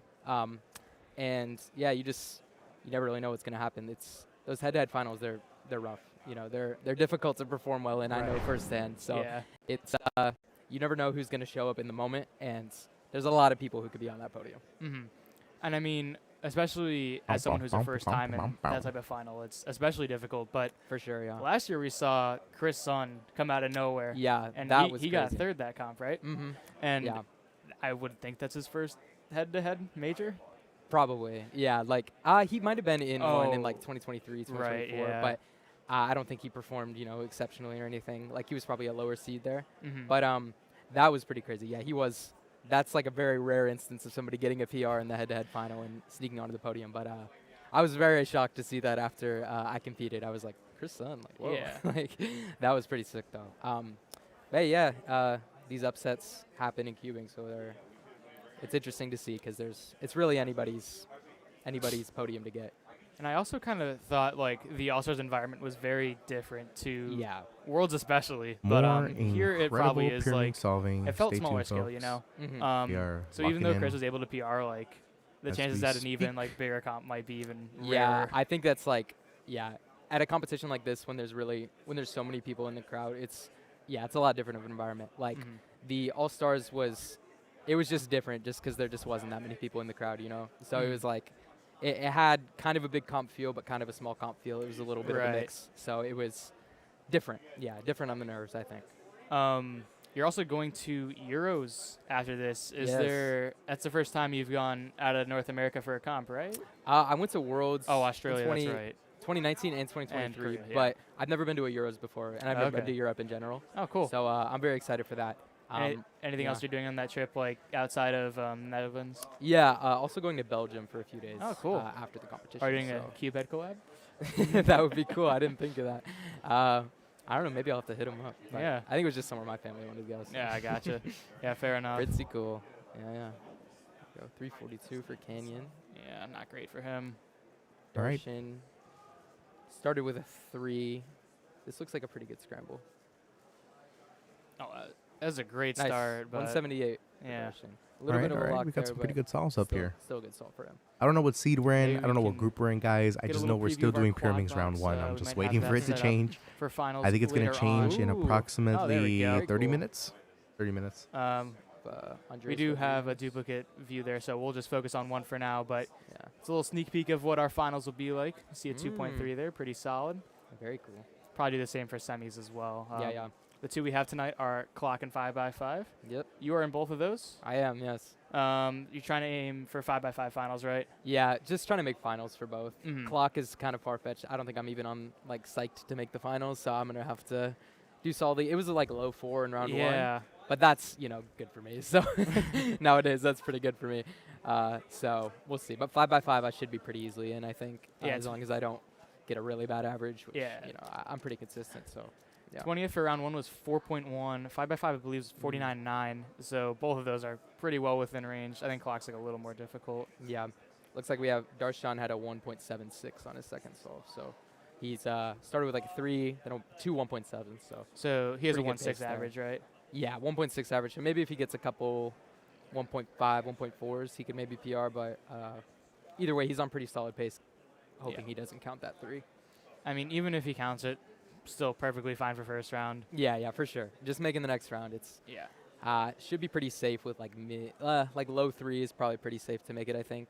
I was looking at the psych sheet. I think it's like 2.8 PR average. Should make it, so it's like it might even be mid 3. Mid 3, yeah. So this is a top 100, or is it 4 rounds or 3? I think it's just 3. Yeah. Because I think 3 and 2 are the only 4 round ones. Yeah. But I'm pretty sure the semi's top 100. So obviously a little easier than 5x5 and clock, which are both top 60. For sure. See Darshan do his 4th. That looks pretty solid. There's got a block there. 2 tips. Oh, 211. A little hesitant there. Looks like he might have been struggling to find a solution for a little bit, but not the worst solve ever. Yeah. Could definitely still pace for a sub 2 average here. And then I'm sure we missed some of Elliot's solves off stream because we only saw that DNF. Yeah. Let's see if this is the same scramble. Just hoping he can, that's definitely not what Darshan had. Yeah, so it's not. He's not on his 4th. It might be his 3rd. This is a 4 tip, and he's not happy about that. 214. Not bad. Not bad for a 4 tip. And the head shaking inspection, but he is not happy. Hey, well, Just make the next round. That's all that matters. Yeah, you Especially can only when you ask for start so with a much. DNF like that. That's always rough. You always get a little nervous, but should be okay. Hopefully. Yeah, you just gotta make sure that doesn't happen the next round, because at that point there's no room for error. For sure. Oh, that was good from that competitor. I don't know who that is. Oh, that may be. If the computer's not. The computer's still bug out. Oh. That would be. We're in group 4. Yeah. Is that Saharsh? Yeah, that might be Saharsh. Maybe Saharsh. Yeah, Saharsh got it. Pretty good for him. Looked happy with it. Yeah, so he has a 223 official average, so that's. Okay, yeah, so 211. I think Looks he like got a 2-3 earlier. Yeah. Not Awesome. entirely sure. We can go back to some more interview questions. For sure. You have taken a step back from competing. You used to go every weekend. Yeah, pretty much. Can you kind of walk us through what the motivations were? Maybe some stuff in life that got in the way, or did you actually want to just stop? Yeah, so the past year I've gone to a lot less competitions than I used to. It was kind of a mix of, I started college. I also started like kind of hanging out with people outside of cubing for the first time in my life, pretty much. And then I got a girlfriend recently, so I've been kind of occupied with that stuff. Yeah, but it's been a lot of fun, you know. So sometimes I'll have the opportunity to compete, and then I won't. Be like, ooh, that was a crazy scramble from Darshan. But looks like 188 average for him. Yeah. Yeah, so sometimes I'll have the opportunity to compete, and I'll just be like, I'll just not do this one, you know, which is something I never did in my life before that. So, yeah, just kind of looking into some other opportunities in my life, I guess. Right. But, you know, still cubing a lot, and I'm still performing pretty well in competition, so I'm happy with that. But, yeah, just compete when I can, and I still have a lot of fun with it. Yeah. Do you think your results have, like, changed? Have they, like, improved from competing less, or is it, like, kind of been the same as if you were to compete every weekend? I think it's pretty similar. I have done pretty well in 3x3 for some reason, but other than that, there's some where I definitely have some rust from not practicing. Like I've had some pretty bad big cube rounds, but other than that, it's pretty similar. I think, yeah. So. Sorry, I can finish your thought. Oh, you're good. Yeah, pretty similar. So I don't know. I think it definitely does help a bit. Just it kind of gives the rounds that you have a little bit more meaning, I guess. Yeah. Yeah, I've found going to comps that I don't like has kind of made my other comps do worse. So like the once every month thing, perfect. Yo, like, what's up? I'll We do got my Club big cube rounds and get in those the over chat. with. What's up? What's I up? need to go to the 2-3 Nothing much. PRS We're just cube. reacting to the Ooh, nice. 1-7. I guess that fifth scramble must be Rubik's up. Cube World Championship, not World Yeah, that Champions. was The two moves Rubik's off, Cube right? National Championships yeah. 2026. So it looks like this fifth scramble may be. Y'all already know. Something on this for sure. Yeah, and We got this cool Darshan new can get a streaming 1.5, setup that I it's very made. lucky, Looks pretty so, cool. Right. How would you rate it 1 through time 10? for Saharsh. Don't Oh, think that'll looks be like PR. Don Daniels, 191 average. Wait, is that Don Daniels? Yeah, Wow. I think that's his first sub too, if I'm not mistaken. Huh. Was he must have not been Yeah, on PR stream. average for him there. Wow. Yeah, very cool. So maybe those were some pretty good scrambles.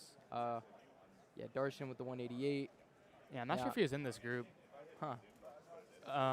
If he was in first, it would make sense because those scrambles were pretty good. Right. These ones didn't stand out to me, honestly. Yeah.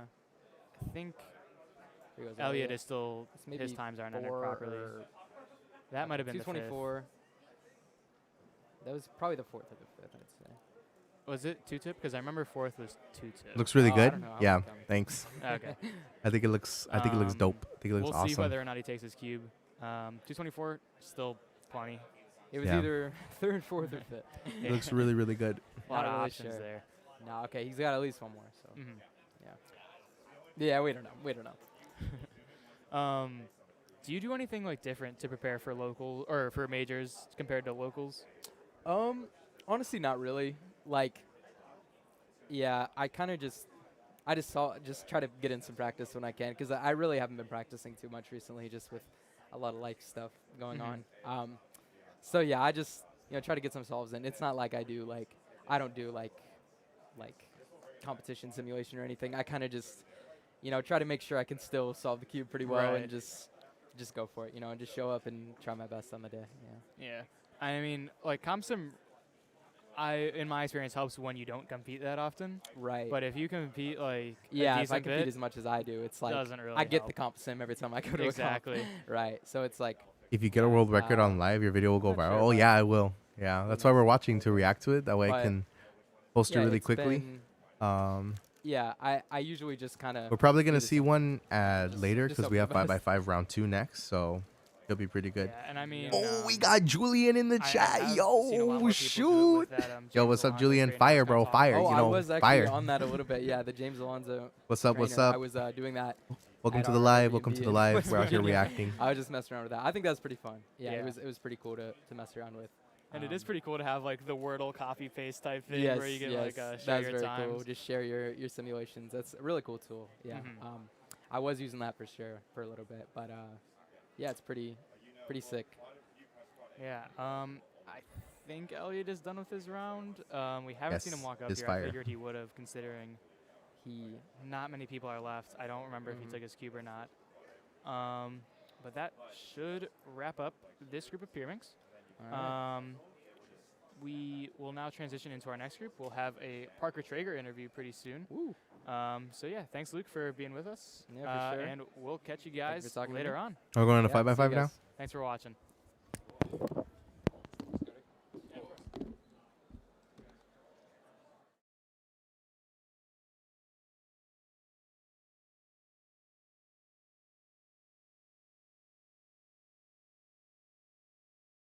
Am I on mute? Hello? What happened to the stream?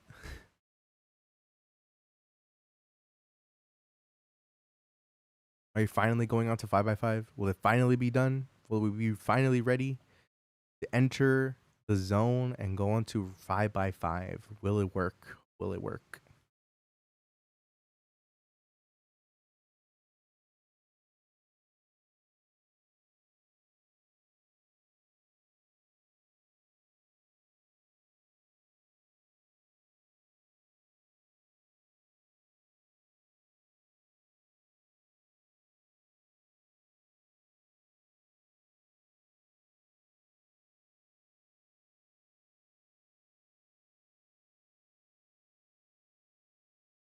All right, here we go, guys. We're about to, so 5x5 round 2 is about to begin.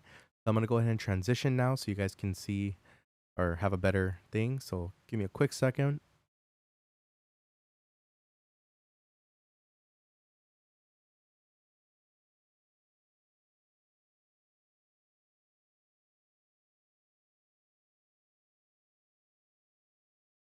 Change this to 5x5 round 2. Where is it? There it is. Now it should be updated. Yes, it is.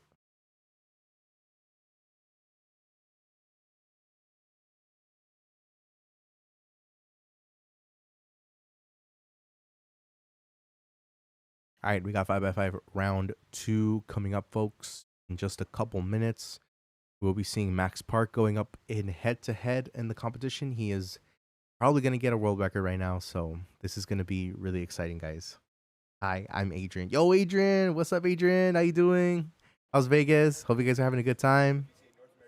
We're about to get started with 5x5 round 2. I'm Alexito. It's bro back. Came from WCA stream. Yo, what's up, Irina? Well, welcome back to Rubik's WCA North American Championship 2026. Yo, is that I am Alex? Zach Reidel, No joined way. here. I'm Parker Traeger. Hey, what's up? Parker, it is so nice. Are you to have liking especially how you liking the stream so Pyraminx far? Round. The A WCA, what's Pyraminx going pro on there? yourself, Thank you. A general all-rounder, Parker of all trades, if you will. You're going to be competing in Pyraminx later on, I think. Group 9. Group 9. the Maybe like an last hour? group. Yeah. That's about- good, about Adrian. that That's time. good. Right now, I'm I glad think you're we are having in fun. Group 5, so we got some big name solving. We see Sean Mack in the bottom left, Carrie Creech, a bunch of big names. Also Trip. We're going to see Trip Peterson in here. Ooh, we got the quad box. We got the amazing stream setup. So of course you are an experienced Pyraminx solver. But before we get into any of that, and before I spoil maybe a little bit about what you want to say, for those who don't know who you are, please give yourself a You quick misfire. introduction. Thanks. Introduce yourself to the I appreciate audience it. watching at home. Of course. So I'm Parker. it should look really- I'm 20 looks years really old. good. I'm a cuber based in New York City. I specialize in Pyraminx and one-handed solving. but I consider myself an all-rounder first and foremost. I try to do all the events. I'm okay at most of them. I'm also a coach for Cubing.gg. We love you, Cubing I Bear. do in-person Joseph. coaching, online coaching. I love you and guys coach too. many Hope different you guys are having events also. fun in Vegas. All right, awesome. Yeah, again, really all round, really. Hope you guys are staying competitive hydrated. battle. Here it's super Of hot course, over there. Of course. To start with some more cube-oriented questions. Yo, you're Paulette, what's up? I celebrating see you your in the 10th chat. year as a Paulette competitor is in the chat, WCA. guys. Sorry if I made you feel old just then. You're Yeah, you're I'm young bro. at heart, Parker. You're I am, fine. I am. Out of all of the competitions that you have been to, which is quite Adrian, let many, me know when you're going to start out live of streaming so all I of can them, build you which one a do cool you layout wish like this we one. could maybe go back All to right? and relive. Maybe not to change anything, but which one did you have the most fun at? I think my favorite comp was Worlds, but very close second was All Stars. I felt All Stars. It was the light I liked Cubing to be shined in. I liked that stage, and I had a lot of fun there. I really liked the format for myself, at least. I was gonna say, I mean, you did walk out of there with third place in one hand. Well, in the wrong We are event. driving I back came there for over there. Pure Oh, you guys Win, are coming and I got, back now. Okay. Last in the round. I thought you guys were going to stay for 4th of July. Yeah, that's true. It's that's 103? True. It's a No, good that's story, crazy. but I had a lot of fun there. I That's liked that absolutely comp. crazy. Quite a good documentary that came That's out of true. that too. I don't know if you want to One shout turn that out. away on YouTube. One turn away on YouTube. It's a documentary about me preparing for All Stars. You should all check it out. I was gonna say I watched it. It was a very fun watch. Oh, yeah. Very well put together. Yeah, you guys got to make sure you're drinking that water because it's getting pretty hot out there. Sean Mack right here. Kerry Creech in the top right with a 210. Let's see what Sean can get here. 2.6 in the bottom right. Jacob Buke, Mid-Atlantic competitor from Pennsylvania. You know what? We haven't started 5x5 yet, so I got to change it back. Seemed kind of upset. Change but, it back we to got the other one. more We're here. still in So Pyraminx. So yeah, we got Trip right now in the bottom middle. Let's get him up to the top. He uploads Solve to YouTube every day. Really? Yes, YouTube Shorts once a day, Pyraminx Solve of the day. I've been watching progress over the past year. Do you see anything on the scramble that you can maybe point out to people in the audience not too familiar with Pyraminx? How did it look? I can't tell. I can't tell quite from this angle, but I'm not seeing anything special or anything I would particularly noteworthy. I think Trip and Sean and Hughes did the same solution. Got it. So or of similar course- solutions. Yeah, you are quite the well-rounded solver, as we were talking about a lot earlier. But you're primarily known for your one-handed and Pyraminx skills. We can see you on Twitter, Fire. again, as we mentioned for Pyraminx. Do you have any particular goals for the round, maybe the competition as a whole in Pyraminx, even if not Pyraminx? This what are battle you looking is forward to at about this to explode. I mean, I hate to say it out loud because I know saying it out Someone's loud just puts pressure on spamming me, in the chat, guys. I but don't know who that can't lie. is. I'm In here the with actual Pyraminx, live stream, the official and live stream chat. at I the don't know very who is least podium, spamming that. Historically, when I set 2 seconds? set Yeah, high you see how goals for crazy that myself, I is? do 2 that, second solve? But I feel ready. I feel as ready as I will be, and yeah, I'm here. The to world win, record for hopefully. this event No, is like I'm a very big 0.3. fan of, like, So if somebody hits like a 0.3 or not 0.8, nonchalant, it's the going to be opposite, crazy. chalant cubers. But no one has hit I it think- yet. I think- Maybe I we'll think, see it right now. I think caring about the things that you care about is important. I mean, yeah, we pour hours into it. Because you care, yeah. But no, I think you're definitely one of the top names to look out for. I mean, you were seeded first going into Worlds Finals. Yes, I was. Obviously, a lot of pressure in that moment. But you managed to hold up at least fairly well. I mean, against like the world's greatest Pyraminx solvers. Yeah. Anything else you're looking for outside of Pyraminx at this competition? I have some friends who visit me this comp. That'll be fun. I've been practicing Megaminx a lot lately. That's like been my new event. Hopefully I can get a PR in that again. I got one like 2 weeks ago. It was pretty good for me.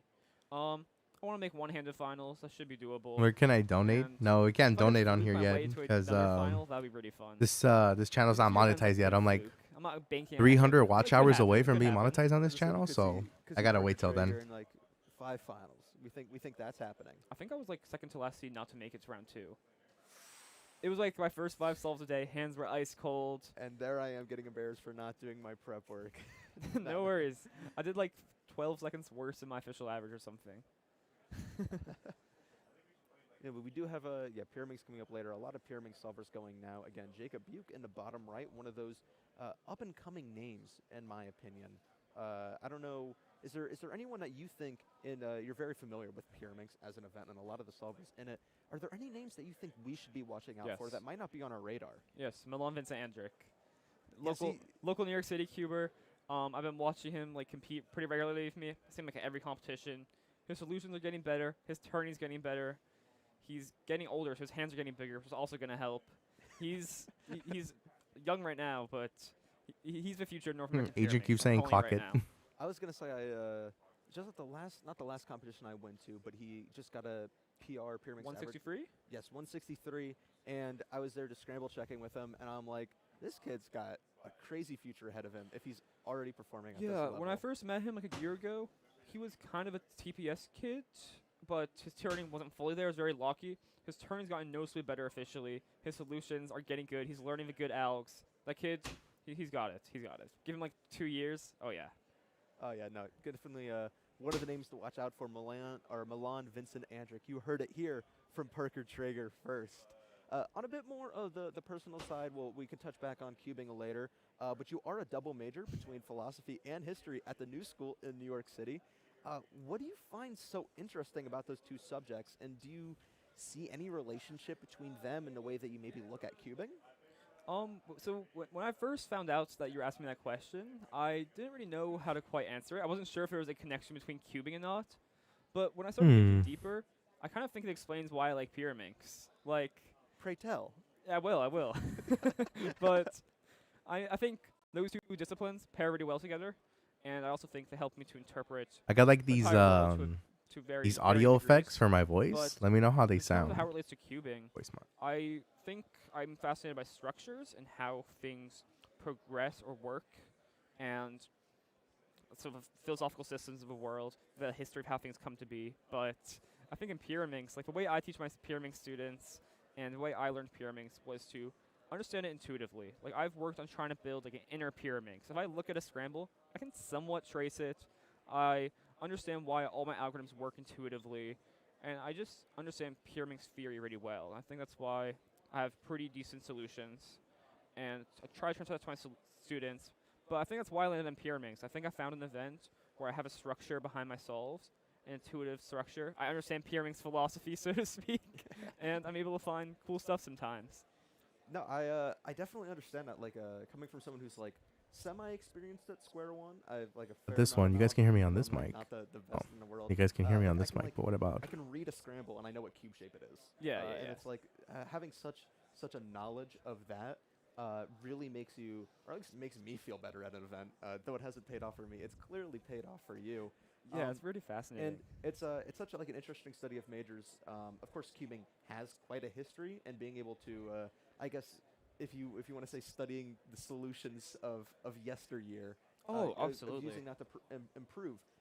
Talking about improvement, Pyraminx, especially with you, how have you found it best to improve, or how have you gotten to where you are? Have you been studying past solutions? I'm trying to. Oh, you can hear me now. Yeah, I think you can hear me. The theory aspect of Oh, it works. algorithms, It works. what do you find works best for you? So, Do I sound better or do I sound worse? That's the question. Let me lower this down so it doesn't sound super loud. I think that's good, which were right? like the first like fancier alg sets. I really made sure I understood everything intuitively, and I didn't take that much effort from me. For some reason, it came a little bit natural, but I understood the logic behind why each algorithm worked. Whether it was me just being able to trace it, visualize the pieces moving together, think of it as two insertions.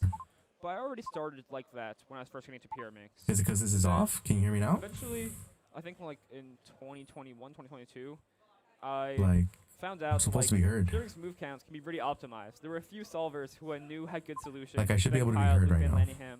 They were averaging like low 10s for move counts. The one with the And I girl? was like, I Okay. want to be that efficient. So I started playing around with like, there's a few websites online which will show you like the optimal solution to a Pyraminx scramble, and you plug in a scramble, shows you like the fewest move solution, and I'll just kind of spend my time trying to understand why those moves work, right? Because a Pyraminx, almost every scramble can be solved in less than 11 moves for the body, not including tips. So in How do theory, I, every move how I should sound have now? a somewhat logical I should sound purpose pretty behind fine it. right now. So I was trying to force myself. I spent months trying to force myself to understand what the purpose behind I each don't know move. why I sound funny or not. I can't hear my Can you keep voice talking over that? on the stream. Yeah, no, you're fine. I don't think it's coming through the microphone. But, That's okay. Anyway. I'm just gonna put this so you guys can hear me. I don't know if this is picking up anything or not. Yeah, do it. Like, how do I sound?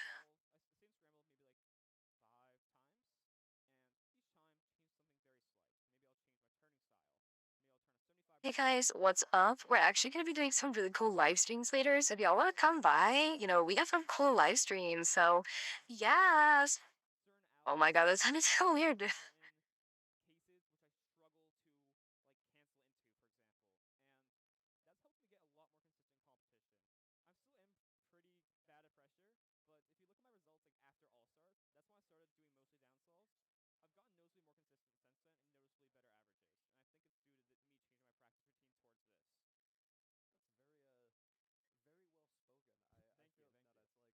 Yeah, it sound weird.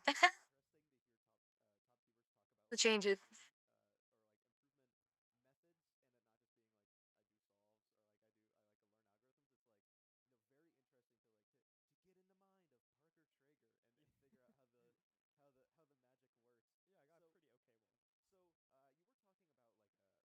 Okay.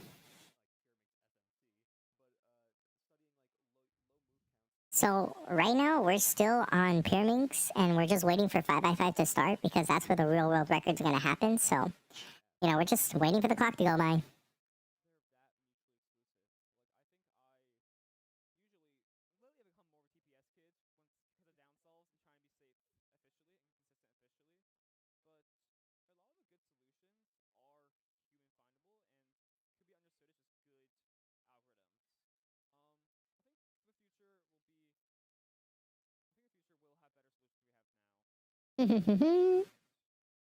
Let's raise it up.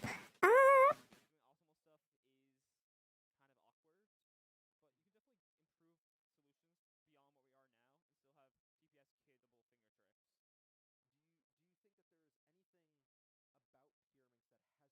What if my voice has auto tune on it and I just talk like I'm the one?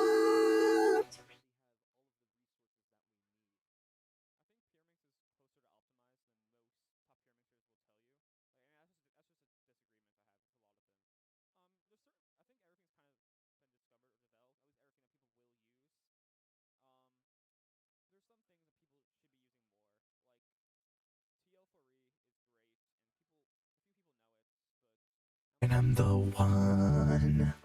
I'm the one. I'm doing this live stream. And I sound like a fool.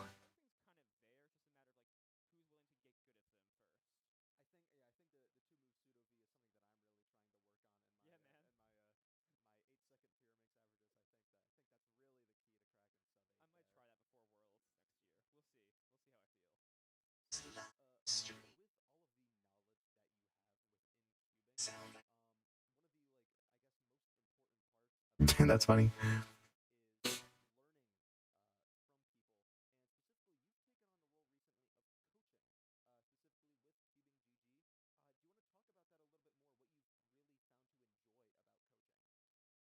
Joseph, keep driving the car. It's the only way. Listen to my voice. I will guide you.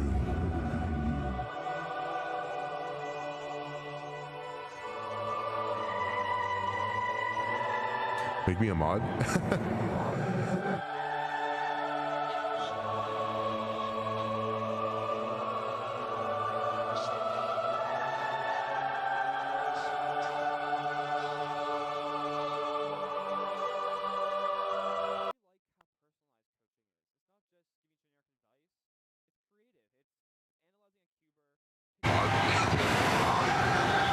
What if I just sound like this? Like a really, really bad,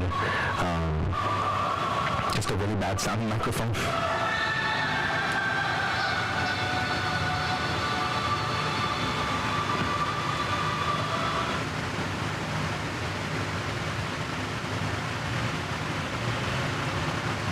Oh, I see.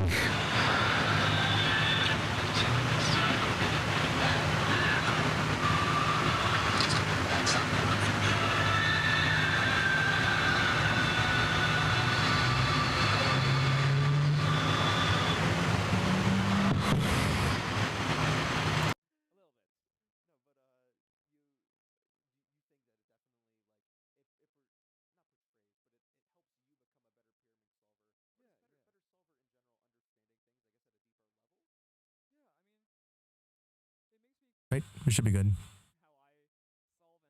Yeah, that sounds good. We'll just keep it that normal, bassy goodness you already know what you like to hear.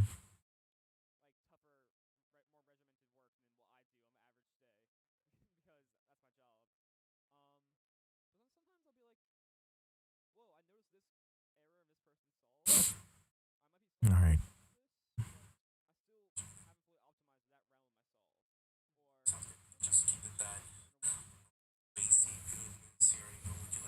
Y'all already know. Y'all already know. Sounds? We want sounds.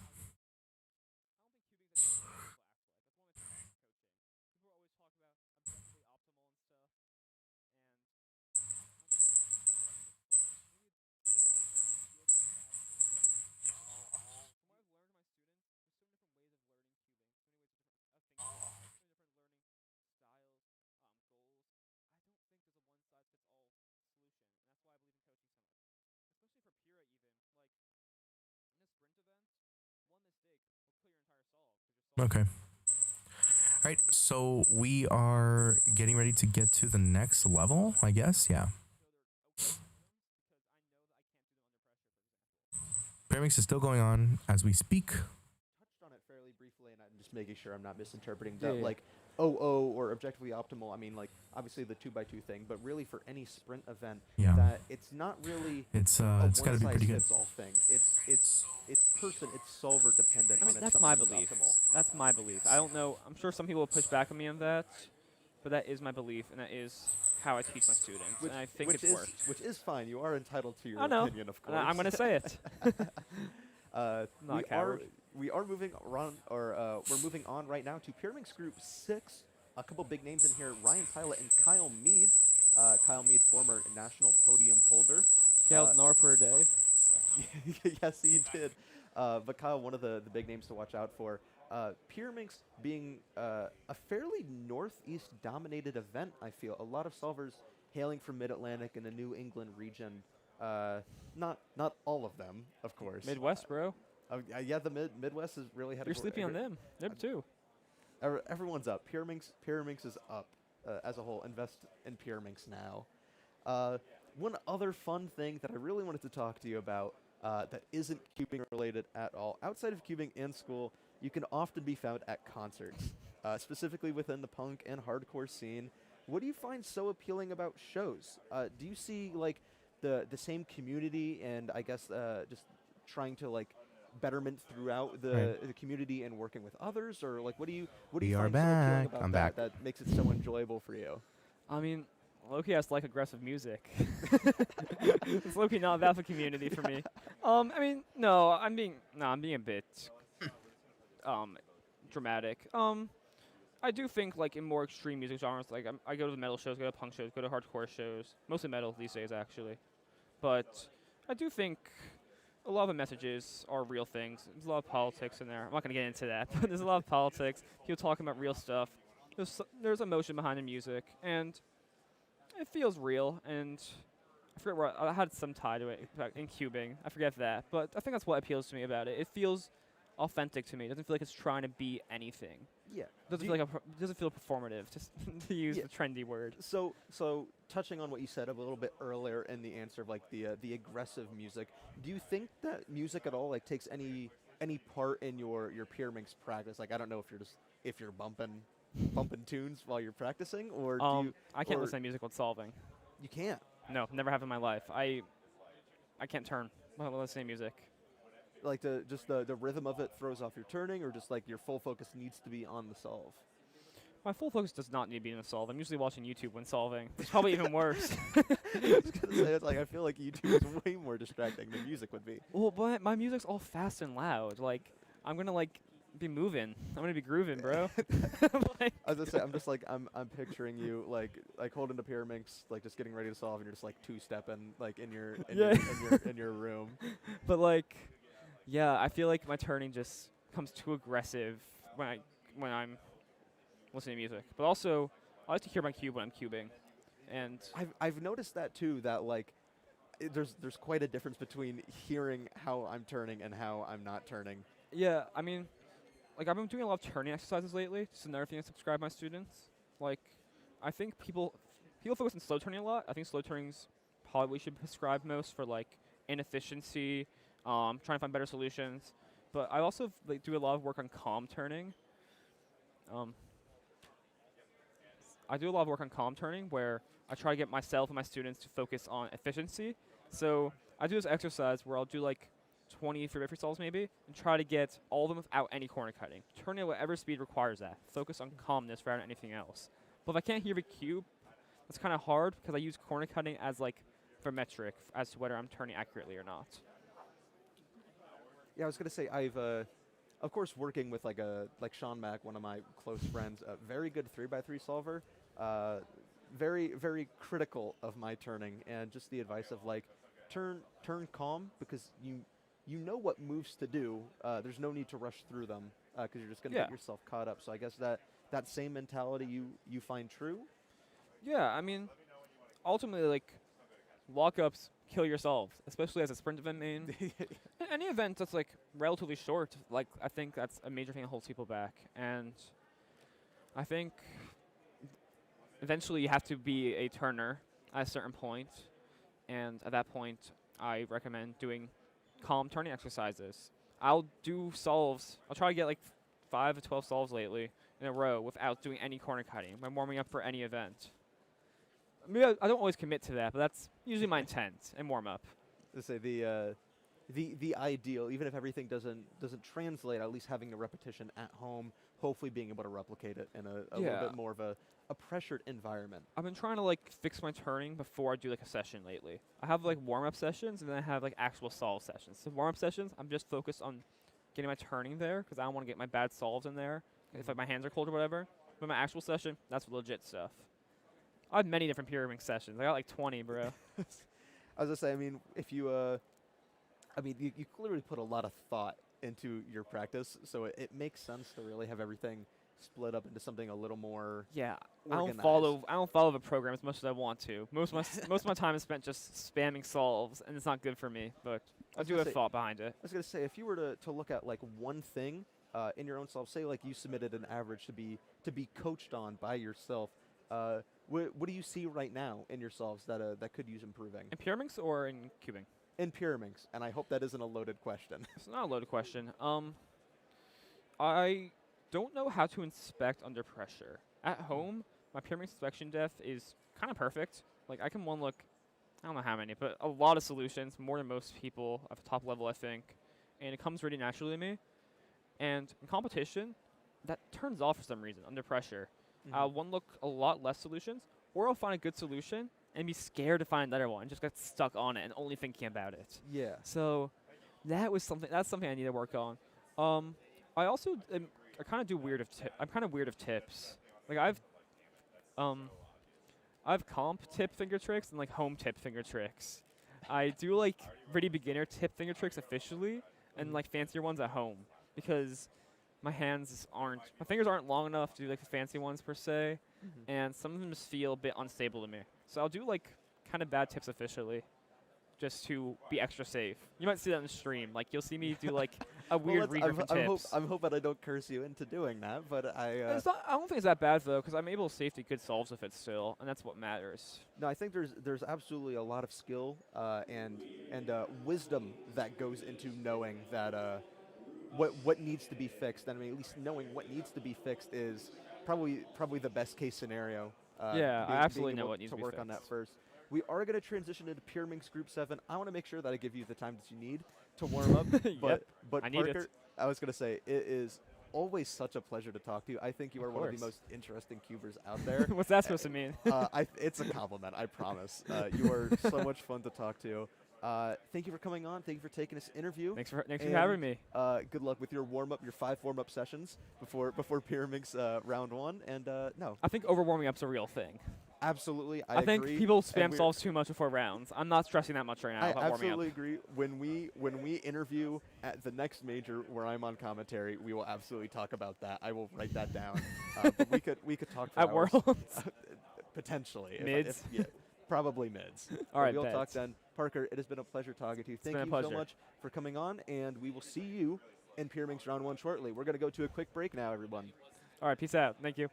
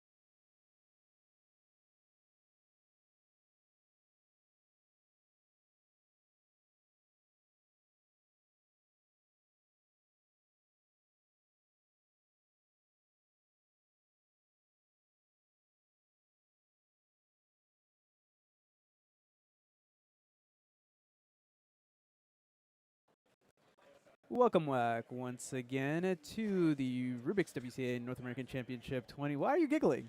You said welcome whack. Darn it. Well, that's my entire street cred gone. I got paid $6 to shut up today, but unfortunately it was 6 Australian, so I don't know how much that's worth. Neither do I. Well, so welcome back to the Rubik's WCA North American Championship 2026 here in Raleigh, North Carolina. Just got to interview Parker Traeger. What a lovely guy to talk to. Yeah? I'm Zach Reidel. Should have introduced us before talking Yeah, about before probably. saying someone else's name. I'm Zach Reidel, joined here with Manu Singh Hall. Hello, hello. Hello. We are right now entering Pyraminx Round 1 Group 7. We did see some big names go. We already saw an amazing average, 157 from Micah David Theus, the fastest average we've seen so far. Right now, we see David... Andron De Silva? Andron Silva. That's where, yeah, I was like, I know the name. I just need to put I remember name to Andron for some reason, Yes, but yes. I think he was an all-star. He was Yes. at the U.S. National Championship Yes, last year. Of course, you had to qualify for that Yes, competition. and he podiumed at that competition. There we go. So that's also why I remember. Now we got big names in this group. David Andron Silva, Curtis Chai, Nathan Ron, Braden Richards, Andrew Mao, Brian Johnson, Daniel Goodman, Jack Hamilton. Andrew Mao being our current reigning North American champion in Pyraminx. Yeah, and I think the Canadian national record holder. I believe so. Yeah, so lots of awesome competitors. We've had lots of awesome competitors already, but we're going to have loads more awesome competitors for you in this group of Pyraminx. As we come close to kind of rounding out our day one at NAC, it's been a pretty crazy day, to say the least. I feel like no ridiculous results. Well, that's a pretty nice result right there. DG himself, 175. I was going to say, nice on the mic and on the Pyraminx, of course. Yes, indeed. Yeah, no, like, absurd results. No world records. Yet. But it's only day one. Yep. We're only about a quarter of the way through the competition. And, of course, I feel like as the rounds progress, as the stakes go up and up, the competitors get that much better. The results get that much better. You can really kind of start to separate the children from the adults. So to speak. You put 800, 900 competitors in a room, you're bound to see greatness happen at some point. There's so many monkeys at the typewriter that eventually Shakespeare is going to be written. That might be the most reach of an analogy I've ever dropped on a cubing stream. It made a little bit of sense. So I think I got give the that point to you. across. Yeah, I'll give you it. Watching Jack Hamilton here. He's from my home state of Ohio. So shout out all the Buckeyes watching. Big pause there, unfortunately. 520 for Jack. A lot of these competitors are looking for the low 2, sub 2 mark. Yeah, so what advances, at least based on the psych sheet, let's take a look at what advances into the finals, because that's really what I think most people are going to be looking at here.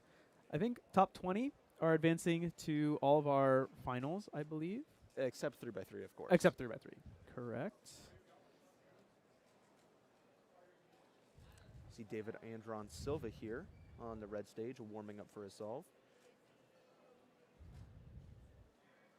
looking at the psych sheet to make finals right now, it's a 176 average, but a lot of these competitors, especially being a sprint event, their PRs are much faster than what they consistently average in competition, usually. So we might see a little bit of a barrier. If I had to take a guess, cutoff into finals is probably going to be around 2.3, 2.4. Okay. Though I think that might still be a lot lower than what it'll end up being. Yeah, I think it will probably end up being a little bit lower than that. Of course, it depends entirely on the types of scrambles that are coming out. David there. Silva, 142 on, I believe, his second solve. Yeah, very nice. Quite quick. Very, very nice.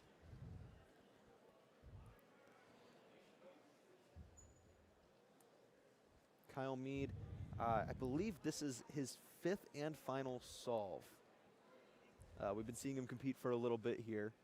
Again, taking all the time that he can to warm up.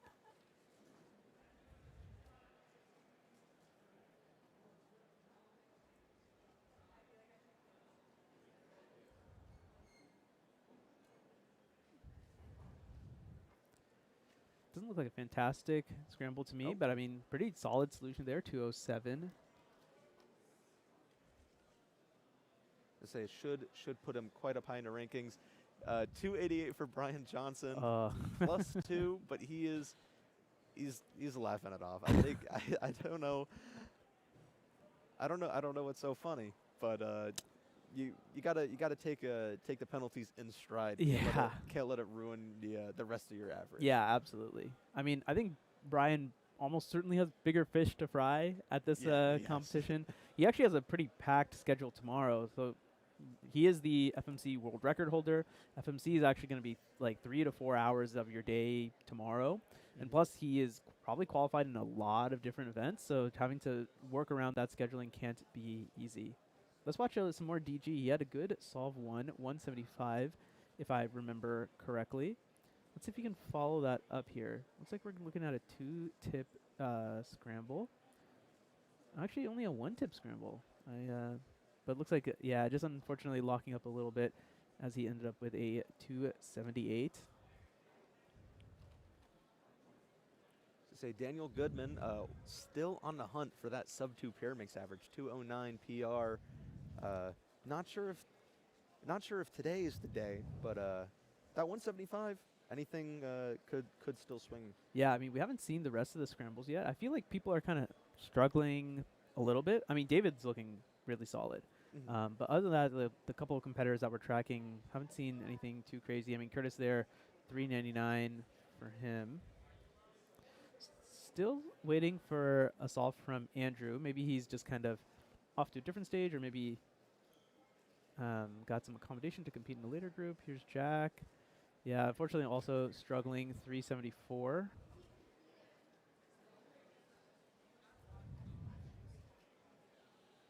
In the bottom left of the quad box right now, David Andron Silva off to quite a hot start. We saw that 1-4. Not sure what his first time was, but still pretty good start. I mean, having a 1-4 in an average leaves a lot of room.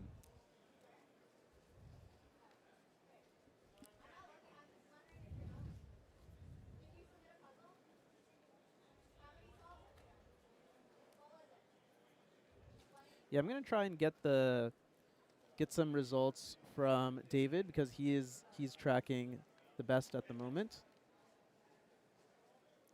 As we're watching him solve now, looks like a 4-tip scramble. Ooh. Drops the cube, 321. It's unfortunate. Yeah, big fumble. He's laughing it off though. He's not sweating it. Andrew Mao, 184. Seems he's competing on the blue stage. Already done one solve.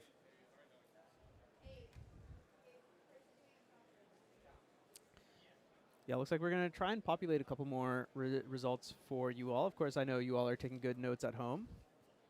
But that way we can just have it in our lovely little graphics.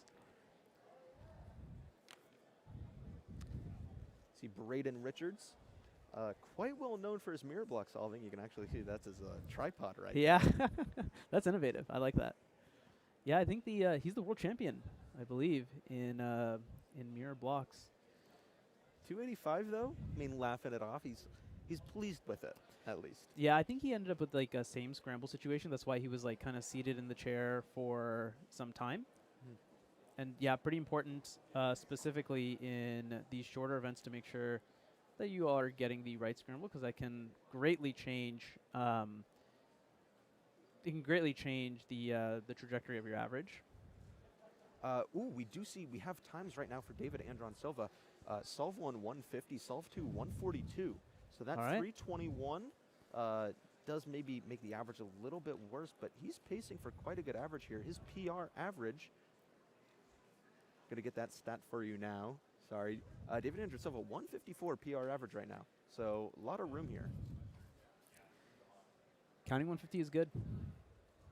195 from Brian Johnson. This is a bit of a good comeback.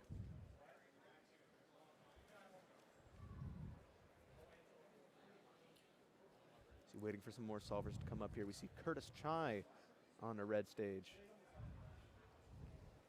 On the North American 2x2 podium at NAC 2024, along with his best buddy Ethan Zhuang. Yeah, right. Very, very historic moment. I remember seeing them both celebrate. It was so cool, but quite a fast sprint event solver. Yeah. So let's see what he can get on this solve. It's a little hard to see the scramble from behind the cube cover, but I feel like the solution is just way too long to begin with. 465. I mean, that's not fantastic. Really looking for something better than that. Back to Braden. Delegate also from Ohio, actually. 4:30 is his solve time. Yeah, also seemed like super, super pleased. He's got on a blue shirt. That means that he is one of the volunteers here at the North American Championship. Of course, not possible to run the competition without volunteers. So you'll see a lot of them kind of like running around in the back, actually walking around for the most part.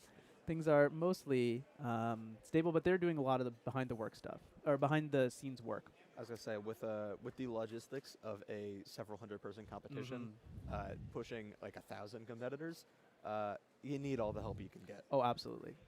And one thing that's great is that these are some of the best in the country. You have to apply.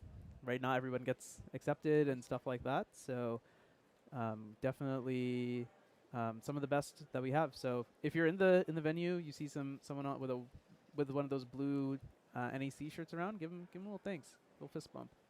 Nathan Ron here, 305. In the bottom left, we have David Andron Silva, but Daniel Goodman inspecting the bottom right. Let's see what he can do. Ooh, fun view. I haven't seen this look before. Ooh, there we go. I like it. Fancy. 344 for DG. Darn. David Andron Silva, top left, currently pacing for quite a good average. Let's see what he can get. Long solution, 246. That's probably going to put him out of PR. I was going to say, that rules him out of anything. Looks like, yeah, it's going to be 179, yeah, there's a 179 best possible average, 239 worst possible.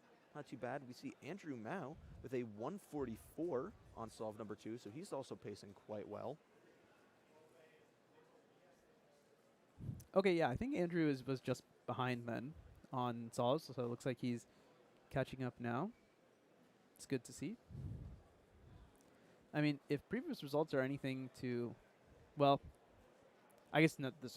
I was going to say the previous results might suggest like better or worse scrambles, but I forgot that these are on different groups. So the scrambles are different per group. Everyone in the same group has the same scrambles.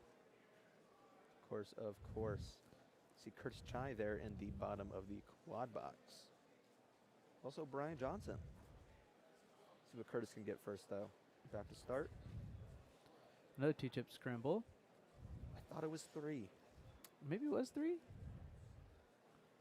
I also don't know which scramble number that is. That is, well, if it's the same one here, that's only 2. 360 there for Brian. Again, laughing it off, not too worried about doing the greatest in Pyraminx. Yeah. A lot more focus into one-handed and FMC and square one and 3x3, and the list goes on. Yeah, it does. I'm kind of surprised at the number of 3s that we're seeing. I thought we'd see a lot more 2s, even if they were high 2s, but maybe that just speaks to the scramble set here. But again, it's a round 1. People are going to use it to kind of calm their nerves, just kind of get settled in. It is currently 5:30 p.m. here in the Eastern time zone. So, you know, it's kind of like getting towards like your end of the day. Of course, we have some more Pyraminx action to come. Then we actually have 2 semifinals that we're going to bring to you tonight before we go into the opening ceremony and regions relay. Yeah, we got a 5x5 semis and clock semis, which are both going to be super interesting to watch. And I'm commentating both of them. So that's going to be awesome. Nice. So yeah, you all will you'll want to tune in for that. 5x5 I think is a really fun event to watch, to spectate. Nice solve from DG. 260. A lot better than his previous 2. Yeah, I was going to say DG, former national champion. Yes. And Pyraminx back into DG Cubes, or DG Cubes days. Yes, yes, yes, indeed. David Andron Silva warming up now. Was pacing really good for an average. Doesn't seem as possible anymore, but sub 2 is still possible, which would put him right now in the top 5 if he is able to get sub 2. So let's see what he can get.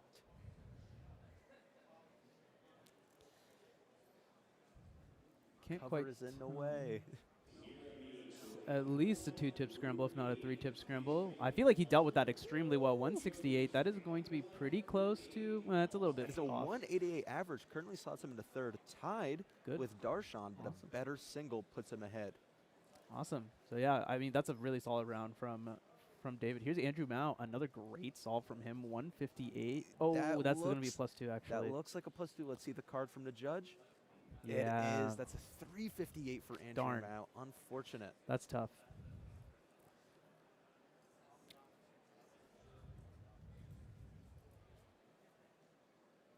Curtis Chai there, 253.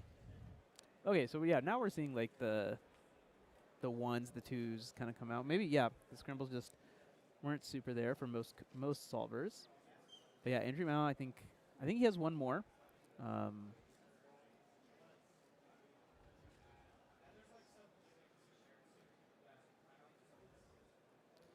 Yeah, so his range is between 171 and 242. 242, I mean, he would have to count the 3. Certainly possible. But 242 would move him down in the rankings, but still keep him in the top 20 for now. 171 would actually put him exactly where he's currently projected to be, which is 2nd place. And while a bad round 1 doesn't necessarily like spell doom, a good round 1 can definitely give you the kind of, let's call it juice, going into the future rounds and days of this competition. Round 1 does, of course, not mean everything. To quote Alyssa Esperaz, who was quoting Keaton Ellis earlier, you can't win the World Championship in round 1, which I think transfers to the North American Championship as well. Yeah, there's like a hierarchy, right? So I'm told. Daniel Goodman going up here. And the next group coming up, we do have Simon Kelman, Michael Nielsen, 2 very big names. Yeah, as well as Mark Gauman, Brenda Dunnigan, Jeremy Loughton, Milan Vincent Andrick, who got a shout out from Parker Trigger earlier if you watched that interview, Dylan Chan and Emmett Dunn. Michael Nielsen being a big name, 2nd at North American Championships 2024, 2nd at the World Championships 2025, with the exception of Worlds 2023. Since North American Championships 2022, he has not stood at less than 2nd place on a Pyraminx podium at a major. That is actually insane. I don't think it is a stretch of the imagination to call Michael Nielsen the greatest major final competitor in Pyraminx of the modern era. Yeah, because I'm trying to calculate this in my head, and that means 4 out of 5 or 5 out of 6 major finals that he's been in, he's gotten 2nd or 1st. Correct. That's kind of insane. That is like levels of dominance that in are a Pyraminx too, which is, you know, not a super like steady event. It's a very volatile event where kind of anything can happen. So to be able to steal your nerves, to be able to do so. Oh, he didn't start the timer. No, he did start the timer. I think he chose to reset it. Oh, okay. After getting not a great solution. Again, not too worried about doing well in Pyraminx, it seems. Andrew Mao here going for solve number 5. Let's see, it looks like just 1 tip there placed in the back.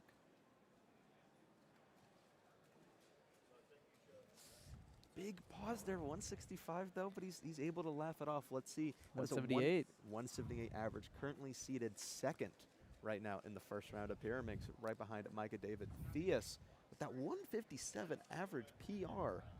Yeah. Crazy fast. Yeah, I think I was told that it was top 20 in the world. We have the rankings. We have the rankings. We can certainly pull it up for you. But before we do that, we are going to go to a quick ad break before our next group of Pyraminx. We'll see everyone back here in just a moment. Cubing and competitions have been such a big part of my life for a decade now. I don't know where I would be without this whole community and organization. So I've met some of my best friends thanks to WCA competitions, and I'll be forever thankful for that experience. So. I don't know where I'd be in life if it wasn't for this community and this organization. You've made me feel all of the emotions in the world. I've laughed, I've cried, but all along the way, I've had the best times of my life.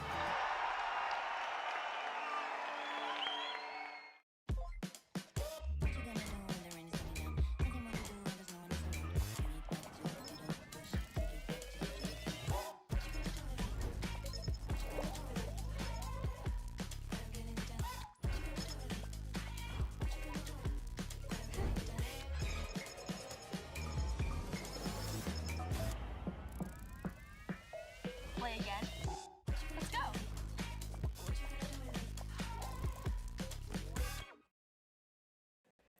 Cubing and competitions have been such a... Welcome back, everyone, to Rubik's WCA North American Championship 2026 here in Raleigh, North Carolina. I'm Zach Rydell, joined by Manu Singhal. We are at Group 8 of Pyraminx Round 1.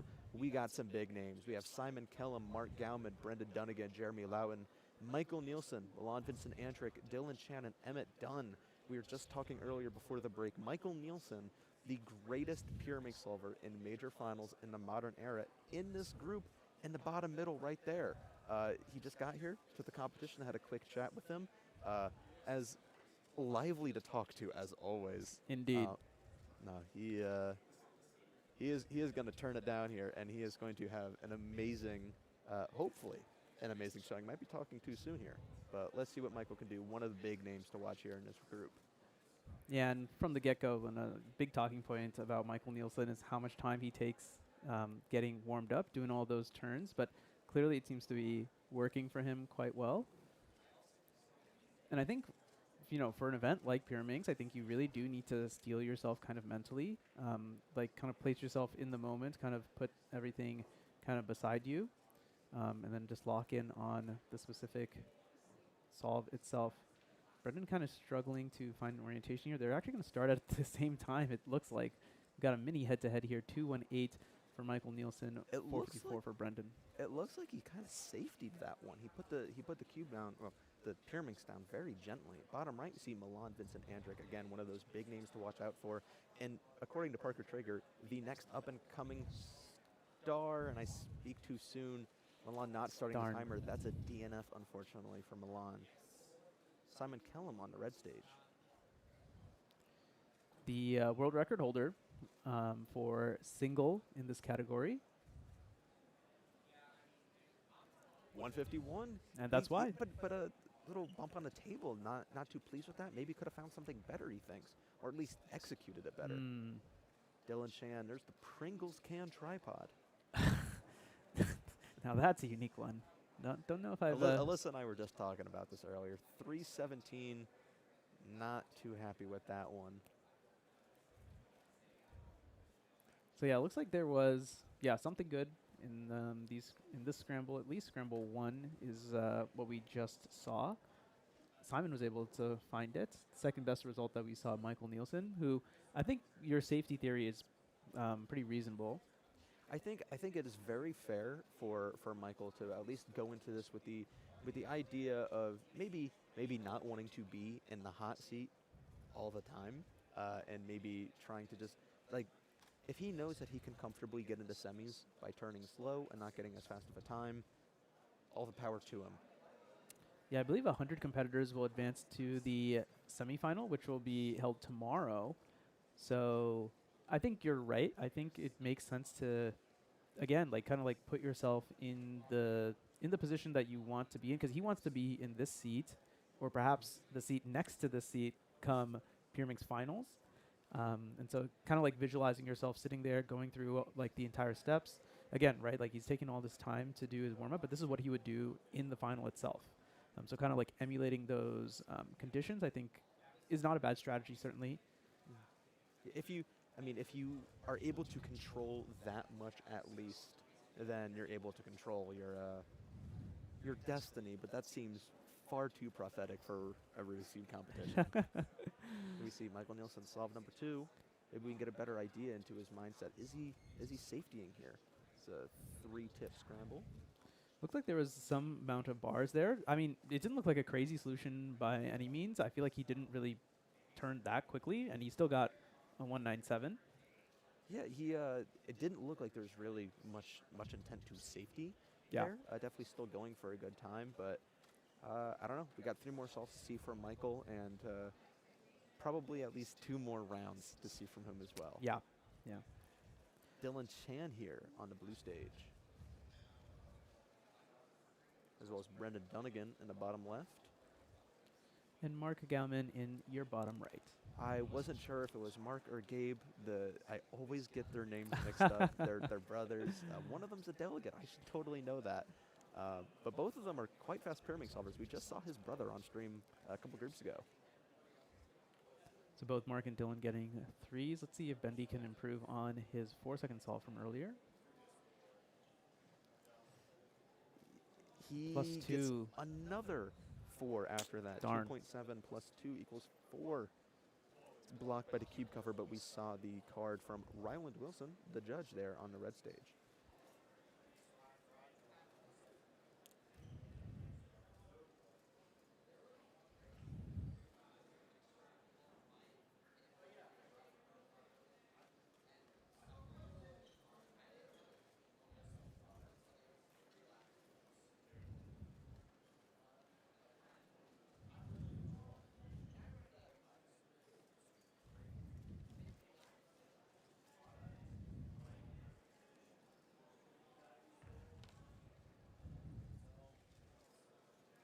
And we do see Michael Nielsen also in the bottom right. Competitors starting here.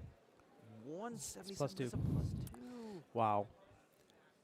And I want to say that that was scramble number 3, so that we might see some magic from Michael here.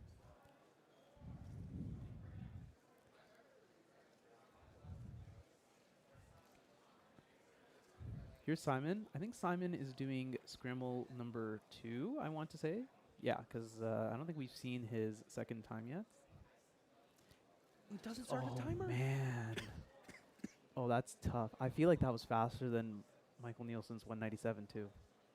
Yes, quite unfortunate there. That's okay. Michael Nielsen is inspecting now scramble number 3. This is 4 tips? Yeah, 4 tips. I think, yeah, he kind of got caught up there a little bit. Not sure if it was like a lockup or if he didn't recognize something correctly in inspection. The 267. Yeah, not the time that Michael's looking for, but I mean, counting right now, 218. Definitely going to be slotting himself into the top seeds of the semifinals, though it looks like to get top 10 right now, you are going to need to be getting low 2, which, I mean, I guess he is. 240 there for Dylan Chan. It's a lot better than the 3 that we had earlier from him. Mark Gauman, 162. Light work and no reaction. I like that. As if it's just bound to happen.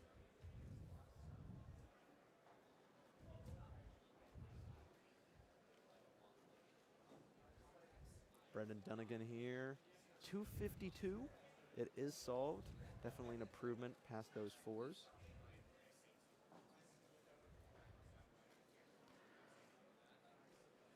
And I feel like that was really locky too, getting that 252.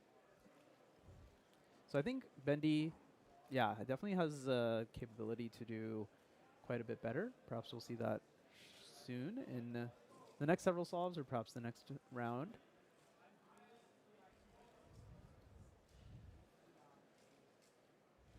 And we see Simon Kellum in the bottom right. With that DNF, a lot of I guess, negative room there. The average could go any way, but any bad solve from here does count. So this is a scramble that Michael Nielsen got 267 on. Ugh, bad lock up there. And I feel like the solution was just a little long. So 338, and he realizes, yeah, that's going to be a counting time, unfortunately. So he's going to want to claw it back just a little bit. Yeah, a little bit of an unfortunate solve 3 there for Callum. Again, that being counting, you got to wonder potentially, especially with the DNF already, missing semis. I mean, it is top 100. So I think he should have plenty of room. Yeah. But it's always something that might just be looming in the back of his mind. Michael Nielsen solved 4, 2 tips. Like it's nothing, 131. Wow, that was really, really, really impressive. I feel like the solution length there was just wonderful. I kind of want to say that he definitely saw, like, to me, it looked like he saw that inspection. Oh, yeah. No, looks like a very, I don't know. I saw at the very end of his solve a big exhale of relief, like a big weight lifted off his shoulders, knowing that his average is going to be quite fast. Yeah, he should be good. 227, worst possible average for him. That's in the top 20 as it stands at the moment. Dylan, 138. Okay, so I think that was on scramble number 4. He was bendy, 151. So, yeah, everyone's finding like a similar-ish solution, it seems like. Glad to see the competitors able to execute well.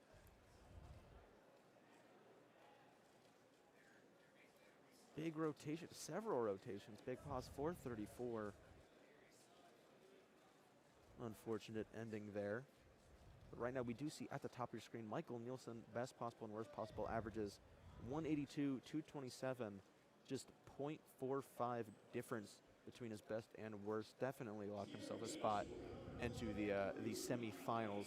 But let's see if he can lock himself into the top seed.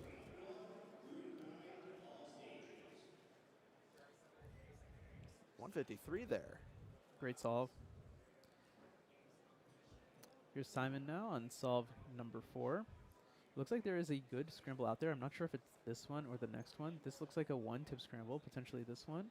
Turned quite well, 135, excuse me. I mean, hand in head.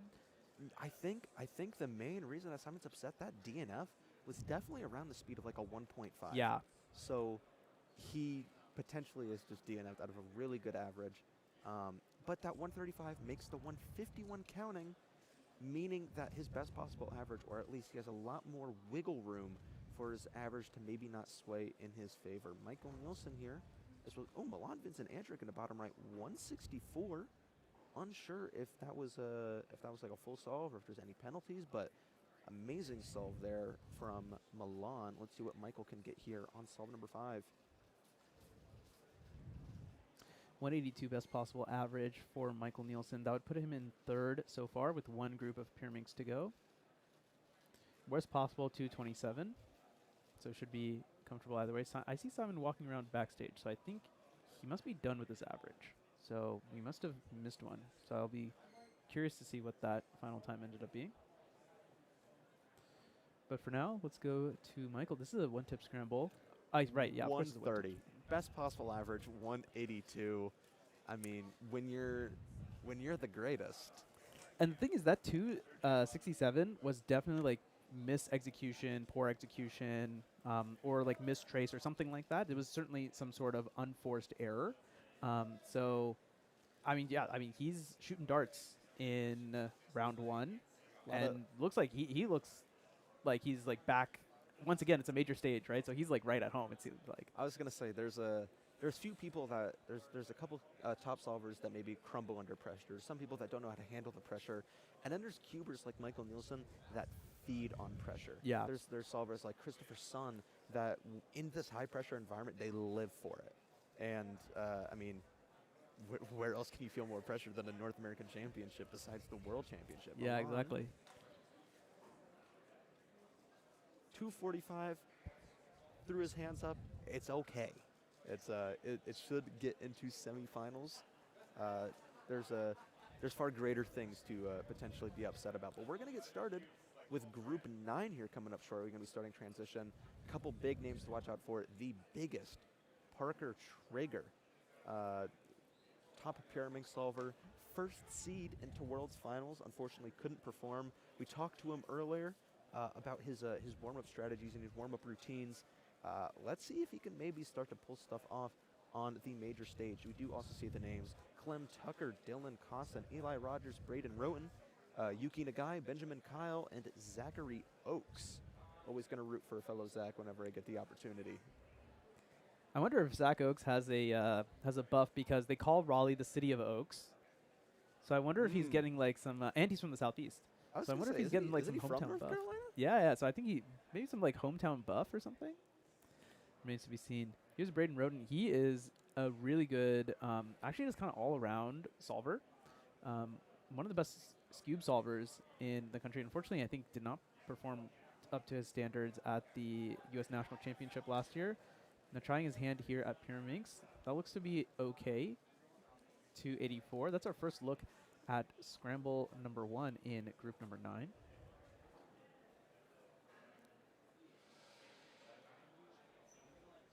And again, we got some big names to look out for here. Parker Traeger, man of the hour, at least man of the 15, 20-minute group that we have coming up here shortly.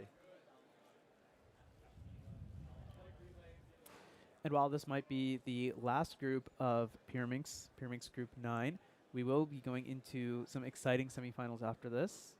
So you want to stick around for those.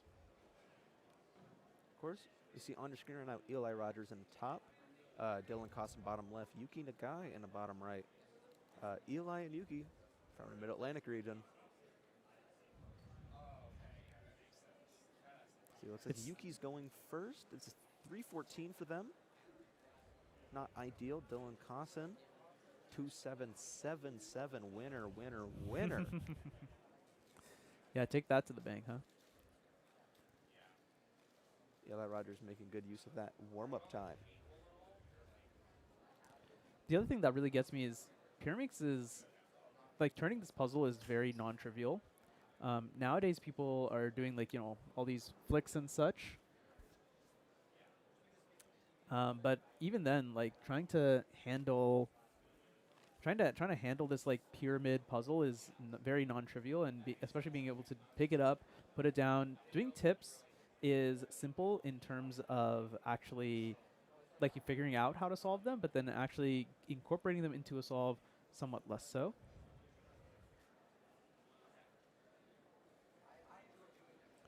So certainly I find people who can turn Pyraminx quickly and efficiently to be extremely impressive. And I hope that's coming across on the camera a little bit as well.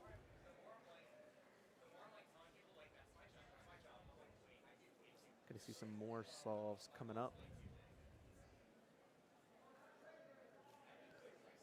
I can hear in the background that Parker was called up, so we should see him kind of slot into one of our 4 lovely quad boxes. Going to take a guess in the bottom right there. We're going to see Parker Traeger in a second. Top left, Clem Tucker.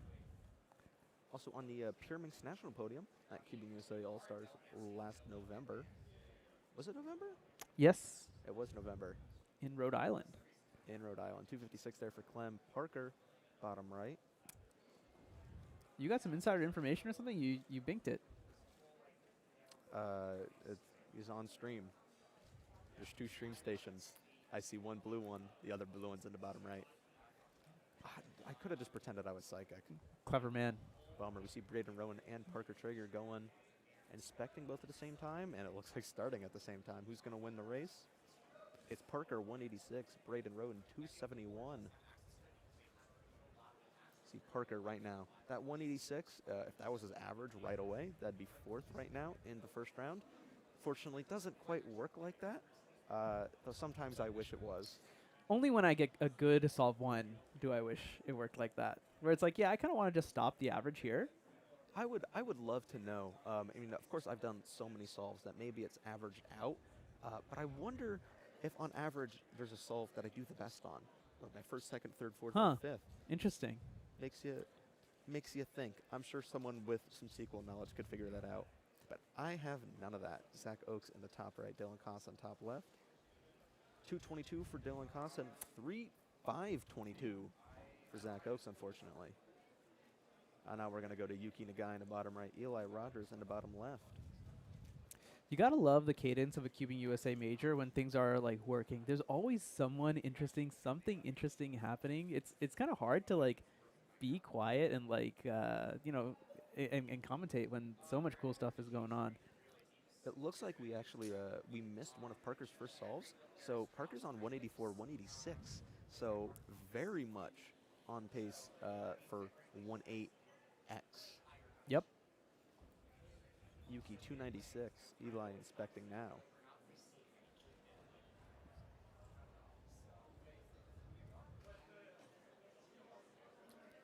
Eli up big in the front. Yeah, just that's what I'm saying. Like the puzzle is like weirdly shaped, and I feel like it's a little hard to lift off the mat sometimes. 304 just kind of struggled in the initial part of the solve. Parker Traeger on the blue stage again. Again, using up all of the warm-up time that he is allotted. Oh, going straight to inspection. Let's see Clem Tucker inspecting in the top left. It's like Clem will start theirs first, 201 for them. Now Parker with 1818. Can he follow it up? 201 for him as well. I was gonna say Twin 201. Both 2015, 2015. Yeah, wow. In 2015, I was 11. I think I learned how to solve a cube that year. Maybe it was the year after. Who knows? I think it was the year after. Yeah, it's everything over 10 years ago is just like ancient history, you know? I mean, when you're 40, I get that. Okay. All right. All in good fun here. Everyone's having fun here in Raleigh. Of course, us even in the booth. Dylan Cosson. You know, he's also an Ohioan. There's a lot of Ohio people who are really good at Pyraminx. Again, I was just talking to Parker that Pyraminx, unless I was talking to you about it, everything fades so quickly. When you're my age, you'll understand. But Pyraminx is such a, I feel like a Northeast and Midwest dominated event. Yeah. That like you look at like all of our top seeds, a lot of them come from our region, like as the region of Northeast. If you split it into a quadrant, everything in the top right, goated at Pyraminx. Yeah. I think that's actually kind of cool. I think it's interesting that regions can kind of specialize and they can say like, hey, like there's just like one person or a couple people who are like, I really like this puzzle. I'm going to get good at this puzzle. And then after that, other people are like, wow, you guys are really cool. And like, we really like this puzzle also. And more people get involved, and that's how like regions start to specialize. And I think that's really, really cool. I think it's something very unique that SpeedCubing kind of allows. The fact that we have 17 official events, 18 official events at the beginning of next year, I think is going to be, like you can kind of pick and choose, and you can have your specialists and stuff. I think it's very awesome in SpeedCubing that we can have regions that are like, yeah, like we are the Pyraminx region. Parker Traeger here, solve number 4. Quick pickup, quick 152 put down. 152, that is the best solve we've seen so far in his average. He is guaranteed sub 2. Let's see what his average calculations come out to. Best possible 174, worst possible 190. So he is going to be at least projected 7th. If he gets best possible, he's going to move his way up into 2nd.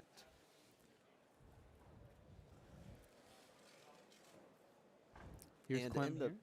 sorry, yeah, Clem's solving, but in the bottom middle, another big face. Let's see what we got here from Clem. Oh, that's a DNF. It's a DNF for Clem, unfortunately. Darn, unfortunate. And yeah, in the bottom middle, we see Dan Smith, the executive director of the WCA. Hey, I saw Dan was back here. He's been practicing Pyraminx quite a lot. So let's hope that he can get a good result. Just one good result. Sub 20? Sub 16. He even got the GoPro to record it. He's smiling. There we go. A little bit of applause for Dan on the stream station. Love to see it. I always love fun-colored formal wear. Like I'm thinking like that purple shirt is so iconic. It's almost as iconic as Mark Henry's salmon suit for any of the WWE fans out there. It is so fun to see formal wear in fun colors, but maybe it's like fun colors. Dylan Cosson, 2727. Braden Roten now in the bottom middle there. So with the DNF for Clem, 228 is their best possible. That will put them, pretty solidly in the top 20 in round one, which is, not too bad for your round one results. If you are kind of using round one to gauge, okay, well, if I'm in the top 20 in round one, maybe I have a good chance to make it into finals, then, I mean, being in your, like, 15th-ish place, like Clem could end up in, if they get best possible, is a good sign. Yeah, again, still have yet to see Parker's last solve. I mean, a lot of potential there. 152 is not a hard time to beat.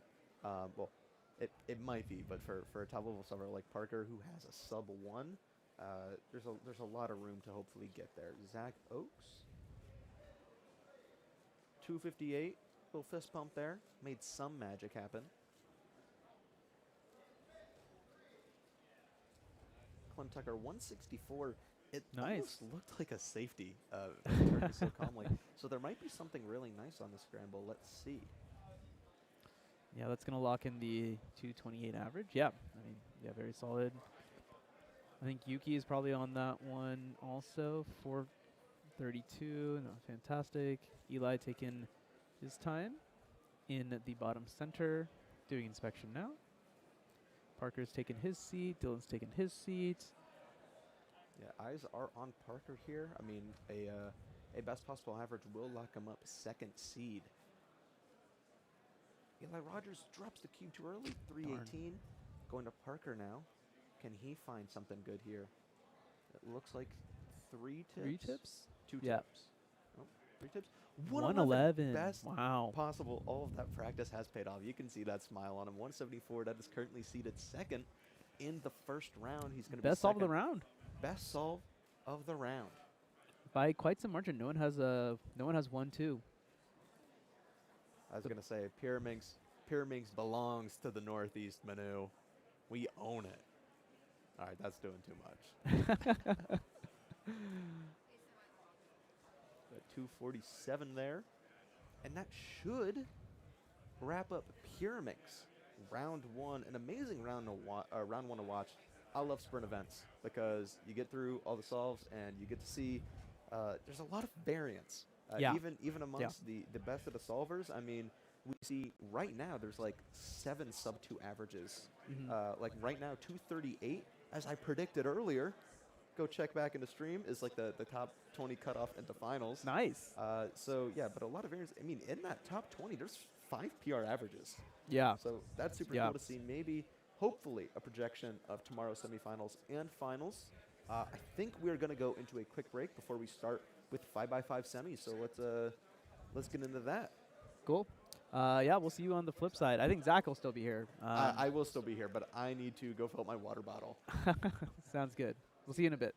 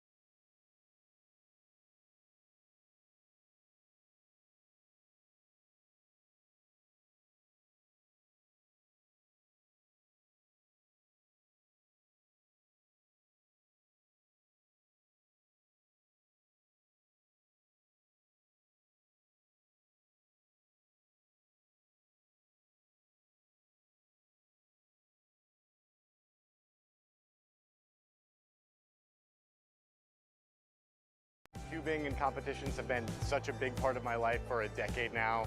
I don't know where I would be without this whole community and organization. So I've met some of my best friends thanks to WCA competitions, and I'll be forever thankful for that experience. So I don't know where I'd be in life if it wasn't for this community and this organization. You've made me feel all the emotions in the world. I've laughed, I've cried, but all along the way, I've had the best times of my life.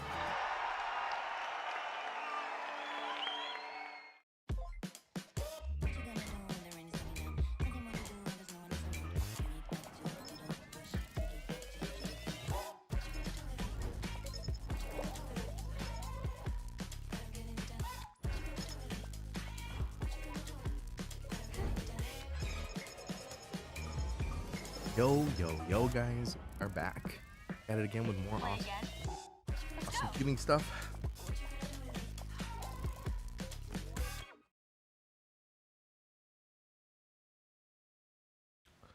And we're back. We're back, folks. Sorry about that. Took a break.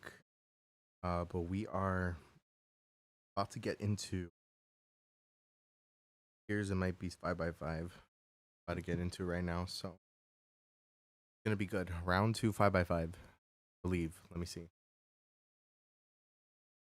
I could be mistaken. Welcome back, everyone, to the Rubik's WCA North American Championship 2026. We're still here lagging. in Raleigh. We've now gotten through some first rounds of the day, and we're ready to get started with some of our first semifinals of the competition. We're starting off with 5x5, which we brought to you first today. We're going to see a score of over 60 different cubers, mostly the same 4 on the front 4 stages, though. Compete for 20 spots in the 5x5 final. We're going to start off with the one and only Max Park. Who's number All right, Max is going up, guys. This is going to be really exciting. 39.29 average. Oof. Obviously, you know him well at home. This a 12-time world Has to be champion good. in various different events, multi-time 5x5 national and North American champion winner. In that long spiel, you forgot Max to is, introduce us. Max is I'm definitely locked in for Carl, this. Joined here with Zachary Miller on play-by-play. We're going to give you the rundown on this 5x5 finals. Big names to watch out for. The two we're tracking, Max Park and Maddie Hiroto Inaba, two big names going into this final round. Max seeded first, Maddie seeded second. We also have names to watch out for. Henry Lickner seeded third, Arhan Serene and Omar Elaban seeded fourth and fifth. Carter Thomas seeded sixth going into the semifinal. Yeah, Carter Thomas is someone that's been making a huge move. Okay, in the 38 big cube seconds. scene, but It's, Max Park it's not starting bad. off with a 38.45. We also got some other competitors going. Kevin Hayes, one and only. Only starting the out with top 20 can make it to the 45.95. finals, He's still guys. got it. He's still got it. He's still got it. Maddie Hiroto Inaba, another face we're going to be watching in this one. He's seeded in this final, I believe he's seeded third or fourth. He seeded second into this final. Or in the Second semifinal. into this round, fourth on the psych sheet, former NA champion in 2022 from Hawaii, currently living in New York. Looks like we'll be watching the cube come up here, 43.18 for his first of the day. Not the fastest solve that we have seen this final, but one of the fastest we have seen across all the times that have been put into WCA Live. We are going to have live data entry, which is super cool, so you can check out on your own, or you can Everybody's look at the top locked left of the in. screen, see an accurate representation of all times incoming. Arhan Serene will put down a 40.84, the current Canadian national record average with a 41.54, so that is pacing. Off stream, Christopher Sun, 46.9. Pretty good results rolling in for everyone. And 42, Enrique Oviedo, okay, who we 42. talked about earlier on stream with. I interviewed him. You know what? earlier, 5x5, this is pretty intense, actually. his I'm first. not going to lie. Henry, 42.37. It's actually pretty Henry intense. Lickner, someone who's very well known in the community for his big cube solving. Doing very well this competition. Came into this competition seeded second, most likely at this competition to podium in the silver medal position. Carter Thomas still going. It's a little hard to see under the table, but he'll get a 45.31. At least shrugging it off. Here's Omar Elaban. He's another extremely fast Canadian solver. We were also talking to him earlier today. These people are really, really fast, 5x5, guys. it's a lot of these solvers have now fully switched over to Yao. The only exception is Max Park. He's still is still a very heavy reduction user at this time. But many of these solvers now use Yao. And Omar is definitely one of them. Looks to be pacing quite well Couple on big his last pauses two. there, but looks like a lot of the cube is solved going into 3x3 stage. I think he's just left with an edge parity. No, not quite. And he'll have a PLL to finish 45. with a 45 plus 2. Just didn't put the cube down right at the end. Oh, it's actually, oh, never mind. They put up the wrong card. It's still a plus 2, 45-24. Just as he was doing that last This is move not with good, the guys. R This perm, is not good. He did an R2 instead, so we'll get a 47 there for Omar Elaban. Off stream, Jack Pfeiffer, 38.84, just 0.39 slower than Max Park's first solve. Wow. That is an electric start there for Jack. Let's see if he can keep that momentum rolling. Jack throughout the rest of Pfeiffer's this. current PR, 38-36. So very, very close. All right, Max but a is coming very up for good start solve number him. 2 of Speaking of second Max round Park, 5x5 Speaking of World Max or Park, bottom left of WCA your National screen there, Championships. hopefully moving into the top Any soon. exciting? Okay. The name Max, to watch. I mean, what are we you going to did bring see to the table? Last North American Championships. Can he get us a record? 5x5 semifinals. Ooh, Max what if he Park gets got us a world record, guys? What if And I'm not record? putting That'd be pressure on him insane. to perform again. Oh, yeah. But if it's any time that's going Here we to go. happen, why not now? Exactly, exactly. These are the moments we live for here. World record or some sort of I feel record nervous. here I would feel be nervous. incredible to see again. If he can do it 2 years, if he can do it 2 times in a row, it'd be incredible to see here. And if it would be anyone here, it'd be him. Also see in the bottom left of your screen, Matty Hiroto Anaba inspecting his cube. We're going to keep eyes on Max Park, though. Going to get done before any of these other solvers. Looks like he's making some great pace on those edges. Looks like he's got about 3 or 4 left as he's going into his last few edges here. One of the many amazing skills that Max has. Some of the most incredible look ahead I've seen of any cuber on this planet. Yeah, but it's a big We're gonna hit the pause 40s? here during 3x3 stage. 40, 40, huh? 08. I mean, that's Even still with all faster his than most pauses, people, so still an incredible it'll be okay. So they still, I mean, I'm not worried about fastest Max not times that hitting we've top seen 20, so but far in the pack. Yeah. The only person with a solve faster than that. crazy Matt how Pfeiffer. fast other people are as well. One of the most insane videos that I've seen is just an over-the-shoulder of Max Park solving slow motion. It's just crazy to see how fluid and smooth. Like, the turning doesn't look fluid and smooth, but the solve itself is just flawless.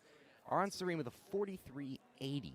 Still doing pretty well in terms of his current pace. He, remember, the Canadian national record, his current PR. This is where it's intense, guys. 41.54. All right, Max hitting. He's still in first place. I don't see Kevin Hayes. Oh, no, he's right there. So yeah, that's what Kevin we're Hayes talking about, at the the story is 16th Max place right Park now. with this At solve round number and 2. final that will be Not looking coming too up. good. I don't really want him to get out. He's kind of an icon in But, the cubing world, but it's pretty much his title to lose. it's gonna come down to some of the stuff. two-time world Jack P in doing 5x5 better will than pretty Max much right now have a with a straight shot to gold unless someone, 38.84, like, but he hasn't done his second solve yet. rudely rolls the Could be floor, right? maybe we'll see So Jack P take it in the finals. It's just a matter of who's going to make it, who's not going to make it, and who's going to put themselves in the best position going into this final. As I say, right now it's looking like the top 20 seeds. We're looking around the sub 50 mark to make it into the final. But we got a lot of. For those of you guys that are tuning in right now, we are looking at 5x5 round 2. Only the top 20 are going to make it onto the finals tomorrow. And so far, it's looking like Max is already going to make it. Kevin Hayes, I'm not so sure.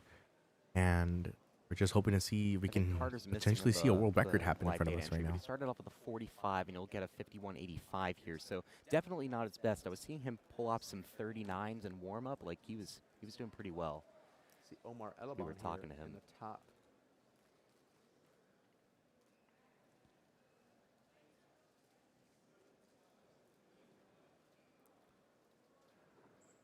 Really good pace as he works through that Yao-duction. Probably see him move to edges very soon after he finishes that last cross edge Now it's a at about flip. 22. Yeah, flip at 22. That's what we're going to be looking at for all these Yao solvers when they rotate the cube to start working on their non-cross edges. Omar looking at 3x3 stage with an edge parity, finishing up that last pair now. Moving into PLO, we'll knock down a 41.99. Not bad. Not bad at all for Omar. We do have Jack Pfeiffer, 42.25 on his second Oh, solve. that's so good for him. He's pacing. Yeah, he Remember, is- guys, Jack Pfeiffer PR'd last at All-Stars, where he got bronze. 42.57 is that mark for Jack. Yeah, And right now, it's looking pretty good. No stranger to these high-pressure environments, Yes. especially with that that performance there at All-Stars. Max Park going here for solve number 3. One thing I know that Jack loves, he loves Max performing Park for a going crowd. in right now. In Solve terms of number his 3. I was just talking to Manu. Some solvers crumble under And pressure. he's so some people fast, it's feed on it, insane. though. And I mean, Yes. again, the names Michael Nielsen, Michael Christopher Nielsen, Sun, yeah. But Jack Pfeiffer definitely. Yeah, Jack Pfeiffer is definitely one of those cubers that just loves pressure. I've seen it firsthand. He loves being on good pace. Let's say a few pauses for Max. He was a little lower than we would expect. I don't think we have access to our overheads today. But looks like he's starting to finish up with his 3x3 stage now. 37.72. Pretty good for Max. That will count that 38.45. So he is currently right now with a mean of under 40 seconds right now. So he is getting some pretty good times here. Not as well as we usually know he can do, because he can knock down 35s and 34s. In fact, his current PR average is sub 35, the current world record. Or the NAR single and average, because Timon Kolshinsky exists, excuse me. But Is Timon not here? his former world records, I should say. Wow, Timon is not going to be here. That's crazy. Madi Hiroto Inaba looks to also be finishing up his 3x3 stage right now. On the 42-second mark. And you'll pop the cue back up with the 44.96. Quick little head shake there. Not too displeased with it. At least doing consistent. I mean, a 44 average will see you very well going into finals, so it's nothing to really be too upset about. Henry Lickner now going on solve 3. Started off 42.42. Looks to not keep that up, but a 44 will keep it consistent. Going to be one of those top names going in. Yeah. Almost guaranteed in the finals, barring 2 DNFs back-to-back. Yeah, Henry is going to be someone I'm watching this entire week. I'll name my kid He doesn't really WCA. have a lot of rounds, but he is someone who's very capable of competing under pressure, as we've been talking about a lot. He hasn't competed a lot since Worlds 2025, but when he's competed in his limited sample size, he's been doing an incredible job. And it's clear that he's still been maintaining his skill, and he should still be easily a podium favorite for this weekend. Of course, we just saw 43 there from Arhan. 46 seconds. From Not Carter. bad. Bit of a head shake, but it does Not bring bad it at back in. all. He has a 51 right now in his average. What which the will heck? loom over him. Remove 5 blind, add Pyraminx. Heck no. But he's I not love one all of the these blind taking it in events. stride. He's not really We are too not worried. removing 5 Practicing blind. big cubes a lot as of late, so definitely looking to really prove his worth at this competition. Exactly.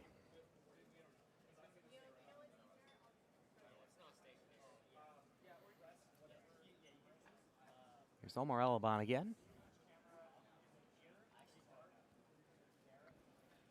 As we said earlier, we're going to really watch for when he transitions from finishing the Yao duction, the centers and the cross, over to his edges. Looks a little bit later than his usual. This time he flips around 24. So unless his edges catch up here, which it looks like these are pretty decent pace, it's likely going to be somewhere in the mid-high 40s. We do see. Look at that off-screen, 3x3 stage. We'll let him finish up here. Going to be a 45 there from Omar. Jack Pfeiffer off stream 45.7 as well. Counting right now just that 42.2. Not bad, not Has a bad. 38. It looks like no one else in this final has a sub 40 except Jack Pfeiffer and Max Park. Yeah, there's a few other cubers that are pacing pretty well. Brendan Dunnigan has a 43, 46, Oh and my God. 43 Hey, right good. now. Kevin is still in the top 20 As well as Christopher for now. Sun, 46, 44, 43, getting better each time. Jerry I considered a Kevin Hayes Glazer? I don't know. He did PR in the first one with a 44.95, and it looks like he could end up being on pace to break it again. Kevin Hayes has also finished his 4th solve, currently pacing around a 47 average with that 45-45 on solve 4. We'll see how he does. Luke Garrett also pacing really well, 40 single, and just got another 44, so he'll probably be pacing for sub 45 now. As we wait for our next few solvers to come back up, here comes Max Park again on the red stage. Oh shoot, we got Max Park. Good look at him. We might coming go in to and dual solve camera number here. We got 4. both Max and Maddie going at the exact same time. Also, Henry Lickner in the bottom right, definitely a name not to be ignored. Magic the Gathering cards just got here. Here goes Maddie. He'll take the cube under the table for a little bit here. He's someone that's very efficient with his solving, very particular, loves to improve. Jack Pfeiffer in the bottom left there. Everything is out of reach for me. Again, one of the big names to watch out for. One of the few people in the semifinals that looks like is really contending with Max. Yeah. Brendan Dunnigan with a 39.98 on his fourth. That leaves him with a 42.16 best possible, 44.48 worst possible.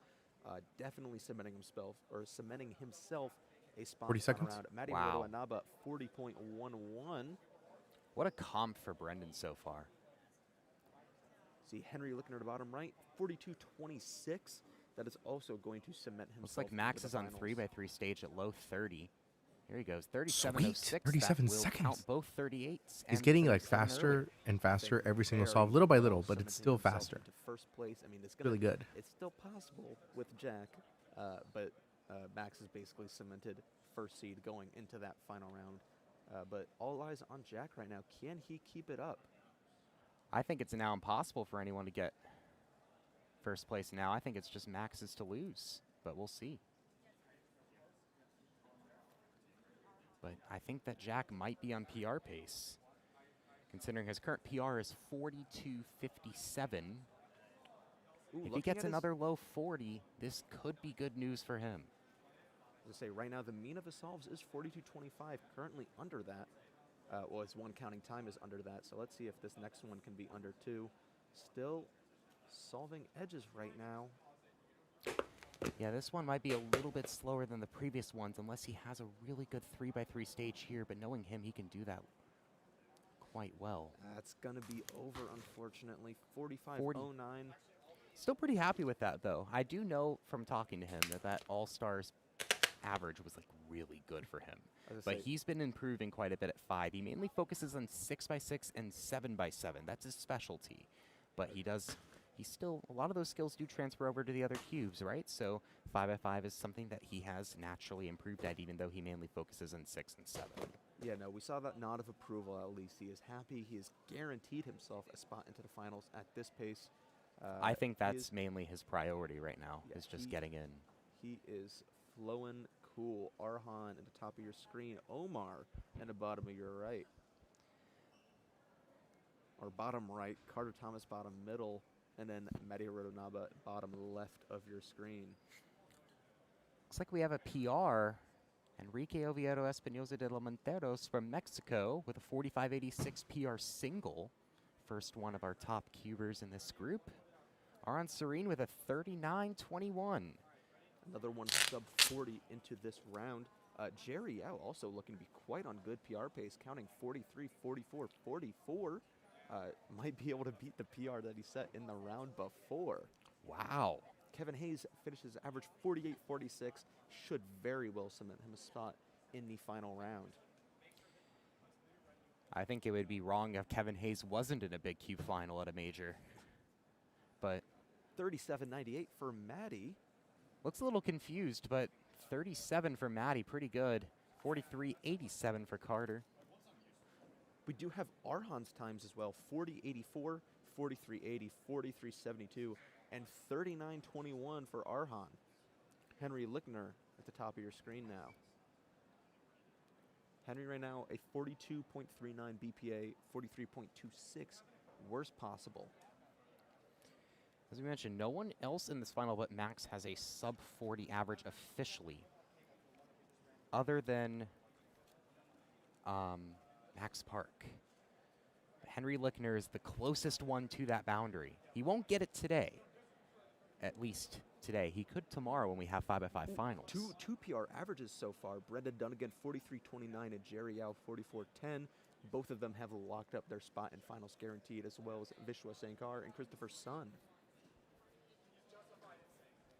39.34 for Henry Lickner. Gonna end off his average on quite a good note. That should get him at least third. Christopher Sun finishing off with a 46.69. Vishwas Sankar with a 46. They're both guaranteed in.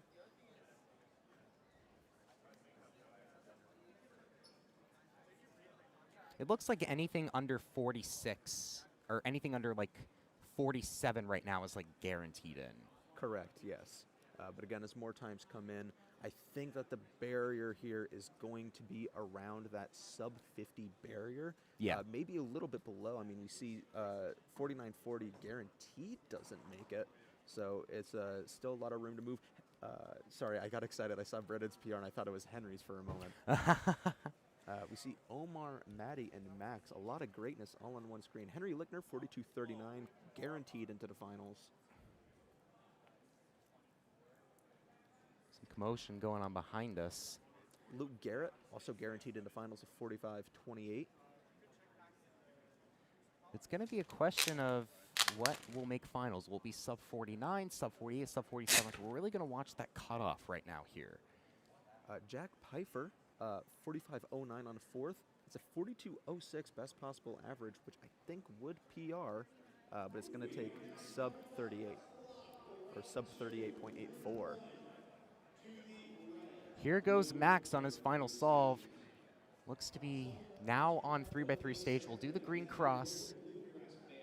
And he'll finish off with a respectable 37.57, so that should cement him with a low 38 average. We're going to watch Arhan Serene as he comes back up here. We do have another national record watch, Zach. 39.92 will get him Canadian national record and a PR.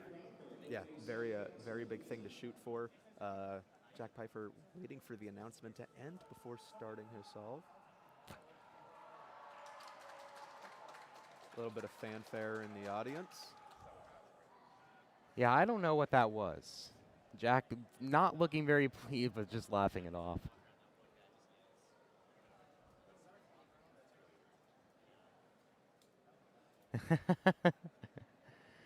I'm not too sure what that was.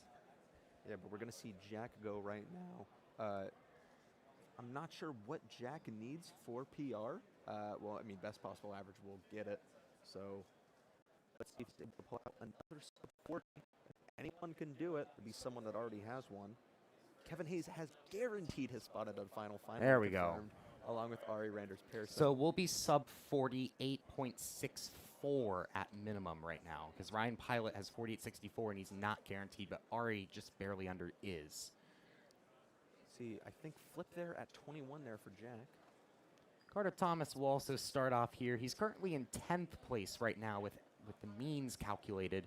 So I think his WPA is 47.8, so he is guaranteed in the final. Just needs to, hopefully he can finish off with a clean solve. Looking really good, guys. For those of you that are tuning in, we're looking at 5x5 round 2 for National Championships 2026. Guaranteed to make it into the next round. It's nothing to be upset about.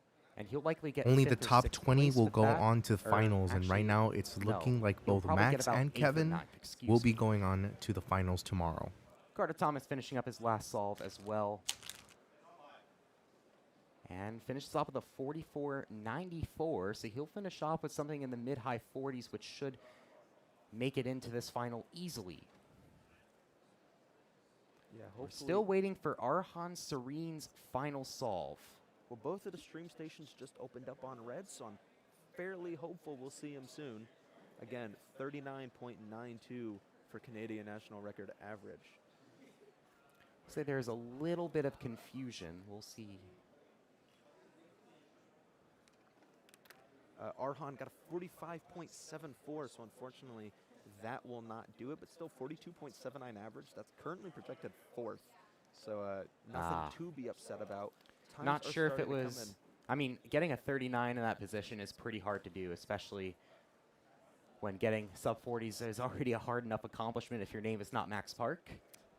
But it looks like you got to be proud of that if you're finishing 4th in a major championship semifinal. It's looking like we are about wrapped up here. Just a few more results to be entered in to WCA Live. It looks like the cutoff for this is going to be around the mid 49.5 mark. I guess not really mid. It's just a 49.5 second mark. Yeah. Kind of as expected going into this final. But the podium is pretty much guaranteed for the top 4 seeds. Or not a podium, the top 4 seed stations for the final. You'll see Arhan Serene at station 4, Matty Hiroto Inaba at 3, Henry Lickner and Max Park taking the top 2 stations in 5x5 finals tomorrow. I was going to say, very good showing there from Henry, holding on to that number 2 spot. Not that he hasn't shown that he can hang with the best. I mean, he has, but super cool to see. Also, 2 PR averages in 5x5 semifinals. Jerry Yao, back-to-back PR averages at this competition, could be on the up and up. Yeah. So here's some of our final results. We're still waiting for some of those other results to come in, but we're just talking about Max Park getting a 37.91 average. We'll take the number 1 seed going into this final. Henry Lickner, Matty Hiroto Inaba, and Arhan Serene falling behind for 2nd, 3rd, and 4th. We'll take the top 4 stream stations going into the final. Brendan Dunnigan and Jerry Yao putting up a 43 and 44. And now we're starting clock. We're very quickly transitioning, though. Yeah, we are on to clock semifinals. Oh my Things to watch God. out for Alessandro, Jonathan Wang, Brendan Dunnigan, Volodymyr Kapustyansky, Ethan Zhuang. Just a couple names to watch out for. We're going to keep track of all the results and get everything to you as soon as possible. Already have a 248. PR. CJ Dresdner, 347 single on one of the Right, side we stages. are in clock Quite fast. round We've got a lot 2. of fast solvers in this group 2 to keep an eye on. Rex Osvath starting out with 728. And this is the final event of the day, folks. Oh, Yeah, unfortunate there. that's kind of a good thing, I guess, for those of you that don't want to be here the whole time. For Zach Shaw, is it good? Yes. Yeah. It is okay. Really good. It's always a little hard to tell until they flip it over, but here's this- the one this- and only Brendan Dunnigan. This starting scramble seems to be fairly good. There is a center edge skip, meaning that 7 simul users get to skip at least 1 D move. Brendan Dunnigan being one of them. So let's see if he's able to find anything cool here. Reigning North American champion looking to defend his title. Was also the runner-up at Worlds 2025. Has had a lot of great moments in these high-pressure situations, as we were just talking about earlier. This is definitely a competitor who loves a good amount of pressure. So let's see here. Looking at the scramble, there is just the 1 D move skip, but let's see what he can get on it. Bit lucky, 323. Oh, it and looks it's like he a started off with a DNF. Yeah, that's gonna be. That's the second time today he started off with his worst on 1, most likely. He started off with that 6-second solve in the first round and had to safety, and it looks like he's gonna have to do it again. Yeah, I was going to say, that is not a position you want to put yourself in a semi-final here at a major. But again, Brendan thriving on pressure.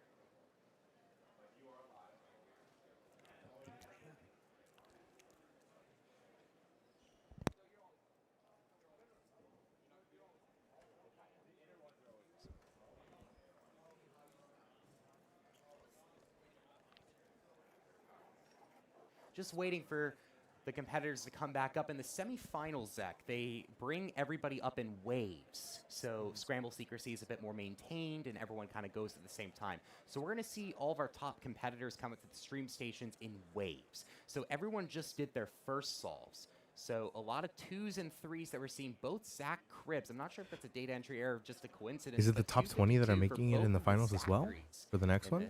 Making both of us Zach's Could be. proud. I was going to say, that is a big day for people named Zach. It could Big very day much be for that. people named Zach. Both commentators, both top competitors. Looks like we're starting to see some solve 2s come up now.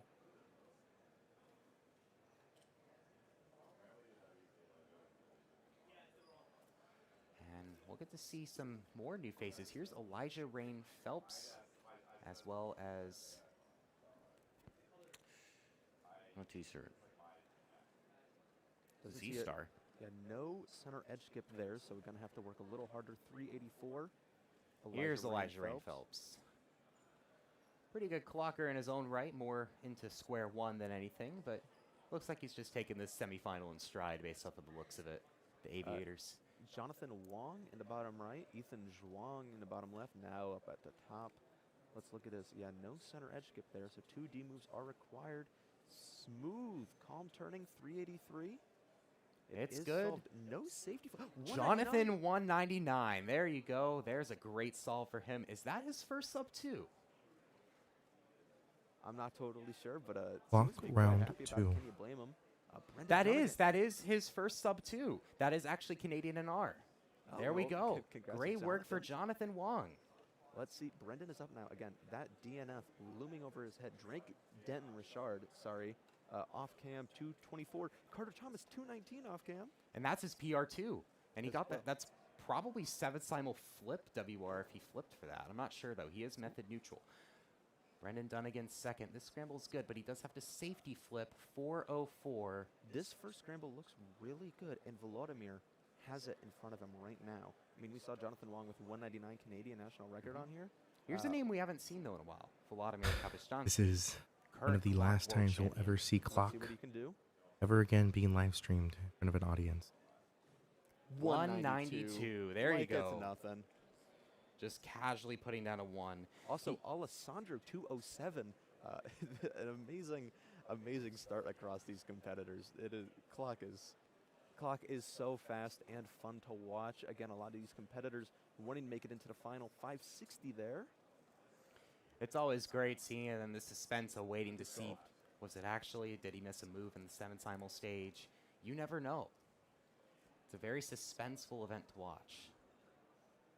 As I say, I mean, looking right now, we have 2 sub 2s in the semifinal so far, and we have only seen Scram 1. Scramble 2.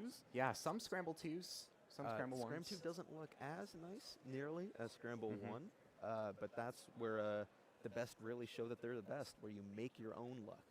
Yeah, some starting to come in. Zach Shaw, who we saw earlier, get that 252 with a 384 on his second. Wesley Chase also pacing pretty well, 360 for the second. They're the Canadian in the semifinal, Jake Stevenson with a 428. We do have eyes on Carter Thomas, another big name to watch out for in the bottom middle of your screen. See, 319 there. Carter Thomas, 7 simul flip user, 326. I think after that start, he's just playing it safe. Yeah. Knowing that he can play fairly safe here and make his way into finals. One last hurrah. Jonathan Wong here. Just got the first sub 2 in Canadian clock history. Let's see how he can improve further here on the biggest stage. And has to safety flip 483, but he still was successful, so he avoids the DNF. With a 199, any good time counts from here on out. So yes. Maybe not too worried about that. So we'll see more of these times start to slowly come in as the second wave ends and the third one starts. This is Zach Shaw, so this means the third wave is starting.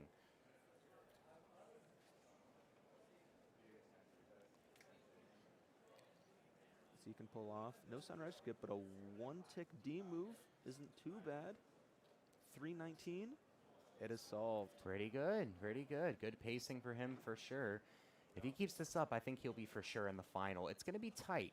It's going to be tight because I've been hearing a lot that it's probably going to be around 3.5, 3.4. Clock has gotten so fast over the past year and a half, Zach. Yeah, I was going to say, it's going to take a lot to get into finals. But again, such high variance. If everyone just quits out with 2 DNFs on the last solve, anything could make finals. 296 there in the bottom left. Ethan Zhuang up now. And Zhang's going to have to safety, and it looks like he DNF'd out of finals, possibly. Oh, that is not good news to hear. If you're from Massachusetts, the current Mass SR. He DNF'd the first solve, so he is now locked out of finals. That's the other thing about Clock 2. It can all end in an instant.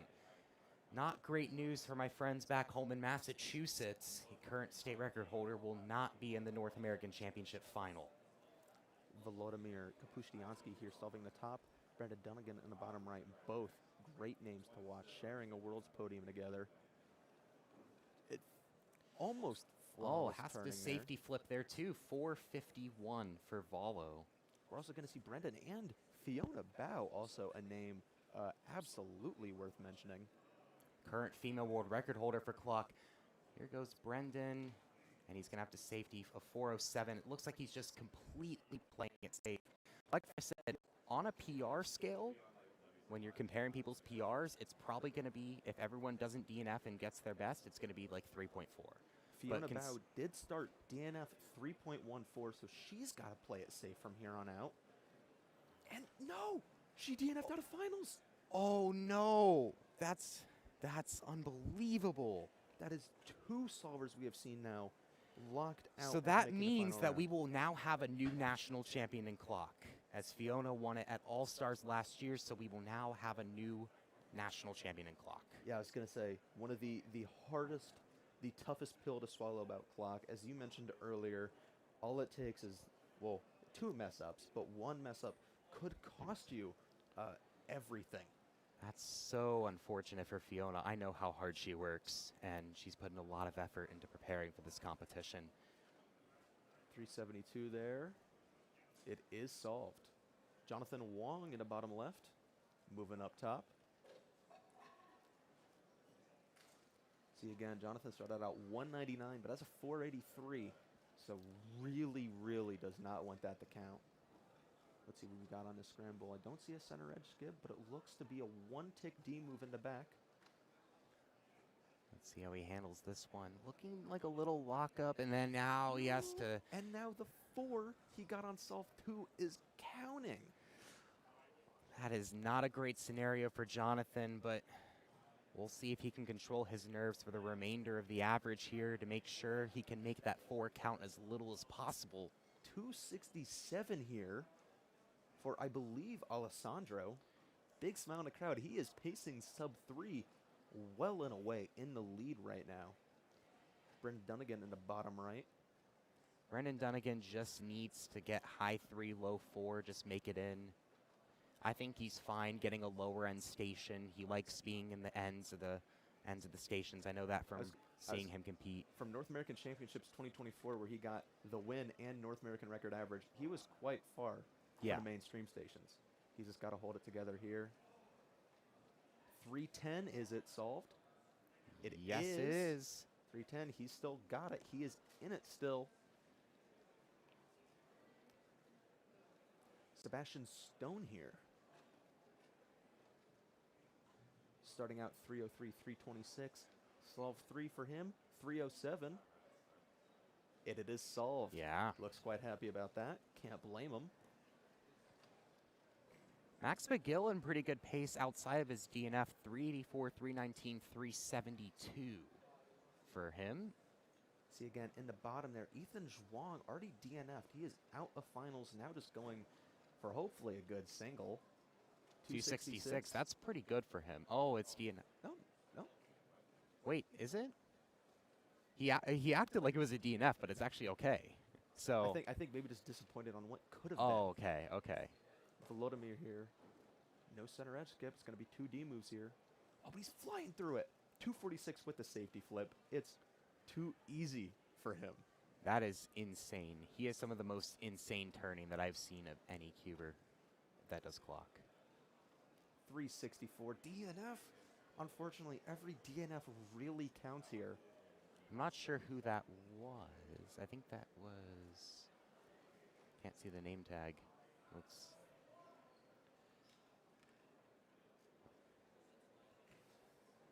Again, got more solvers coming up. Names to keep an eye on. Aaron Jake Wong right now, 290, 492, 379. One of the top solvers in the world at the moment. But looking at our top solves, Alessandro, Sebastian Stone, Quinn Maloney in 3rd right now. We're going to see 254 and a 373 for him. Alessandro on solve 4 right now. He is not locked into finals yet because he's still got 2 more solves and he could DNF them both. Alessandro's PR is a 262, but he doesn't seem to really like the scramble. We'll see how he does here. Locks up, but still gets a 289, and it is good. He is pacing incredibly well here, Zach. Let's see, Carter Thomas here. 7 simul flip at 1. 335, he's playing it safe. It looks solved. Jonathan Wang here. 324. That one's good too. Jonathan just has to play it safe a little bit for the remainder of this average. Make sure that that 4 does as minimal damage as possible, given his earlier solves. Brendan Dunnigan here, again, needs to play it super safe here. 218, and that's locked him into finals. Yeah, that's locked. That's the way to do it. If it's solved, it is solved. Brendan Dunnigan. Wow.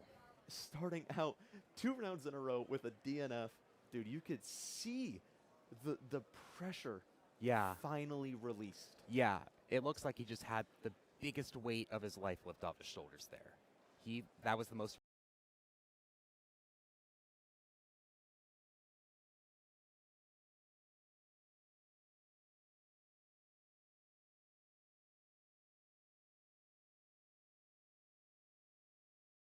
finals really reevaluate what happened with these first 2 rounds. Make sure that a repeat of that doesn't happen again. Yeah, I think that he knew that like low 4, mid 4 would be very risky right now. I mean, obviously you don't know how people are solving. Brendan did get best possible average, which will be 374, which is it's still on the cusp. Might not be enough. Yeah. But time will tell, no pun intended. 218, he's stoked about that, but I'm really nervous for him. I'm a little nervous. I'm a little nervous for him too. Here's Ethan Zhang. He's just gonna go for single here. I was gonna say he's already locked out of finals, so may as well go for something good. Nope. And that's a DNF. DNF. So I think that's 4 DNFs for Ethan. Brendan is guaranteed finals. Wow. 374. What a clutch final solve to get in. That's incredible. Yes. We'll have to see what the final cutoff was. If that made the difference, that might be one of the solves of the competition. I was gonna say, so much weight. Alessandro 372 on the last. It's gonna be 284, worst possible average, unfortunately. That's still pretty good for him. His PR is 262. He did get 9th at Worlds last year and 10th at NAC in 2024, so he'll now make his 3rd straight major final. See Volodymyr here. Solve number 3, it appears. Though it might be, I think it's scramble number 4. I think he's still on 4. I think we might be missing a solve. But here, let's see. Someone you touched can our feel PTZ. You can feel the pressure. 479. 479. Alessandro locked into finals. 284 average. Zachary Shaw locked in. Max McGill locked in. Evan Waters locked in. Chase Look at Pop. this. Ryan Kern, 335 personal record average with a 320 on the last, which is his best single. He will be in finals. And Adian Kumarashan with a 329 PR average as well, also locking into the final. Where better to PR than in semifinals of North American Championship? Maybe finals of North American Championship, but that's tomorrow's issue. Yeah. These competitors, Today's the second best day. Tomorrow is the best. Of course, of course. We do see Sebastian Stone DNF'd number 4, so he is not locked in yet. We see counting 303, or not counting 326, 307. Carter Thomas here. Carter Thomas's 4th solve. He will no flip that one. Is that good? He's shaking his head. He's shaking his head, but that is counting. 247 for him. Keep in mind, he was a former world record holder in Clock 2. Jonathan Wong here, center edge skip on the back. Can he make good of it? 302. It's a DNF, though. DNF, no. That's not good at all for Jonathan Wong, because that's now going to count that 8 he got earlier. Oh, that might luck him out of finals, too. Yeah. A 199 single potentially not making finals? Yes. This is what Clock is all about. These are some of the storylines that make Clock special. No, truly. I mean, looking at all these solvers, so many new names making it into these major finals. I don't need to tell you what you just saw. This is truly electric to see. And we still have more solves coming in, more people not locked into finals yet. Sebastian Stone currently projected 2nd, but has a DNF. If he DNF solve number 5, no finals. We'll have to see if we can get a PTZ on Sebastian Stone as he comes up for his 5th solve.